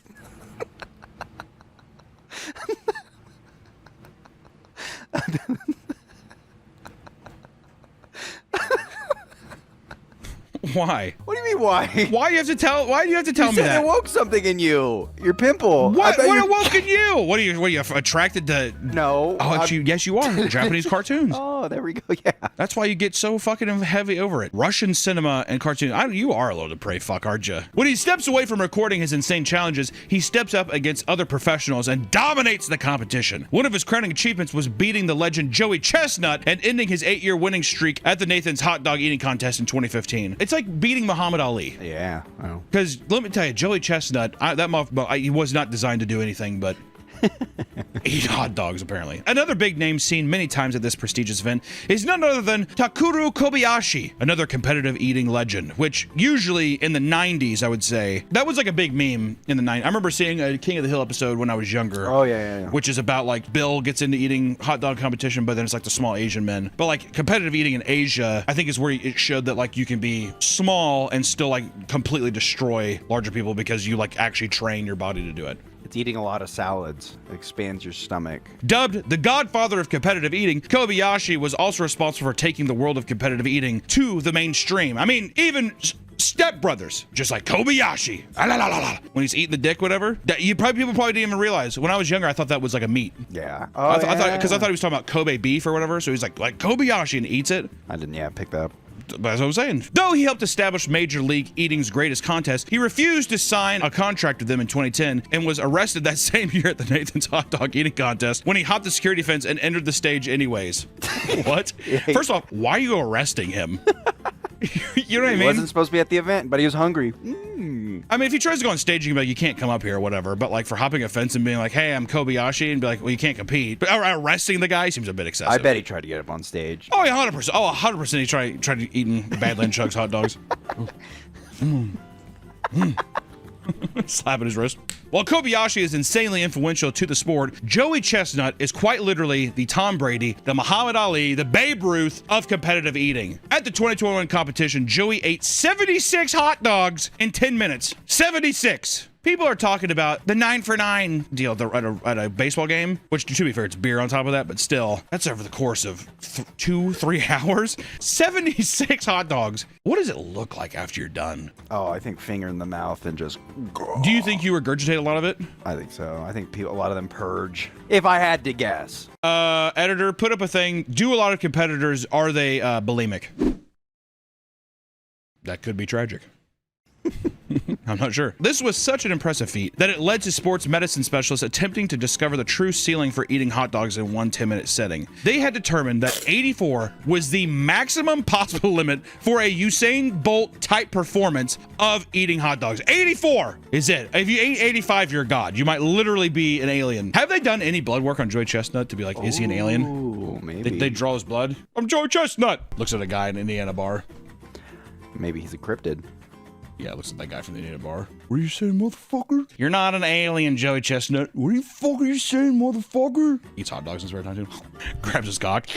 Okay. What if they sat there, he's like, sure, I'm Joey Chestnut. Sure, take my blood for science. And they come out, it's fucking green. Tractor beam comes down on him. Oh my God! Yeah, that guy. In 2024, Joey would nearly touch the ceiling by eating 83 hot dogs in 10 minutes. Yeah, he's not human. You know, the scientist was like, yeah, he's sweating. Outside of hot dogs, he also set records for all sorts of foods like popcorn, bologna, shrimp cocktails, various pies, red beans and rice, ice cream, gumbo, and much more. God, getting into those southern dishes. Can you imagine being in a red beans and rice eating competition? Holy shit. That would be a mess. You could probably, you know what though? I wonder if you do that kind of stuff like ice cream and all that stuff because it makes it once again. Editor, are you sure they're not bulimic? To be able to compete at this level for this long, you have to have an unimaginable amount of passion. To ensure this victory, Joey Chestnut will do anything, including choking someone on stage. Okay. Or beating someone in an Indiana bar. Which is worse? What do you think is worse? Choking out the literal competition or smacking somebody in an Indiana bar? You tell me. Which whenever's closer to death. It's because, you know what though? I bet it's because the Grim Reaper's like, this one this one. In 2022, an animal rights protester rushed the stage in Darth Vader mask and flashed a sign protesting the supplier of Nathan's pork, which is, you know, to be fair, what do you expect? Hot dogs are literally like 85 different parts of an animal that you put into a tube. When he arrived there, he stood right in front of Joey while he was chowing down. What he didn't realize was that this annoying interruption gave Joey a brief hunger for violence that needed to be quenched, right? First it was hot dogs, and now it was violence. He couldn't choose which one. Joey's going ballistic. Seconds later, Joey put the activist in a chokehold and threw him to the ground before returning to his meal and winning the competition, mind you. Having enough time to chow down. The guy's like, ah! Getting choked out, throw to the ground. He still comes like, ah. Do you think he's still eating? Like he had him in a chokehold?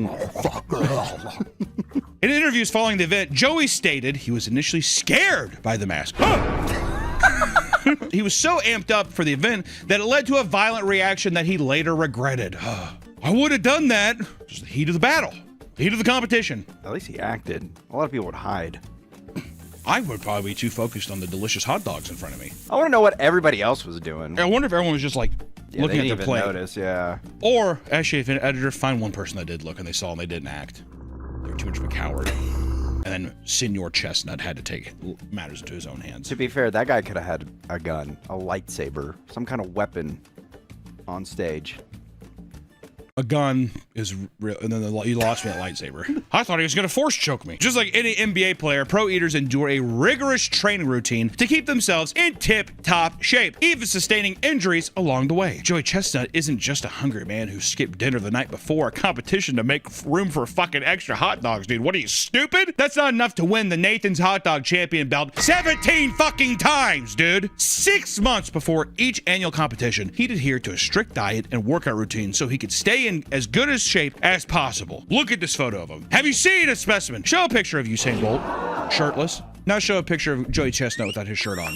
Oh my god. Hard to notice the difference, Nick. You know, if you didn't realize it, one of them's black and one of them's white. I wouldn't have guessed. There's a common misconception that being an overweight person who loves food is enough to succeed in the field of pro eating. But this is false! As you'll notice that many successful champions are in very good shape. That's why that's why I'm leaning up right now. When you see me from afar, Nick, be honest. This is a hunter's vulnerable moment. If you see me from afar, do you say, that's a big fat guy? Or do you say, that guy, that's a big man? I'd say that's a big man. Why'd you wink when you said that? Did I wink? You did. You said, that's a big man. That's literally what you just did. I'm trying to give you signals. Pros often work out to build an appetite, prepare for big meals with daily calorie deficits, and feel that gaining too much weight only slows them down and affects their performance. You aren't just weight training either. Joey Chestnut and other eaters even developed unique workouts to strengthen their mouths, jaws, and throats to avoid heavy cramping that could slow them down. I like how throats was bolded in the document. Throats. Well, if you look at all of them, they have pretty fucking thick gullets there. Toadmen. So I guess I'm a toadman. Most of their training regimen has to be self-taught, from breathing techniques to Joey's strange burping exercises that he does to clear his stomach and work out his insides. So he does a thing to get all the gas out so there's no unoccupied space. Just burps? Oh man. I feel like I guess so. I'm surprised you don't shit. Or I'm surprised you don't fart. Because it's so much closer. Burping has to go all the way back up. Well, you have 25 feet of intestines. That's what I'm saying. If you're already down there, you think it just poot it out. Maybe that's not enough enough gas. I would do that though. I think that would give an edge. If you're farting, stinking it up, that'll get in people's heads. Mind games. Oh, no way. No? During competitions, dude, it reeks up there. They're dipping hot dogs in water and pop, dude. You don't give a shit that they probably shit themselves anything. They've already all shat themselves. They're all wearing diapers. Oh my god. Yeah, I mean it's yeah. I would feel like because your taste buds is gone, I feel like their sensories are all fucked. If you're a competitive eater and you eat to that degree, does it fuck with your taste buds? That's because as the competition gets closer, training for it means you're doing a staggering amount of eating. In the weeks leading up to every competition he competes in, Joey prepares with a 2-day water and lemon juice cleanse to help with his digestion. Joey would then cook up a giant batch of whatever food was being served for the event before retreating to his training facility, aka the basement that he had rigged to simulate a chaotic event space. And inside, you'll find large speakers and bright flashing lights, just like in a $1 billion NFL training facility. Your best bet is to practice using event-accurate simulations. Wow. Why do you think he has 17, Nick? I am learning a lot. Well, he's dedicated. I thought he just went up and ate. You stupid bitch. How foolish. We as a collective, myself and the audience, is disappointed in that response. I'm sorry. I'll never be as foolish Don't again. just apologize to me. I think that the audience deserves an apology too. I'm sorry, audience and fans and people, new subscribers and new patron subscribers. That's good. So you've been trained correctly I like the plug. Thank you. You can easily go and see my apology on patreon.com/meatcanyon. It's common for serious eaters to even analyze the tapes after a contest to ensure their grabbing and eating technique is as efficient as possible. After a fierce bout of binge eating, pros basically spend the last half of the day in a debilitating food coma. It's been said that the feeling is akin to bloat you feel after a hefty Thanksgiving dinner, but much more brutal. Hearing that out loud, you're kind of like, okay. It's like when you eat Thanksgiving, but you're like, imagine you eat like 1 or 2 more plates. Yeah. Those who endure spicy food competitions, on the other hand, are left butt pissing for days on end to the point where their anus feels like it suffered a first-degree burn. Oh, I know that feeling all too well. It's not uncommon for some to sweat profusely and even reek of meat after an event like the Nathan's Hot Dog Contest, which is just disgusting. That's what I'm saying, like, they don't give a fuck. No. Meat sweats, in my opinion, this is controversial. Meat sweats smell worse than shit. I don't think I've ever smelled meat sweats. Well, you haven't lived in this barbecue country enough. There has been some 4th of July reekage where you're like, that is abhorrent. It smells like death. Really? Like a dead animal, 100%. Women are attracted to these men? They have no other choice. Do you think they get laid afterwards, like all bloated? Oh, 100%. Feedies, women who are into feeder culture, 100%. And also, I think that there's probably something, with any kind of sexual kink or something, there's some kind of psychological fucking issue. But I do believe that there are like a market of women who are like, I want you to be bloated as hell and napping while I fucking go to town. Champion eaters have admitted to gaining as much as 20 pounds after a match, needing several days to deflate before starting the whole process over again. Along the way, you can expect to be absolutely demolishing the porcelain throne, especially because most events require you to eat greasy foods. Like we were saying, if you purge, which I imagine that you're probably right, probably a lot of them do, to mitigate the amount they have to purge on the other side, right? There's no way you can get all of it. That much food, there's no way. No. There's no way. Also, that would just destroy your enamel and teeth and everything too. People underestimate how unprepared the body is for a hardcore eating competition without proper training. There have been more than one death caused by a tragedy taking place at an eating competition. Edward Archbold from West Palm Beach passed away in 2012 during a bug eating competition at a reptile store in order to win the grand prize, a female ivory ball python, which he planned on giving to a friend. Roaches. The snake is what killed me. I can't do it. After tearing through 26 of them, he emerged victorious. Only moments later, however, he began aggressively vomiting out an assortment of roaches and worms. Before he could even claim his prize at the nearby reptile shop, he collapsed to the floor and later pronounced dead at the hospital. The cause of death was deemed asphyxia due to choking and aspiration of gastric contents. Jesus Christ. Well, that's what I'm wondering is, how many of these in the competitive world, what kind of documents do you have to sign to be like, if you choke and die, we're not liable? Oh, yeah. The choking, you have no time to chew food. You're eating chunks of whatever it is whole, right? Yeah. To a degree. I'm sure you're doing some chewing, but just getting it down enough, but still. And there's probably people who panic or like, I gotta go faster. Yeah. You see the person next to you is way lower, so you're going even faster. I wonder, on average, how many choking deaths are caused by eating competitions a year, if you had to guess? I'm gonna say 100.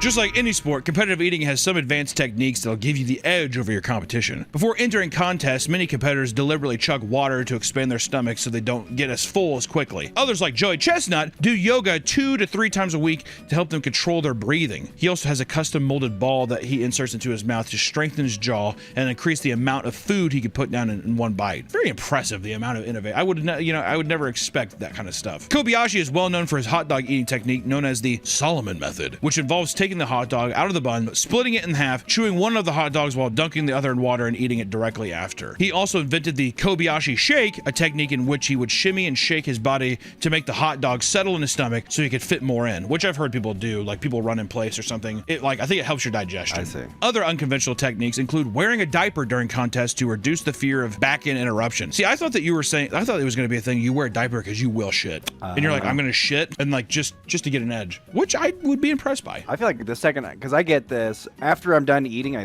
always have to take a shit. Wow, you're just... Yeah, you just got to clear it out, got to make room. Don't even process it, just move it out. And it's mostly diarrhea, so it hits instantly.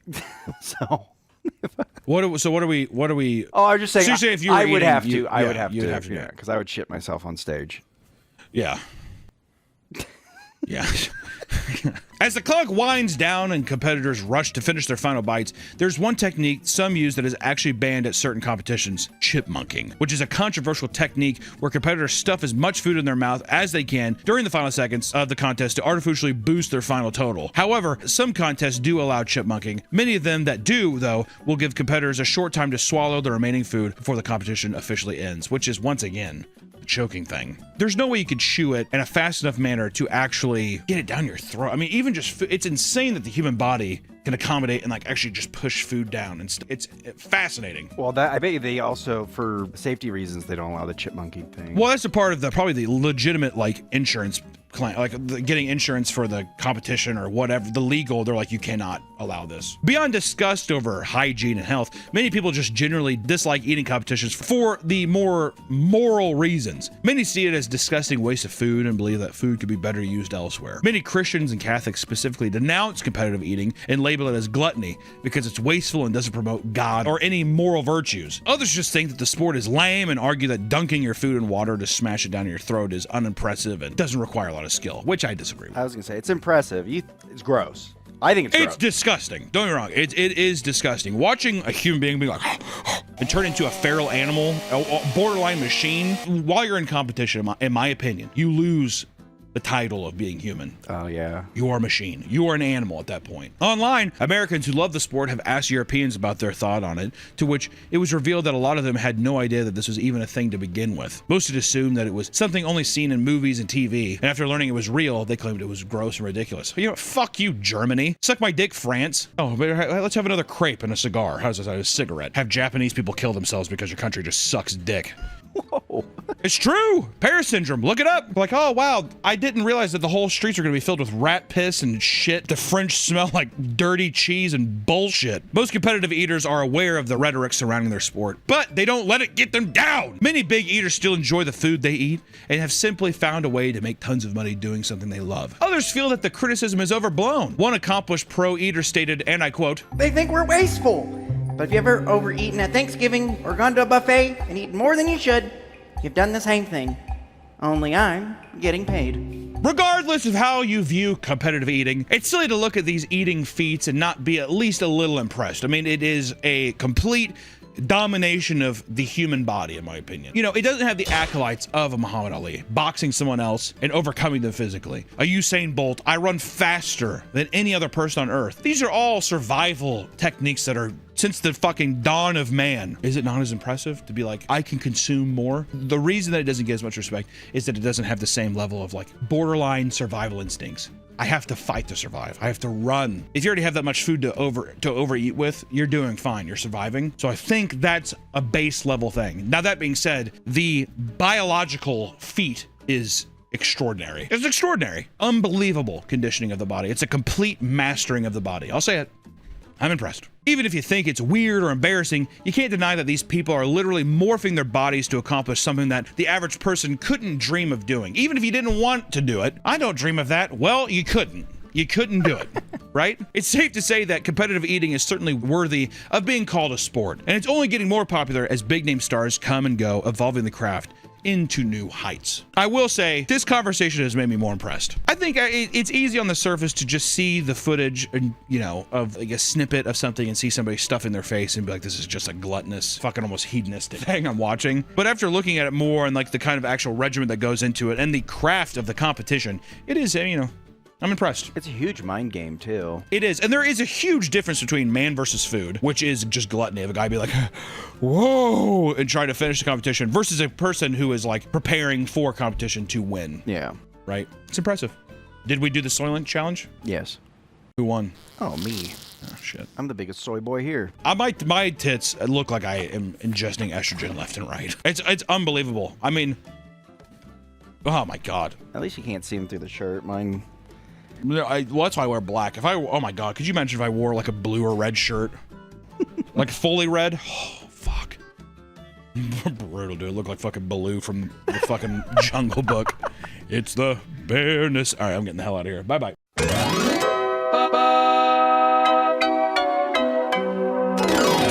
Welcome Welcome back to the Papa Meat channel. How you doing? How you doing? Coming and sitting down because today we're gonna talk about Walmart. Walmart is like the Wild West of supermarkets because it can sometimes feel like a lawless country, not just for the customers, but for the employees as well. One minute you're restocking canned beans, and the next you're in a hostage situation on a Monday morning. This is why Walmart is so fascinating. It seems to bring out the worst in people of all ages. It has a similar reputation to probably Waffle House, but instead of people getting in fights, it's mentally unwell people taking shits on floors, pissing in corners, and just, I don't know, actually just getting in fights as well. That's pretty normal too. So today, I thought we explored the insane stories to come out of Walmart stores across the country. But first, the question at hand is, Hunter, why is Walmart so chaotic? Walmart is known for having a high rate of police calls, with some stores reporting multiple emergency 911 calls being made daily. Not just every once in a while, daily. Multiple. And according to Officer Daryl Ross, an officer in Tulsa, they were called into a Walmart 5,000 times within 5 years. 1,000 calls a year. Yes, but only 300 times to Target department stores nearby. 5,300. Bit odd. Poverty will do that. It's not just the poor going to Walmart, it's just the poor. The crimes can range from shoplifting to physical violence and even attempted shootings, which is just fun. And the average Walmart is like a massive warehouse, so it requires tons of security on staff to make sure that everything is being covered at all times. AKA an 88-year-old man at the front door that looks at your receipt like this. Okay, you're good. Thank you. That's it. That's the security. Don't judge a book by its cover. That's true. That old man gets up and he's like, I'm gonna break your legs. He's probably packing heat. I got a gun. You see Gran Torino? Get off my lawn. It wasn't always as bad as it is now, and many attribute the increased crime rates to Walmart's aggressive cost-cutting policies that slowly degraded the store's quality and greatly reduced the staff. It's also the case that Walmarts tend to be located in impoverished, struggling communities that may already have higher rates of crime. Regardless, there is a seemingly endless amount of stories about absurd crimes being carried out inside of Walmarts. These crimes can range from simple robberies to people straight up planting makeshift bombs in the store. You like bombs? We got them! So let's talk about one of them now, starting with the 2023 Sparta Walmart fire. Let me tell you a tale. You feel like a little true crime thing here. 17-year-old Emma Smith had set a fire at her local Walmart, causing over $7 million in damages. Security footage shows Smith entering the Walmart for the purpose of purchasing oatmeal and mayonnaise. Classic combo, O&M. And out of nowhere, she had decided to pull out her lighter and light a fake plant ablaze. All of a sudden, she was like, burn, and just lit up this fake plant. Who knows why? I don't know. She literally said it's because she just got a compulsion, a random urge. That's an autism thing for sure. She's like flicking it probably in her pocket. It burns my legs. It burns my legs in my pocket. According to her, she was going to reach into her phone to call her mother when she felt the lighter instead. So she gave in to her random impulse of lighting this random fake houseplant on fire. Feels kind of weird. I was gonna call my mom, but I felt my lighter instead. Okay. She didn't think the fire would spiral out of control as fast as it did. It was later noted that she had not been taking her medications that day, which likely altered her decision-making skills. She's like, I didn't take my Tylenol. What does that have to do with anything? I get headaches. And on the way out, she decided to take a brief video of the fire where she acted shocked and instructed people to evacuate. Oh my God, get out of here! Everyone move from the area! Everyone move from the area!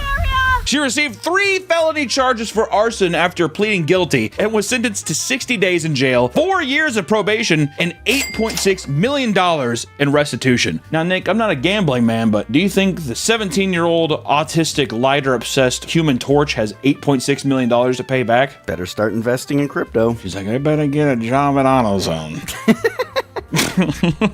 And not all Walmart crimes are as damaging as this one, but we could talk about the cowman who stole 26 gallons of milk. In 2011, 18-year-old Jonathan Payton crawled into a Walmart on all fours, dressed in a cow costume. He began stealing milk cartons, loading 26 of them into a shopping cart, and he left Walmart only to start giving the milk away to customers outside of the store. He was eventually stopped by police and attempted to flee the scene by skipping away from them. He literally skipped away in a cow outfit.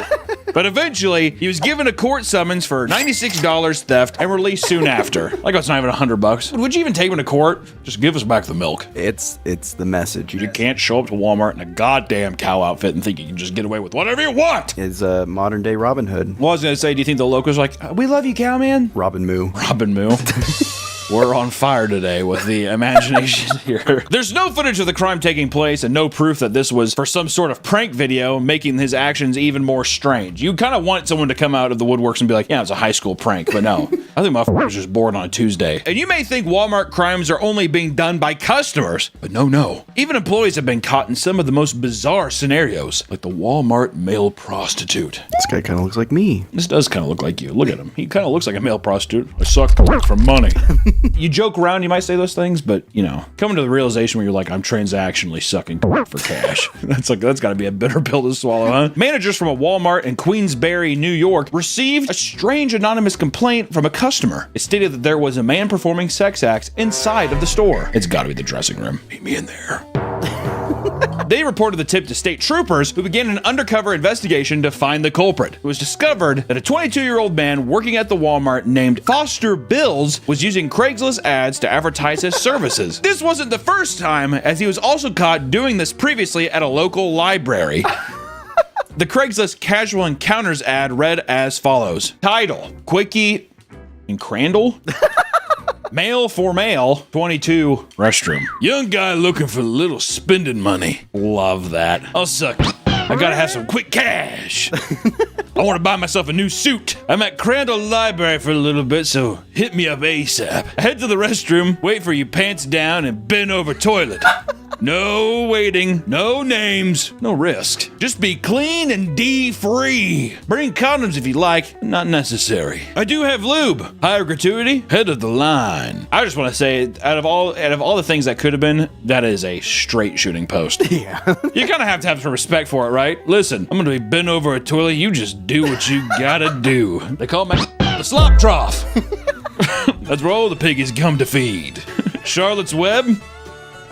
Not in the library. The undercover investigator met with Bills and exchanged money for his services, after which the man was arrested and charged with misdemeanor prostitution count. Misdemeanor. So he's like bent over, his like gaped open, his prolapse, red cabbage is coming out and doing this to him.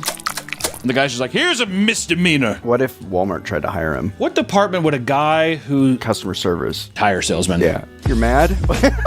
So you're mad about the tire prices. Well, how about you take me to the bathroom and f*** me silly? I want to speak to your manager. You are looking at him. The other guy's like upstairs. He's like, he's the best goddamn employee we have. Customers always leave happy. Today's video is sponsored by Aura. Have you ever wondered how many scammers get your phone number? Or why your inbox is flooded with spam? It's because data brokers are selling your data without your consent. Lately, I've been dealing with people leaking my information, and that's why I recommended everyone get Aura. Aura is your all-in-one digital security. Aura works hard to remove your personal info from these sites to protect your privacy. Get alerts when your personal information is found on the dark web, plus real-time fraud alerts on your credit and banking details. Aura also provides you with a secure VPN, antivirus software, and a password manager to keep things in the right hands. In the event of a breach, Aura includes $5 million in identity theft insurance protection. The safety of me and my family is of the utmost important, and that's why I use Aura. With one app, we're protected from all sides. Try Aura for free for 14 days at aura.com/papameat and see for yourself where your data is being exposed and sold. Thank you to Aura for sponsoring this video, and back to the video. Now let's talk about one of the dumbest people to ever commit a crime in Walmart. The man who shoplifted during annual Shop with a Cop event. What kind of event is that? Shop with a Cop, how threatening. I was just getting Oreos. I'll walk with you. Doesn't that seem creepy? A Walmart store in Virginia hosts an annual Shop with a Cop event where struggling families are accompanied by local law enforcement to shop for gifts for the holidays. That's nice. They can't take too much. That's what the cops are for. All right, put it in the car. Just stop! Please stop resisting! So I'm guessing the cops are more so being like, I'll pay for your groceries. So it's like the local community coming together, whatever. During this event, 32-year-old Hector Velasquez walked into the store, saw 50 police officers and sheriff deputies, and still attempted to steal around $1,400 in merchandise, which has to be 30% of the store. I mean, honestly, a guy earlier stole, I don't know, how much, like 30 gallons of milk, and that was under $100. Velasquez is like, I want the whole thing. heck there one at all. He was caught on security cams, and suddenly various officers started getting calls about a robbery occurring right next to them. Everyone started searching the store and found that Velasquez trying to sneak out of the back of the building. He was arrested, and the officers revealed to reporters that up to 40 patrol cars were parked next to Velasquez's car. They were shocked that he believed he could get away with the crime, which honestly, I wonder if he's just like doing the crimes in plain sight. No one would expect a guy to go to shop with a cop and steal. Or maybe he's trying to get like an achievement. What if he was looking for bills? And not all Walmart crimes are this blatant. Some can be more secretive, like the Walmart sewer meth lab. Awesome. I don't know, but it's awesome. During a routine patrol, officers in Amherst, New York spotted suspicious activity under the parking lot of a Walmart near a tall culvert. After going through a parking lot manhole, officers found a hidden meth lab taking place under the store. Men dressed in hazmat suit entered and began pulling out meth-making supplies and bottles filled with liquid meth. This isn't the first time meth lab was discovered at a Walmart. Around the same time in Indiana, a Walmart employee discovered a hidden backpack inside of the restroom that contained a working mobile meth lab inside. It supposedly was left there so that it could be retrieved as the meth was finished being made, to avoid having explosive chemicals sitting in their home. We'll just leave it at the Walmart. For both of those situations, no culprit was ever found. I love that the people who are making meth are totally scot-free. If you want to start a meth lab, consider Walmart. Some of these crimes can escalate into full-on nightmares, like the machete man who attempted a kidnapping at a Walmart. In all these pictures, they just scream Walmart shoppers, don't they? He looks pretty upset. A man wielding a machete trying to kidnap someone might have some motives to be upset, I would assume. 33-year-old Billy Boudier Herrera had approached a woman and her 2-year-old child at a Louisiana Walmart. He told her that he would kill her child if she didn't follow his instructions. He attempted to take the child out of the cart, but failed. Her legs, she's like, your daughter's got fat thighs, you know that. Also, just want to say, those are a nightmare, aren't they? When you put your legs through as a kid. Oh, yeah. That. You got some chubby legs, get stuck.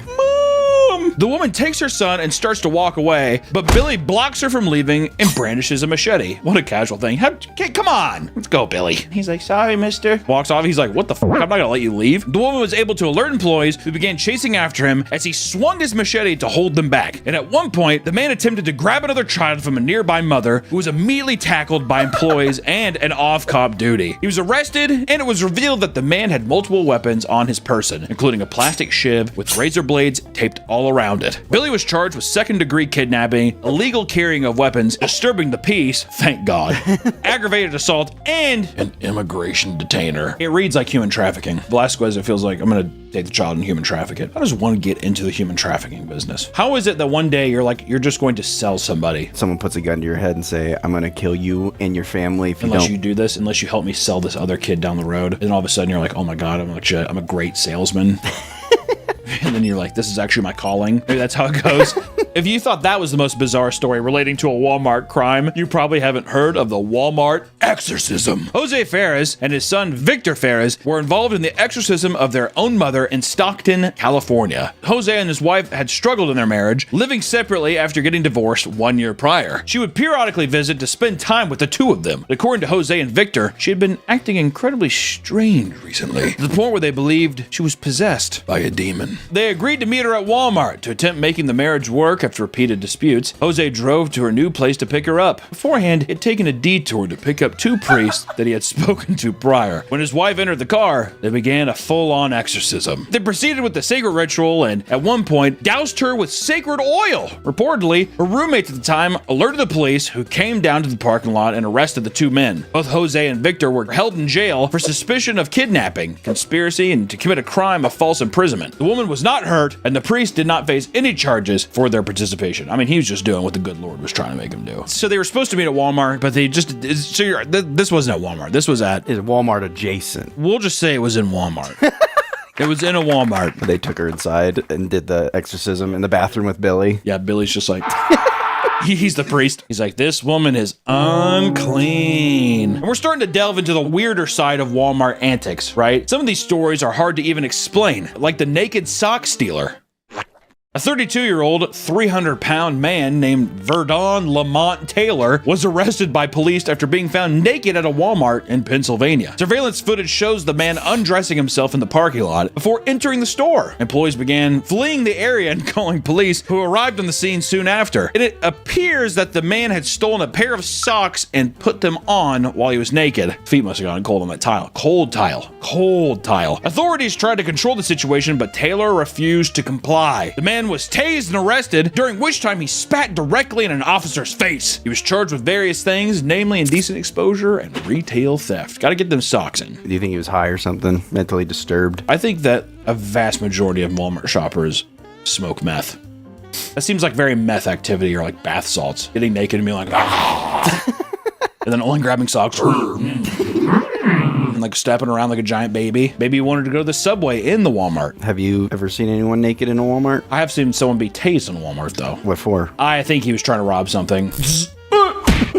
Tell you too, when you see somebody get tased, they really do just like their whole body contracts, whatever, so they just go stiff. And they drop down. Not when you're in the highway and you get run over. That's true. No, that happens then too.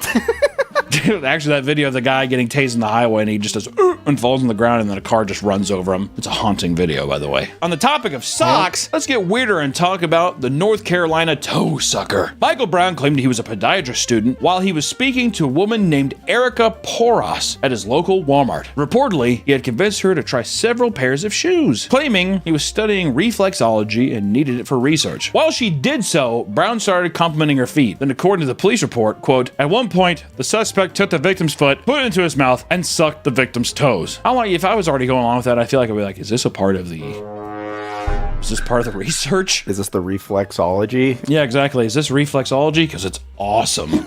He told her that he would pay for her groceries if she agreed not to tell anyone. She went to the authorities and the man was soon arrested. And apparently, he was already listed as a registered sex offender. Further investigation led to multiple unconfirmed stories coming from multiple women that were very similar. Some women recalled him explaining that he was doing a survey on a test of people of different races and nationalities. And one woman, Rebecca McBride, stated, quote, he went on to tell me that he was studying reflexology and he noticed my feet and how nice they were. He started examining my feet, taking pictures and videos of my feet until he started to sweat and shake, and it was his cue to go. I gotta get out of here.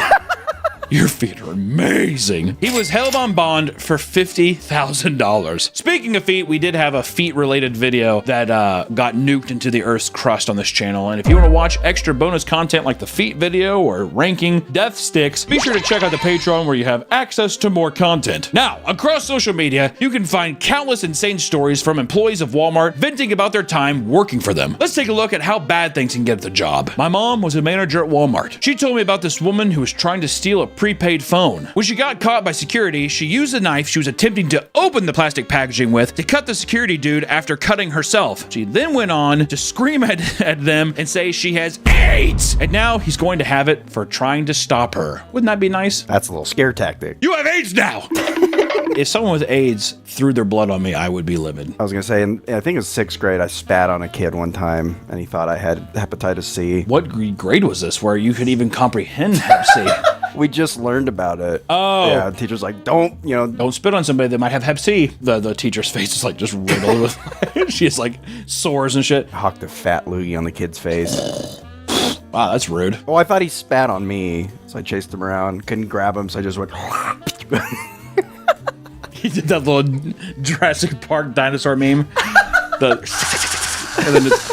Anyways, another post says, a woman comes in with some panties and said that they didn't fit and she wanted to return them for cash because she had already bought the correct size elsewhere. She had a receipt and plopped a Walmart bag down on the counter. Inside the bag were 6 crusty crotch shit-stained panties that were biohazard from 6 feet away. Needless to say, I did not touch them. I paged the manager on duty and he tells me to just take them back despite being very nasty. Processed the return and she happily left the store with her $8.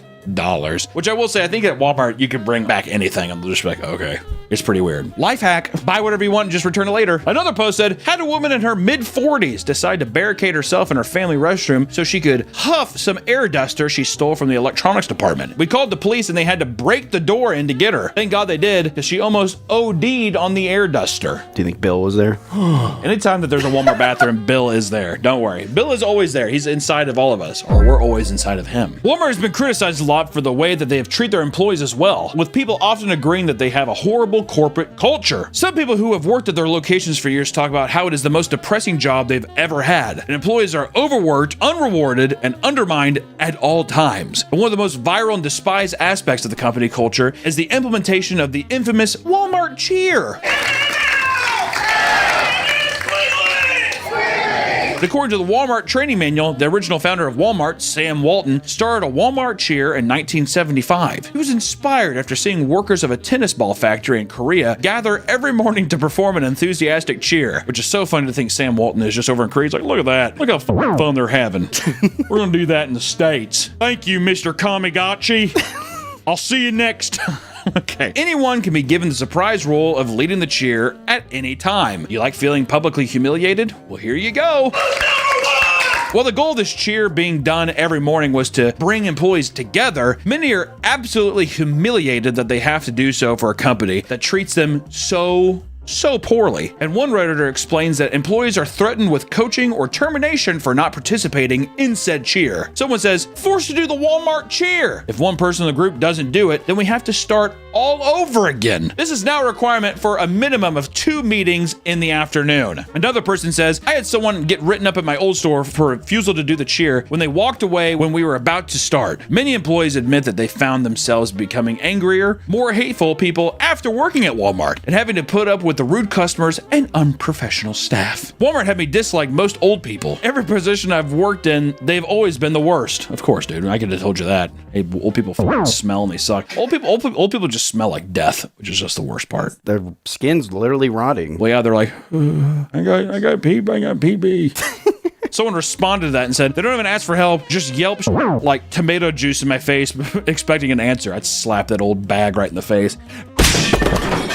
Whoa! Hunter from a different timeline here. I had to come back in because when we got done recording the initial video, so you might see me swap shirts here. Do you guys remember peopleofwalmart.com and all the amazing photos that came there? It hit me like a freight train after we recorded, so I had to include it in, but peopleofwalmart.com, I'm pretty sure it's still up and active and people still post photos there. And there's also a couple more stories I wanted to add in. One in particular was the Walmart crime ring, because in 2024, it was revealed that a group of 7 people were participating in mass robberies across 10 states. The crime ring, which typically focused on stealing televisions, made off with close to $700,000 in products within a single year from Walmart's. They would enter stores like Walmart and purchase 70 to 80-inch TVs, often valued around $600 or so, and then they would rush them back to a truck waiting outside where they would quickly unwrap, remove the product, and from there, they would put a broken TV inside of the box and return it and get their money back. Pretty solid proof plan. This is a big scam online. They'll buy something and then return it but throw rocks. Yeah, so it has weight to it, yeah. Oh, that's weird. The TVs usually don't sound like a bunch of broken glass and rocks. That's odd. They would then use Facebook Marketplace to make profit selling the brand new TVs for like a marked up price. So not only are they getting their money back, they're basically getting like 200% worth of profit here. And the worst part is that not only were they making a massive profit from the robbery, but Walmart customers would buy their own TV only to find the broken ones inside from their refurbished section. This became a full-time job for them, and they were working so fast that soon every Walmart in the city had been hit multiple times. And eventually, someone was able to find some of the people involved by tracing the membership cards they occasionally used for their TV returns. 4 had been placed under arrest for theft, laundering, larceny, and more. The final 3 members, on the other hand, are still unknown. Out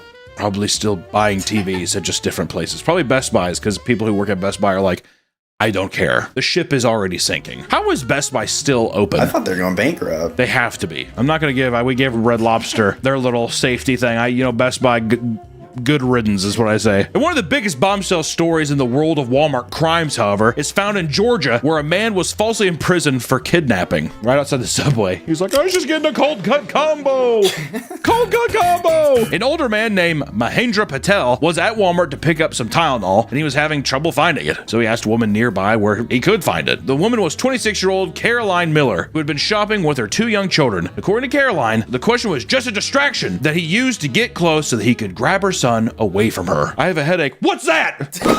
Apparently, this sparked a tug of war for the child. Caroline successfully pulled her son away from her, and Patel was arrested soon after she called the police. Caroline told the story of a brave mother fighting to protect her child, but security cam footage told a completely different story. Patel noticed that the kid who was on her lap in the scooter was like going to fall off, so he was just trying to help him from falling and not cracking a skull on the ground. He quickly lunged forward to balance him and had no intentions of pulling him away from his mother, and there was no sign of tug of war claimed by Miller, showing that she greatly exaggerated the story. Patel was put under police custody for days, and they claimed that there was still more to investigate before letting him go, which is so funny where it's like, you saw. Yeah, so pretty much had to like tackle him, and we played like, we leg wrestled for 45 minutes. It's like, no, you're in a cart, and he just tried to help your son from falling and hurting himself. I like how they're just like, we better keep him around for a while. What's crazy is in the footage, there's an eyewitness who notices, and he like looks. He doesn't give a shit. It's Walmart. They interviewed her, and apparently she said she just uses the scooter because the kids like it. That's nice. I'm sure the person crawling around the store with their like incapacitated legs, I'm sure really likes that. I'd imagine if a guy saw like a man actually pulling a child off of like a rascal, they're probably like, I just saw a child get strangled with a garden hose here last week. This is nothing new to me. This is all completely normal. The fact that she rapidly began taking interviews and using social media to share her thoughts seemed suspicious. Probably a person who's like, yeah, I'm a total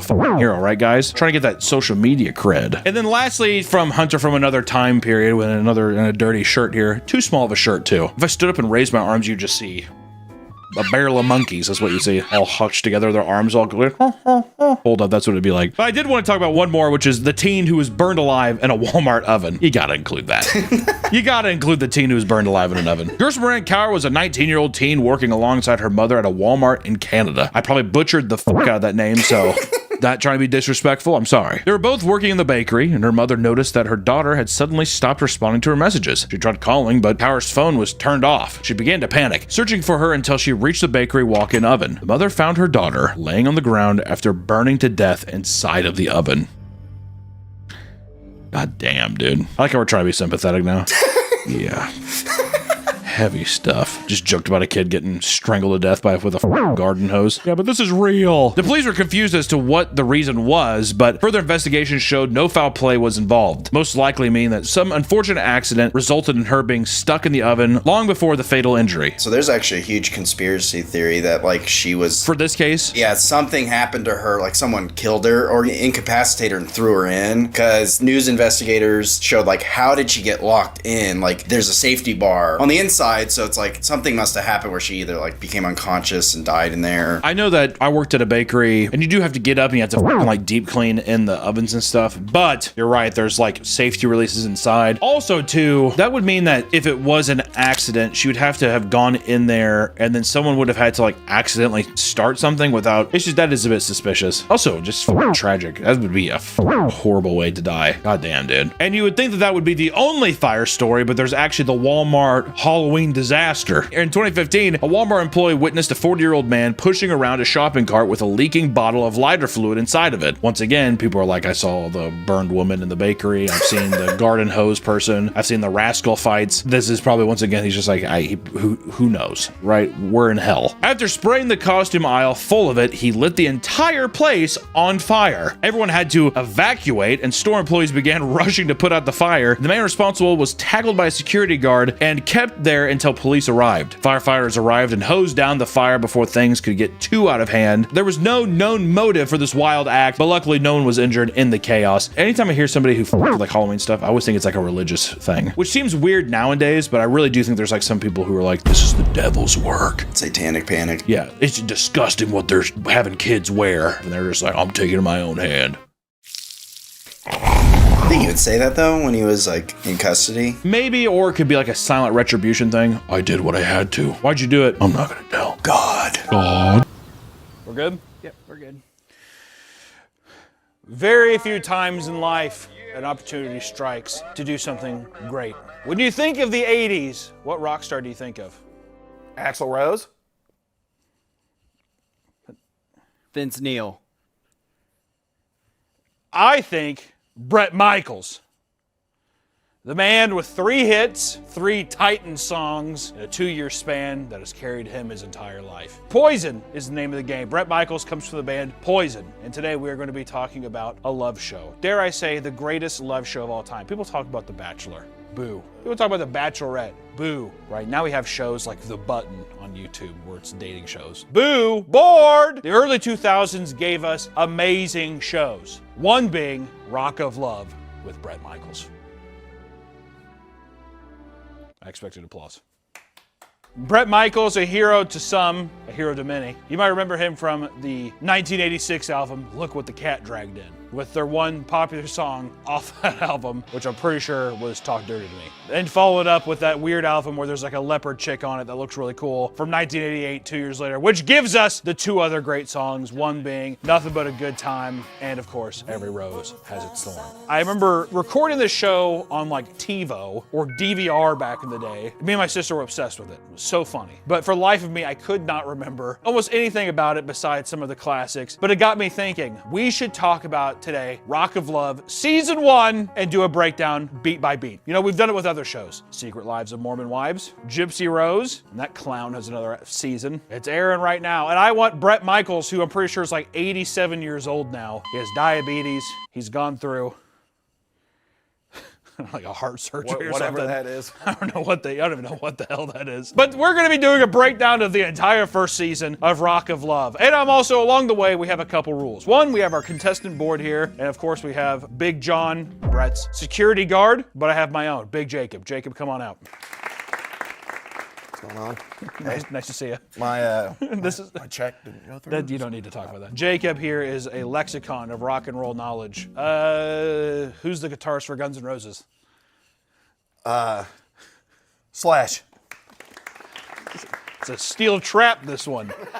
But he's going to be our Big John here. He's going to help me out with the lanyards because there's one thing that Bret Michaels does is he gets lanyards from John. And as you see here on our board, we have our own lanyards. John, go ahead and read us off our beautiful contestants. 25 of the most beautiful girls in the world. You'll hear that immediately as the first episode starts. 25 of the most beautiful women in the world. Bret Michaels has to say 25 of the most beautiful women in the world. And let me tell you, he's lying. Even by early 2000 standards. I think Bret might be fibbing just a little bit. One, we have Raven, Aaron, Dallas, Krista, Tiffany, Tamara, Nia, Kimberly, Jess, Kelly, Lacey, Bonnie, Magdalena, Brandy M, Lauren, Samantha, Meredith, Krista, Brandy C, Jessica, Tawny, Rodeo, Heather, Faith, and Pam. Whoa. Did I do a good job? That's why we pay him the big bucks. That's why I pay Big Jacob the big bucks here.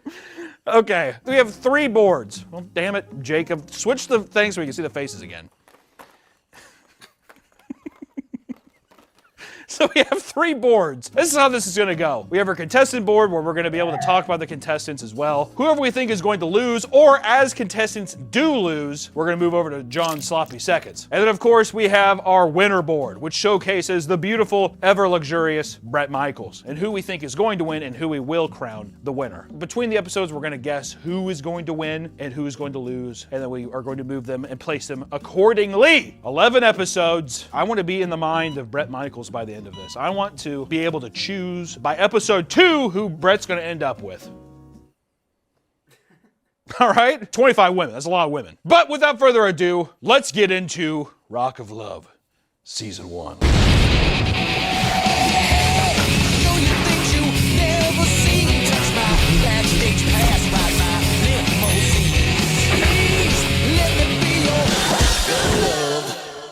It's the early 2000s, so it's all about looks. Still is. Well, they say that it's not, but back then it was just very in your face. You're hot, you're staying, or you're ugly, please leave. Not even please, get the fuck out. So I have to choose 3 people here who I think are going to stay. It's odd, they all kind of look the exact same. I don't know if you guys are getting that as well. You know what, already I'm getting a big Faith vibe. Maybe, I don't know. I don't know. It's like all like early 2000s fake plastic trash. I guess I'll say Heather. She looks like she would be in early 2000s porn. So that's got to be worth. That's got to be worth something. Going Heather. So this is even before we watch the show. This is before I'm even watching it. I'm just saying that, listen, I'm guessing, and then by episode 2, I'm locking in. That's what I gotta say. I'm just saying right now, gut reaction, if I was Bret Michaels, I am Bret Michaels, I'm gonna guess who I think is gonna win the show. They're all revolting. You know what I'll say? I'm gonna say another one, Brandy. Brandy Mahoney. I don't know about like the last name, like Brandy Macaroni. She kind of looks like she has like that early 2000s like that look. It's kind of, once again, I feel like in the early 2000s it was all just like you would want to look like you're in a porno. She also kind of has like a weird like if Avril Lavigne was like white trash, and like maybe Bret Michaels would like that. So we're doing that. And last but I gotta just be faster with this. I'm gonna say for now, you know what, Tamara, because she looks crazy as shit here, but she's also super hot.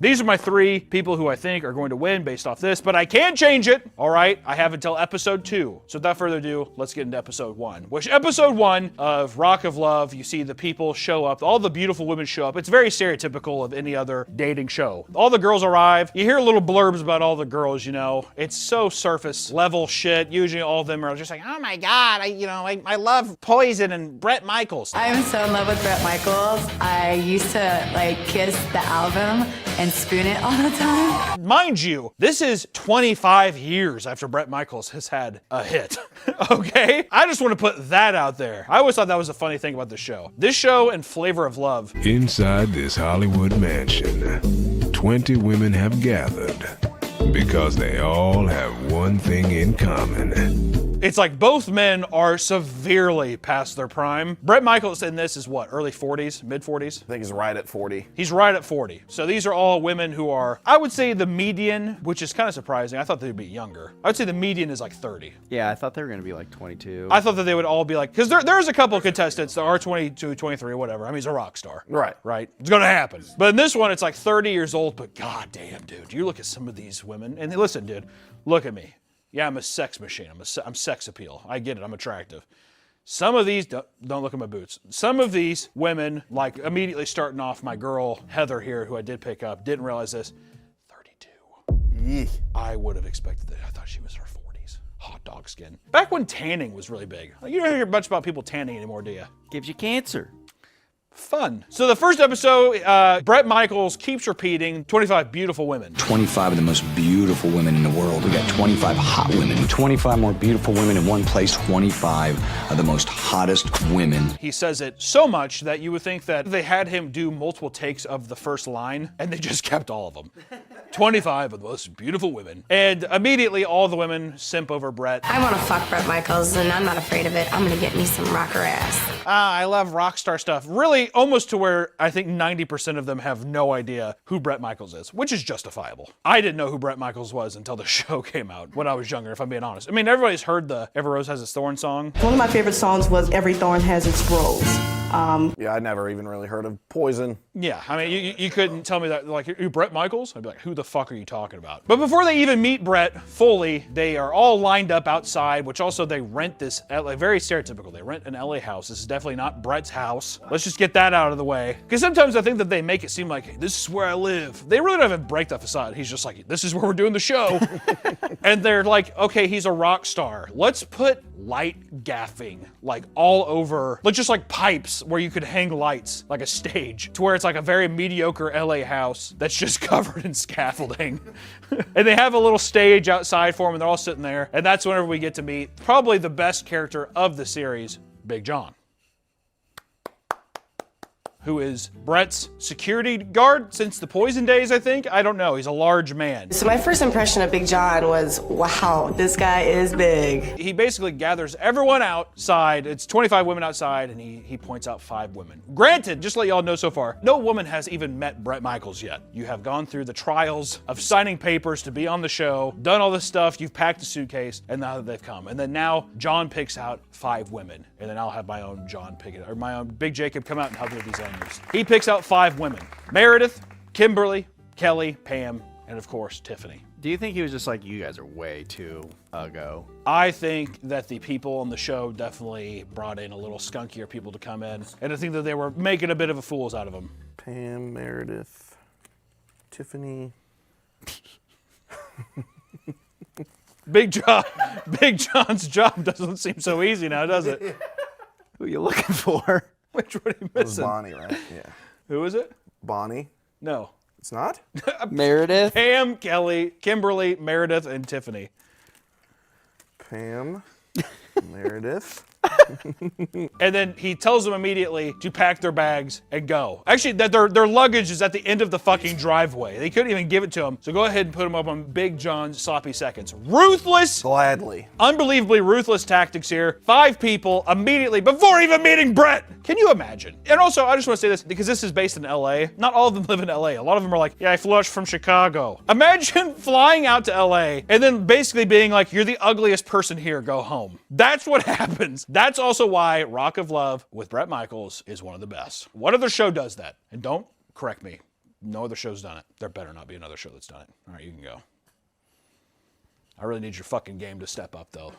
But you know what? One of the girls, Tiffany, does not accept to go home. She refuses, and she bangs on the door so much she pisses off John. She comes back, she's just like, I think she's already drunk. Yeah. She can tell she's already smashed, but she comes back, Tiffany's just like, I'm not gonna fucking go. She bangs on the door a bunch, disrupts everybody. So I'm standing there, I'm like, what the fuck is that? Then she begs Big John to be back on the show. And you know what? Big John, because he has a heart of gold, he says, you know what? Fine, dude. I'll let one of the fucking dogs back in. I was a little pissed because, I mean, how the hell did she get back in the house? I mean, what did she do? Suck someone's dick to get back in? So you gotta come back in and bring Tiffany in. Don't touch me. I'm the talent. You can't touch me. Tiffany's back, which I'll be honest, out of all the women, I would have kept Tiffany out. Well, she's the drama queen. She's not even a drunk, she's a drunk. She's a drunk. She's like a 52-year-old drunk woman who's just like, I want to meet Brett. Don't threaten me with a good time. Oh yeah, that's her catchphrase. Don't threaten me with a good time. Jesus Christ. Don't threaten me with a good time. Too much. Says it way too much. Which if you look at this, you definitely also think that you bring a girl back in because if you start off the show, the season, the series, and immediately John is like, I'm taking the 5 ugliest women and sending him back off, I don't think anybody's gonna like John. And he is a cornerstone, a pillar of industry for the show. So you know what? You show his sympathetic side, his human side, he lets him back in. Already redeemed. Even though I would have said, you know what, John, you're just doing your job. From here on in the first episode, the girls play with their boobs together, which, you know, to give the show credit, the girls, at least it's more appropriate to his age. I feel like a lot of times now it would be like, you would think early 2000s would be a little more exploitative. Like, I'm 18. Because all the rock stars make songs about 15 and 16-year-olds and shit. And Bret Michaels just like, just old enough or something like that. But Bret's classy. So then the girls finally get to meet Bret. And goddamn is it monumentous. Hey, Brett! Hello, everybody! I don't think any person, I'm wondering if any person, this is no shade to Bret, because I love Bret, I love you, Bret. Don't think anybody would have that visceral reaction if Bret Michaels walked into any room. Like, I feel like Bret Michaels could walk into a Starbucks and the world would be fine. I don't think any chaos would happen. But people are losing their minds, they're very excited. And the first thing that Bret does in the show is he's got to take pictures of them for their lanyards. He's like, show me your sex appeal, show me your sexy side. But really it's just a way for one by one for people to come in, grossly make out with them, and then they kind of like do some very white trash. I don't know, they spread their pussy lips or they show their boobs or something. So, some of the girls just flash the camera or they do whatever, and you get Brett sitting down in his green room thing, and he's just like, oh, she's a firecracker. I gotta be honest with you, I was having a lot of emotions pouring through my member. I'm feeling extremely horny, and I'm telling you, I'm ready to explode. And then you gotta hand him off to Big John, and he does who God knows what with him. Adds him to his collection. All right. Yeah, it makes them all little Russian nesting dolls. I love girls in a cowboy hat. That's what he says. That's what he says. I love a girl in a cowboy hat. It is just purely sexy. And I knew even if I didn't want it, she was gonna have a piece of me. He then goes out to make out with every single woman, and Bret makes the weirdest noises when taking the pictures. Pretty much he's just like, oh, yeah. Oh, jeez. Oh, yeah. Oh, damn. Oh, yeah. Uh-huh. Oh, jeez. Oh, yeah. Oh, yeah. Oh. Jesus. Coming his pants pretty much. He's just like, oh, baby. Oh, fuck. Oh, oh. And all the girls are just kind of waiting on the staircase like,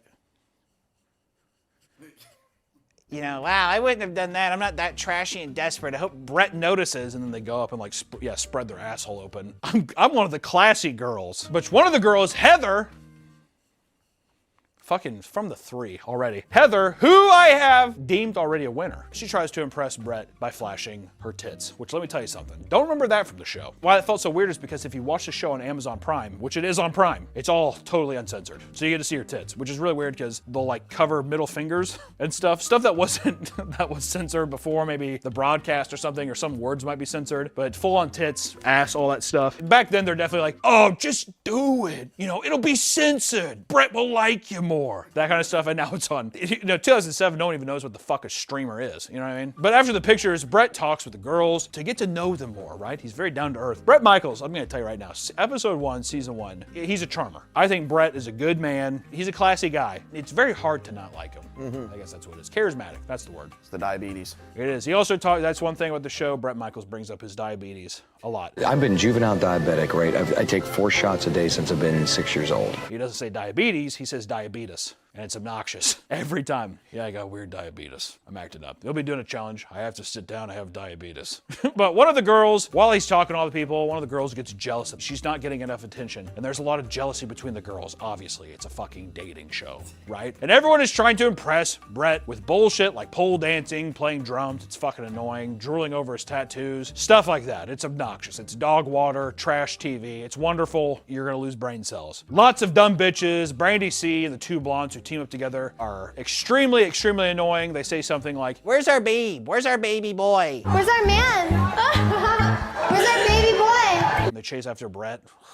Where's our boyfriend? Oh yeah, where's our boyfriend at? And they're like, yeah, we're the blondes. We're friends because we're blondes. Brett's in the bathroom with a gun. He's just like, Brett's a blonde. Brett is a blonde, has been in a wig for probably 36 years. At this point, I think that motherfucker's been wearing a wig for a long time. But one of the contestants, surprisingly enough, the one that they let back in, the fucking tramp herself, Tiffany, gets extremely drunk and starts arguing with all the girls. And it's obnoxious. She's rolling around, slurring her words. And it'd be funny if she was pushed in the pool that they're all hanging out in and she drowned. If they had just like an alcoholic drowning session. She got drunk, she's like, oh! They're just like, ah, she can't swim. She did drop the N-bomb and no one cared. Oh, yeah. What? Hey, that's not a nice word. Oh, yeah, it is. That's 2007. All right. Transformers was getting ready to come out. Shia probably could have dropped one of the bombs then. But no one would have mattered. As long as him and Bumblebee saved the day, I think Shia could have dropped one too. But this is where, Tiffany starts grinding on Brett and it's just gross. She beat my penis to a pulp and it was a dry beating. What are they doing? I love this show so far because none of it is sexy. It's all supposed to be sex appeal. It's like, living the rock star status and seeing which girl is going to get Brett's heart, but it's just disgusting. I mean, it's a fucking body horror show, if anything. And I think that Big John, even by this point, knows that he made a mistake letting Tiffany back in. But the cuts to Brett are funny because Brett will be making out with Brandy. I mean, when they make out too, it's like they quiet every other sound. They really amplify like the...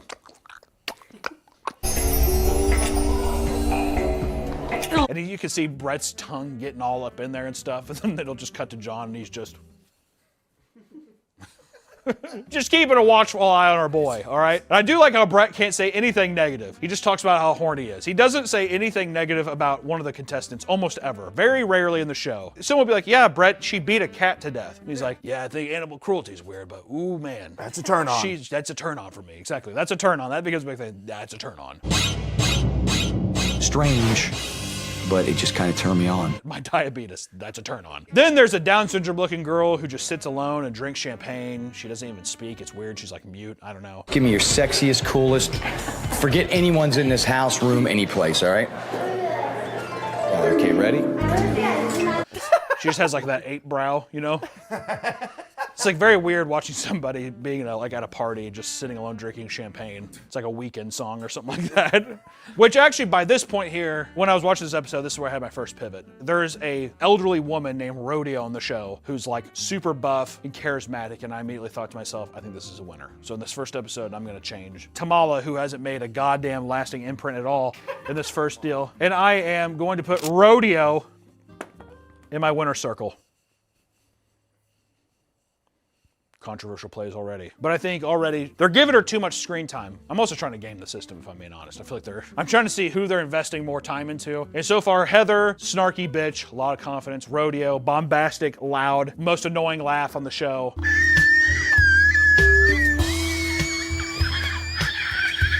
MILF. And I'll say it, MILF. I will say it. And during the elimination rounds, Brett comes out in a duster, and how it works is the whole episode, he gets to know who people are, and then now we're at the end, where Brett and Big John stand there, and he has to hand out stage pass lanyards to see who's gonna stay instead of roses. It's very nice. And I'll tell you something, looking at the set, the show just feels, it's so cheap. Like, maybe in the early 2000s when people were like, oh, this is a show, and like, I can't make that, so it feels fancier than what it is. But my God, it feels like there's no way any money went into the show, except maybe just paying Brett, just to use his name. I don't know. So what I'm gonna do here is, Big Jacob, come back. These are our ladies who didn't make the fucking cut. Go ahead and take off Krista, Raven, Jessica, Lauren, and Bonnie. Get them out. Big John, you get to eat. Jacob, this is how you're eating.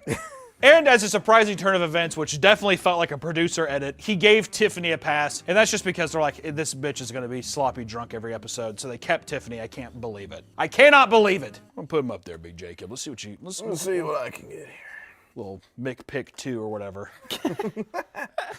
Come on here, man. Which one of the tramps is Big John taking to bed tonight? Thinking Kelly might look good. Kelly's a lucky woman. Show us Kelly. Go ahead and put that around your neck. Wear that one. Wear that with pride. You bagged yourself a good one, Big Jacob. He's got my heart.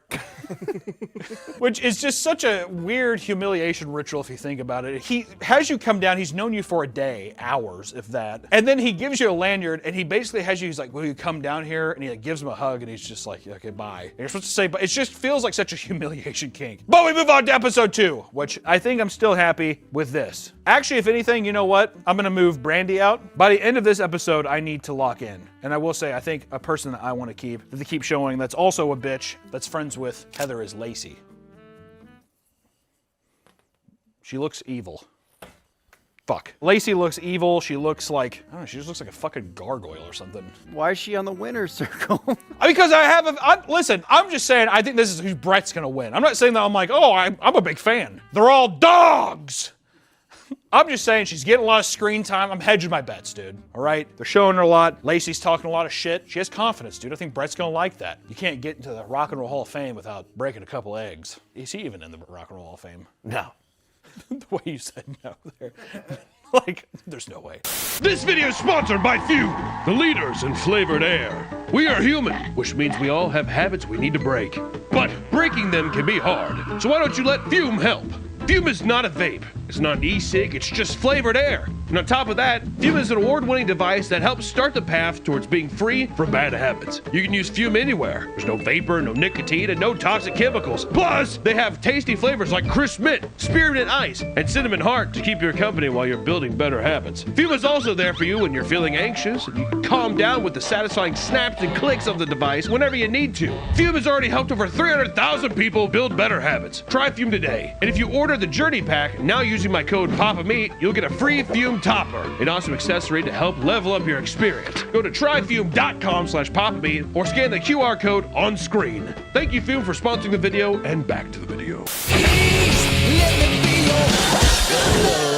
Episode 2! All the ladies start waking up at like around 3 p.m. because every episode they give these people alcohol poisoning. I don't know how these 30-year-olds are living. I have one bad night of drinking now, and I'm like, I'll never drink again. I'm kind of in that mode. Tiffany is passed out on the couch. The show just highlights her being a drunk bitch, really humiliating her. Really, these things are just being like, you want to look like a clown on this episode, right? Heather overhears Aaron talking about her ex-fiance. See, that's why the fucking we have the apex predator up here. Because I think this is the stallion that's going to go all the way. We'll see. She has an ex-fiance, and they're like, she doesn't really like Brett. Yeah, she's with somebody. She's with somebody right now, you know. And then Aaron's like, hey, it's not really with somebody if we're broken up. So, and all the girls start drinking immediately when they wake up. My liver hurt watching this show. It's so much drinking. It must make me. I almost want to drink now. Fuck. Do I have anything? I probably do. The girls start playing really shitty music on cheap music equipment. Like they basically went to Walmart and they have like a kit. I think they have some music sponsors. I think one of them is definitely Fender. Like Fender sponsored this show because they have like Fender guitars and they hand some out as like gifts later. But yeah, Lacey, once again, that's why I moved her over. She's like, I want to show Brett that I'm like a musician. Because then this is what I'm thinking too. Big brain plane. She's gonna sabotage everybody because she sees getting in with Brett, maybe sucking Brett off. She gets a record deal.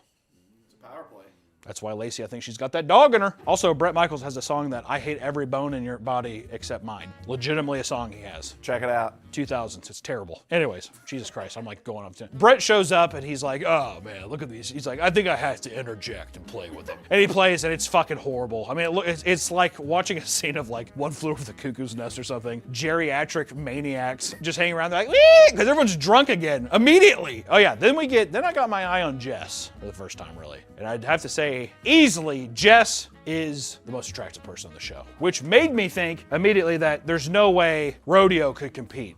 What? She got the cowboy hat. Brett loves a girl in a cowboy hat. This is my personal pick. I'm like, Jess, marry me. Yeah, she's pretty hot. All right? She's got that scene, like that white trash scene, like trailer park vibe, early 2000s snake bite, kind of like verb the noun band aesthetic. I fuck with it, and I'm feeling pretty happy with this so far. But basically, Jess turns Lacey away, and see, now we're getting a little cat fight between Lacey and Jess, and I like that. All right? Lacey's kind of a, can't say that, gonna get demonetized. Lacey's like a super annoying bitch, and Jess is not dealing with it. She's my queen, and I love her, and I want her to win. Which, that's when Lacey basically drags Jess into the pool, and I'm very surprised that they were able to do that, or, you know, whatever. But that's when Big John finally delivers a letter to the ladies from Brett talking about the next challenge. And every time that he delivers a letter to the girls, it's like a song. It's like a poem that they have to read, but it's all, there's like notes. It's in front of sheet music, so it's weird. But basically, yeah, Big John hands off the letter. You can tell he's eyeballing his prey a little bit. He's hedging his own bets during that thing. All right, ladies, good luck, but hey, the losers, keep your chin up. He's got his own agenda. He does. But the challenge at hand is phone sex. I need a love who can get on the phone, get me hot, and give me a good time. Because, you know, he has Talk Dirty to Me as a song. You've heard that song, right? Can't play it. He'll copyright the shit out of it, but still. Which, another drinking game to do during the show is take a shot every time Tiffany says, don't threaten me with a good time. Don't threaten me with a good time. Oh, no. You'll die of alcohol poisoning. Brett shows up in his pajamas for some reason. I don't know why he has to. I guess it's supposed to be like, oh, because it's like when I'm on the road and I'm on the tour, I need to have some girl that can like get me riled up from the road. As if he's not cheating on every wife he has in every city with some like lot lizard. I think this is the one scene in the whole show where he has no bandana or hat or anything. Okay, maybe. All right, but you don't dock points on the king for that. I'm just saying it's real hair. They hook up some blood dick monitor to Brett to basically check his blood pressure to see, which is so weird. It's like, I don't know. It's like something that like basically checks his heart rate and stuff through his cock to see when he gets most aroused by whoever's on the phone with him. This is a win-win for me as a diabetic because I could keep my blood sugar levels perfect. We get like all kinds of cringy stuff of people talking and all the girls like, oh my God, going back and forth. And Brett's reactions to a lot of it's pretty funny. Oh yeah, baby. Oh fuck! Brett was just made for this show. Oh yeah. There's no humiliation to him. He's just like, oh, fuck, you sure? Oh fuck! And there's some girls like Tamara. She doesn't do anything, and Brett just hangs up on her. If you got something there, it was purely by accident. I jumped the cord or something. It's pretty funny. Magdalena sings a very sexy song to Brett, and she basically says that he's like a king or something, and Brett even says, "I like being a king." I'll treat you like a king. I like being a king. Rodeo knows how to handle a phone, which kind of made me want to switch it back.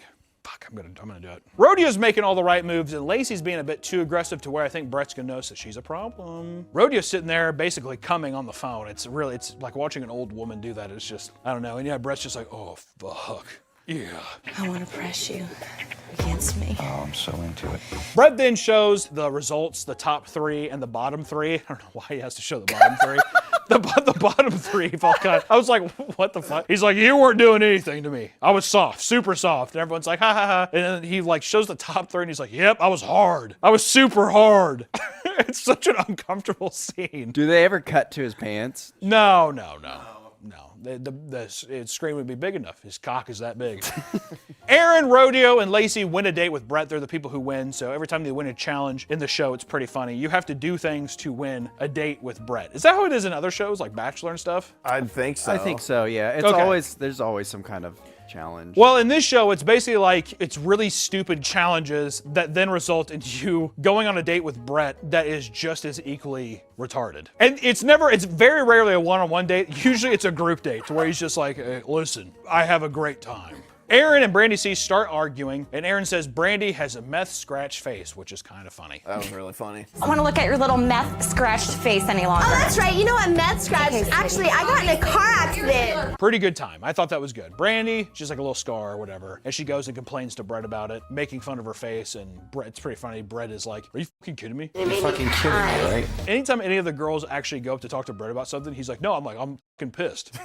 That's not okay. That's not okay. Are you fucking serious? Really? But then immediately, once again, because we've said this before, he refuses to say anything bad about someone, so he's like, I'm sure there's a heart of gold somewhere underneath those double Ds. I know under those humongous double Ds, there was a heart of gold in there somewhere. There had to be. And you're like, God damn it, Brett. Charismatic son of a bitch. You just can't hate him. You can't hate him. Obviously in the show, they're gonna try to get conflict amongst the contestants. But there's like a weird beef between Dallas and Lacey where Dallas is talking about how she's like, I basically eat and wear animals and I just want to kill all animals. And she's like, that's fucked up. I'm a vegan. I'm a member of PETA. I'm really passionate about PETA. And I realize what a heartless, hateful bitch she is. Or whatever. But then it becomes this weird thing where she's like, yeah, Dallas is like, yeah, if an animal is here right now, I'd just bludgeon it to death. And you're like, what the fuck are you talking about? Fucking psychotic. It is psychotic. Sorry, there was an animal right here, right now. I would slit his throat. But I bet Brett would be like, but honestly, kind of hot. Honestly, that's kind of a turn on. Which Big John then again passes down his next note from Brett the next morning, once again, sizing up every bit of prey at the table. It's like a cartoon bulldog.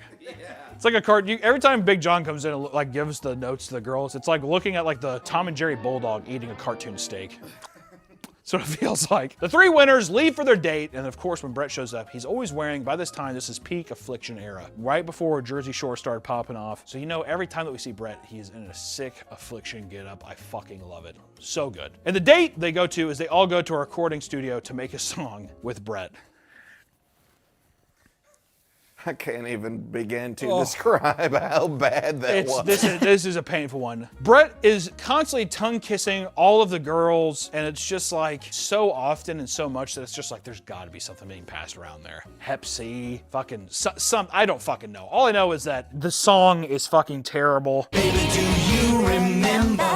Let me feel you, friend. Thank you. I'm hearing a hit. And it's funny that they're getting 2007 Bret Michaels as if he's going to the studios and they're just like, yeah, like the label's really excited.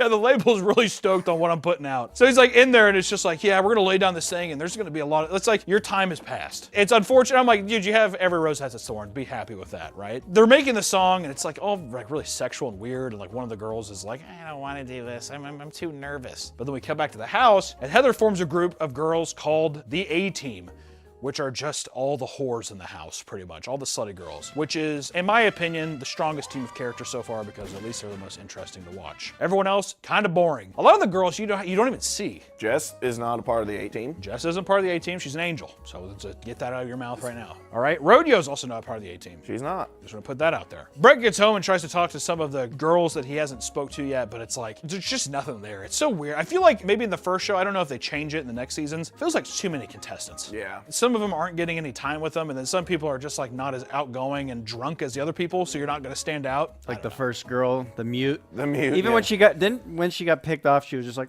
Yeah, I still don't think she said anything. Which Brett then says, I have no connection with Tamara, and she's as dumb as a box of rocks. Here's the thing with Tamara. No connection and dumb as a box of rocks. Which I feel like today maybe wouldn't slide as much. But guess what? It's Bret Michaels. He's charismatic, so we let it happen anyways. Heather goes to Brett and tells him about Aaron's fiance, which is actually her ex-fiance. You get a lot of back and forth there, you know. A lot of the things of him being like, are you fucking kidding me? You know, yeah. Aaron's supposed to get married in May. You're fucking kidding me. No. And you get to see here that a lot of the girls are going to go to Brett with any little grievance and basically tattletale. That's the biggest thing. Now, finally, we get to the good part of the episode, which is the elimination. Brett walks out in his duster for elimination, and it looks like it just came off the back of a cow. It literally was like black and white. Yes, because it's fresh Californian Angus duster, because that's every outfit that Brett wears on the show is gold, okay? Brett reads off the girls that are going home before he hands the last pass out, which Big Jacob, come in. Put your phone away. You're on the fucking... It's Faith. I have not been paid. Hey, Faith, Tiffany, Tawny, and Tamara. I feel like I'm reading like fucking Hansel and Gretel or something. Tiffany, Tana, Tamara. Are you disappointed in any of these picks? Me? No, not yet. Because there's too many people early on. It's like you don't give a shit enough, you know? There's no stakes yet, really. Wait, Plus, Tiffany got killed? My winner, yeah, Tiffany did, the drunk. She got killed. She got threatened with a good time. Yeah, Big John. I'm pretty sure that also Brett in the episode, he also gets pissed off and he's like, where have I heard that before? You know, oh, it was on the phone sex thing. Really, don't threaten me with a good time. Don't threaten me with a good time. Don't threaten me with a good time. Don't threaten me with a good time. Tiffany, obviously. Hello? You know, don't threaten me with a good time, and it gets him soft. But Big John, once again, carefully watching his prey, walking out of the house, and Tamara tries to leave out the wrong door, and she looks like a stupid bitch. Big Jacob, hold on. Come here. What? You get another, it's your other, who's your next prey? I'm holding on to the... You get every episode. Every day you get a You're new- eating every day. You're Big John. Who are you thinking this time? Yeah, Big John's hungry. See, that's the thing, is every episode becomes more difficult for him because it's the choices that grow. Might go Tamara here. Oh, there you go. Fresh meat. Why Tamara? She's got kind of that wild hair. Doesn't look like she knows where she's at too often. That's a pro. I guess. That's a plus for Big John. All right. Well, thank you. Move on to episode 3. I have to stick with these. The people I'm sticking with, I think, are going to win, at least this time. And as we go on, I think, let's say episode 5, I have to remove one of them. Right? After a while, you have to remove one. But for now, episode 3, I'm going in thinking that either Heather C., Rodeo, or Jess is going to win. Jess is my queen. I will die for her. Thank you. Should we do a drink? Yeah, Brett drinks. Big Jacob, make me a drink. You got it, Brett.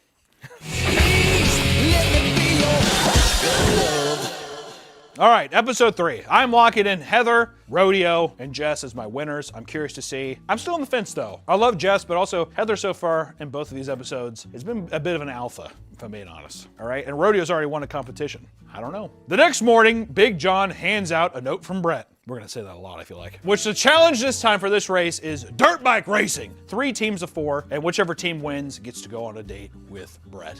Lucky, lucky. The girls get to the racetrack and see Brett riding and doing wheelies, which is funny because there's no way that's actually him.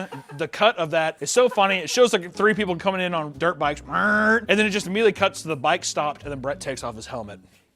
Come on, dude. Can we not be a little more creative with the edit, with the cuts here? Which, they're getting instructed on how to ride. Some of them haven't ridden before. Magdalena pisses herself, and she's trying to get a helmet over her fat, stupid fucking head. Everyone's making fun of her because she's huge. She's like fucking 6'6" or something. I'm pretty sure Bret Michaels is 5'8". The instructors try showing the girls how to ride the dirt bikes, and Dallas is terrible. She's falling over the place. She just speeds off and runs into the fucking ground. Which the girls get split into 3 teams. Magdalena, Heather, and Aaron are team captains. They're the people who are like having to choose. It's basically old school dodgeball style. Big Jacob, give me my drink.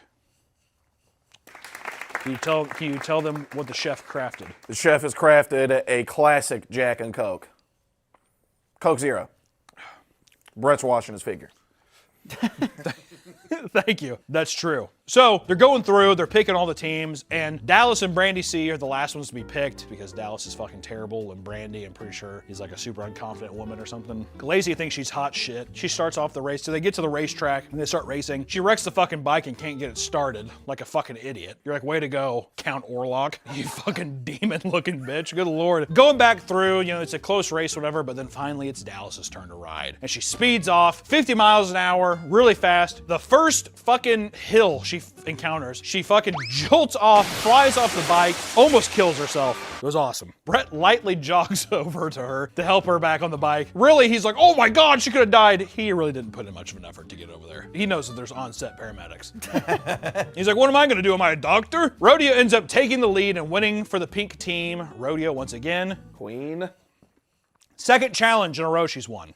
Okay? Then Brett like brings out like a Pop Warner trophy and gives it to the girls to also where it's like, it's one trophy for 4 women. It's like, how do we break that up? Who takes this home? And it's obnoxious. It's huge. I want to know where that's at. I mean, he probably fucking got it literally from like a Goodwill store. I don't know. Which Rodeo, Magdalena, Samantha, and Brandy M win a date with Brett. Does that feel special if 4 other people? You know what I mean? Like, okay. Lacey and Dallas start arguing again over killing pets. Lacey calls Dallas to waste a sperm and egg back at the house. You're just a waste of sperm and egg, that's all. You're a waste of sperm and egg. They don't like each other. Feels like a race war. No, it's about animals. They shove each other and break some of the cheap vodka bottles behind the bar. Producers definitely told Lacey to keep pressing Dallas because she won't leave her alone. And then Rodeo comes out of nowhere and like, I don't fucking know, Jet Li's the fuck out of Rodeo and sends her off basically. She's like, this is enough! I've had enough! Which it is fucking annoying. I was like, it made me cringe watching that. Lacey like pressing Dallas the whole time. I was cringing super fucking hard. Like it's like schoolyard shit where it's like, won't leave you alone. It's the cringe was very real. And let me tell you, by this time I was bought in. I'm bought in on all the sauce, if I'm being honest. I'm like, oh no, she didn't. So the dates are like double dates with just Brett, and I wish once again Big John could get in on the action. 2 girls go on a date, and then other 2 girls go. While the other 2 girls are waiting, why not let Big John take him out? John's not doing nothing. Look at him. He's Big John. Big John. All right looking. Oh, if I'll be honest, I would be in a relationship with Big John over Brett in a heartbeat. In a heartbeat. It's not true. Not true, no. No, Brett has the money. Brett has the money and the wigs. John didn't sing Every Rose Has Its Thorn. No, but I like John because I can tell he's gonna take care of me. Right. He's gonna protect me. Yeah. Why do you keep yawning? I'm laughing. He's laughing. Yeah, when I go see a funny movie, I do this the whole time. Sam and Magdalena and Brett are out on the patio and watch a slideshow of Brett growing up. That's a date. Yeah, they say, yeah. By the pool. It's a poolside date where he's just like, yeah, this is pretty much me when I was young. It's like, lucky girls. Lucky. Brett made sure to put on the Rasta wig for the occasion. It's poolside. It's tropical. He's got to put on the Rasta wig. If he doesn't put on the Rasta wig, why even buy it? Didn't Adrian Brody get banned from SNL for that? Adrian Brody got banned in SNL for what? Wearing a Rastafarian wig. Dude, well, let me tell you something. People, I think, good. Let Adrian Brody get canceled for it and Brett Michael walks free. That's what I say. Sam, I'll tell you something. She's got like a little gap or two. A little trashy. I like it. Just wants in that verb the noun kind of era. Trashy vibes. But she listens to Cradle of Filth. Also, she wore a Pantera shirt that one time. Probably loves Atreyu. Oh man, loves Atreyu. It sells a Paper Anchors album and shit. God damn. She's like, yeah, bullet for my Valentine. And you're like, yeah. I'll accept it. That's fine. Yeah, that'll be fine. She's sitting there and she's like, I mean, Brett's been making out with all of these women. And then he's like talking to her and he's trying to kiss her and she's like, oh no. Like, and he's just like, it's just a kiss. It's just a kiss. That becomes a big meme. Is listen, fucking relax. It's just a fucking kiss. Are you gonna be this uptight, really? John? Oh, you don't want me to get John? It's a kiss. Which, it's weird whenever they kiss, whatever, because in the edit, they add these moans in the background. It's like making out, whatever, and you just hear, oh. I never understand the idea of like wanting people to be hard while they're watching TV. But Sam says that she wants to have an orgasm, so Brett kicks them both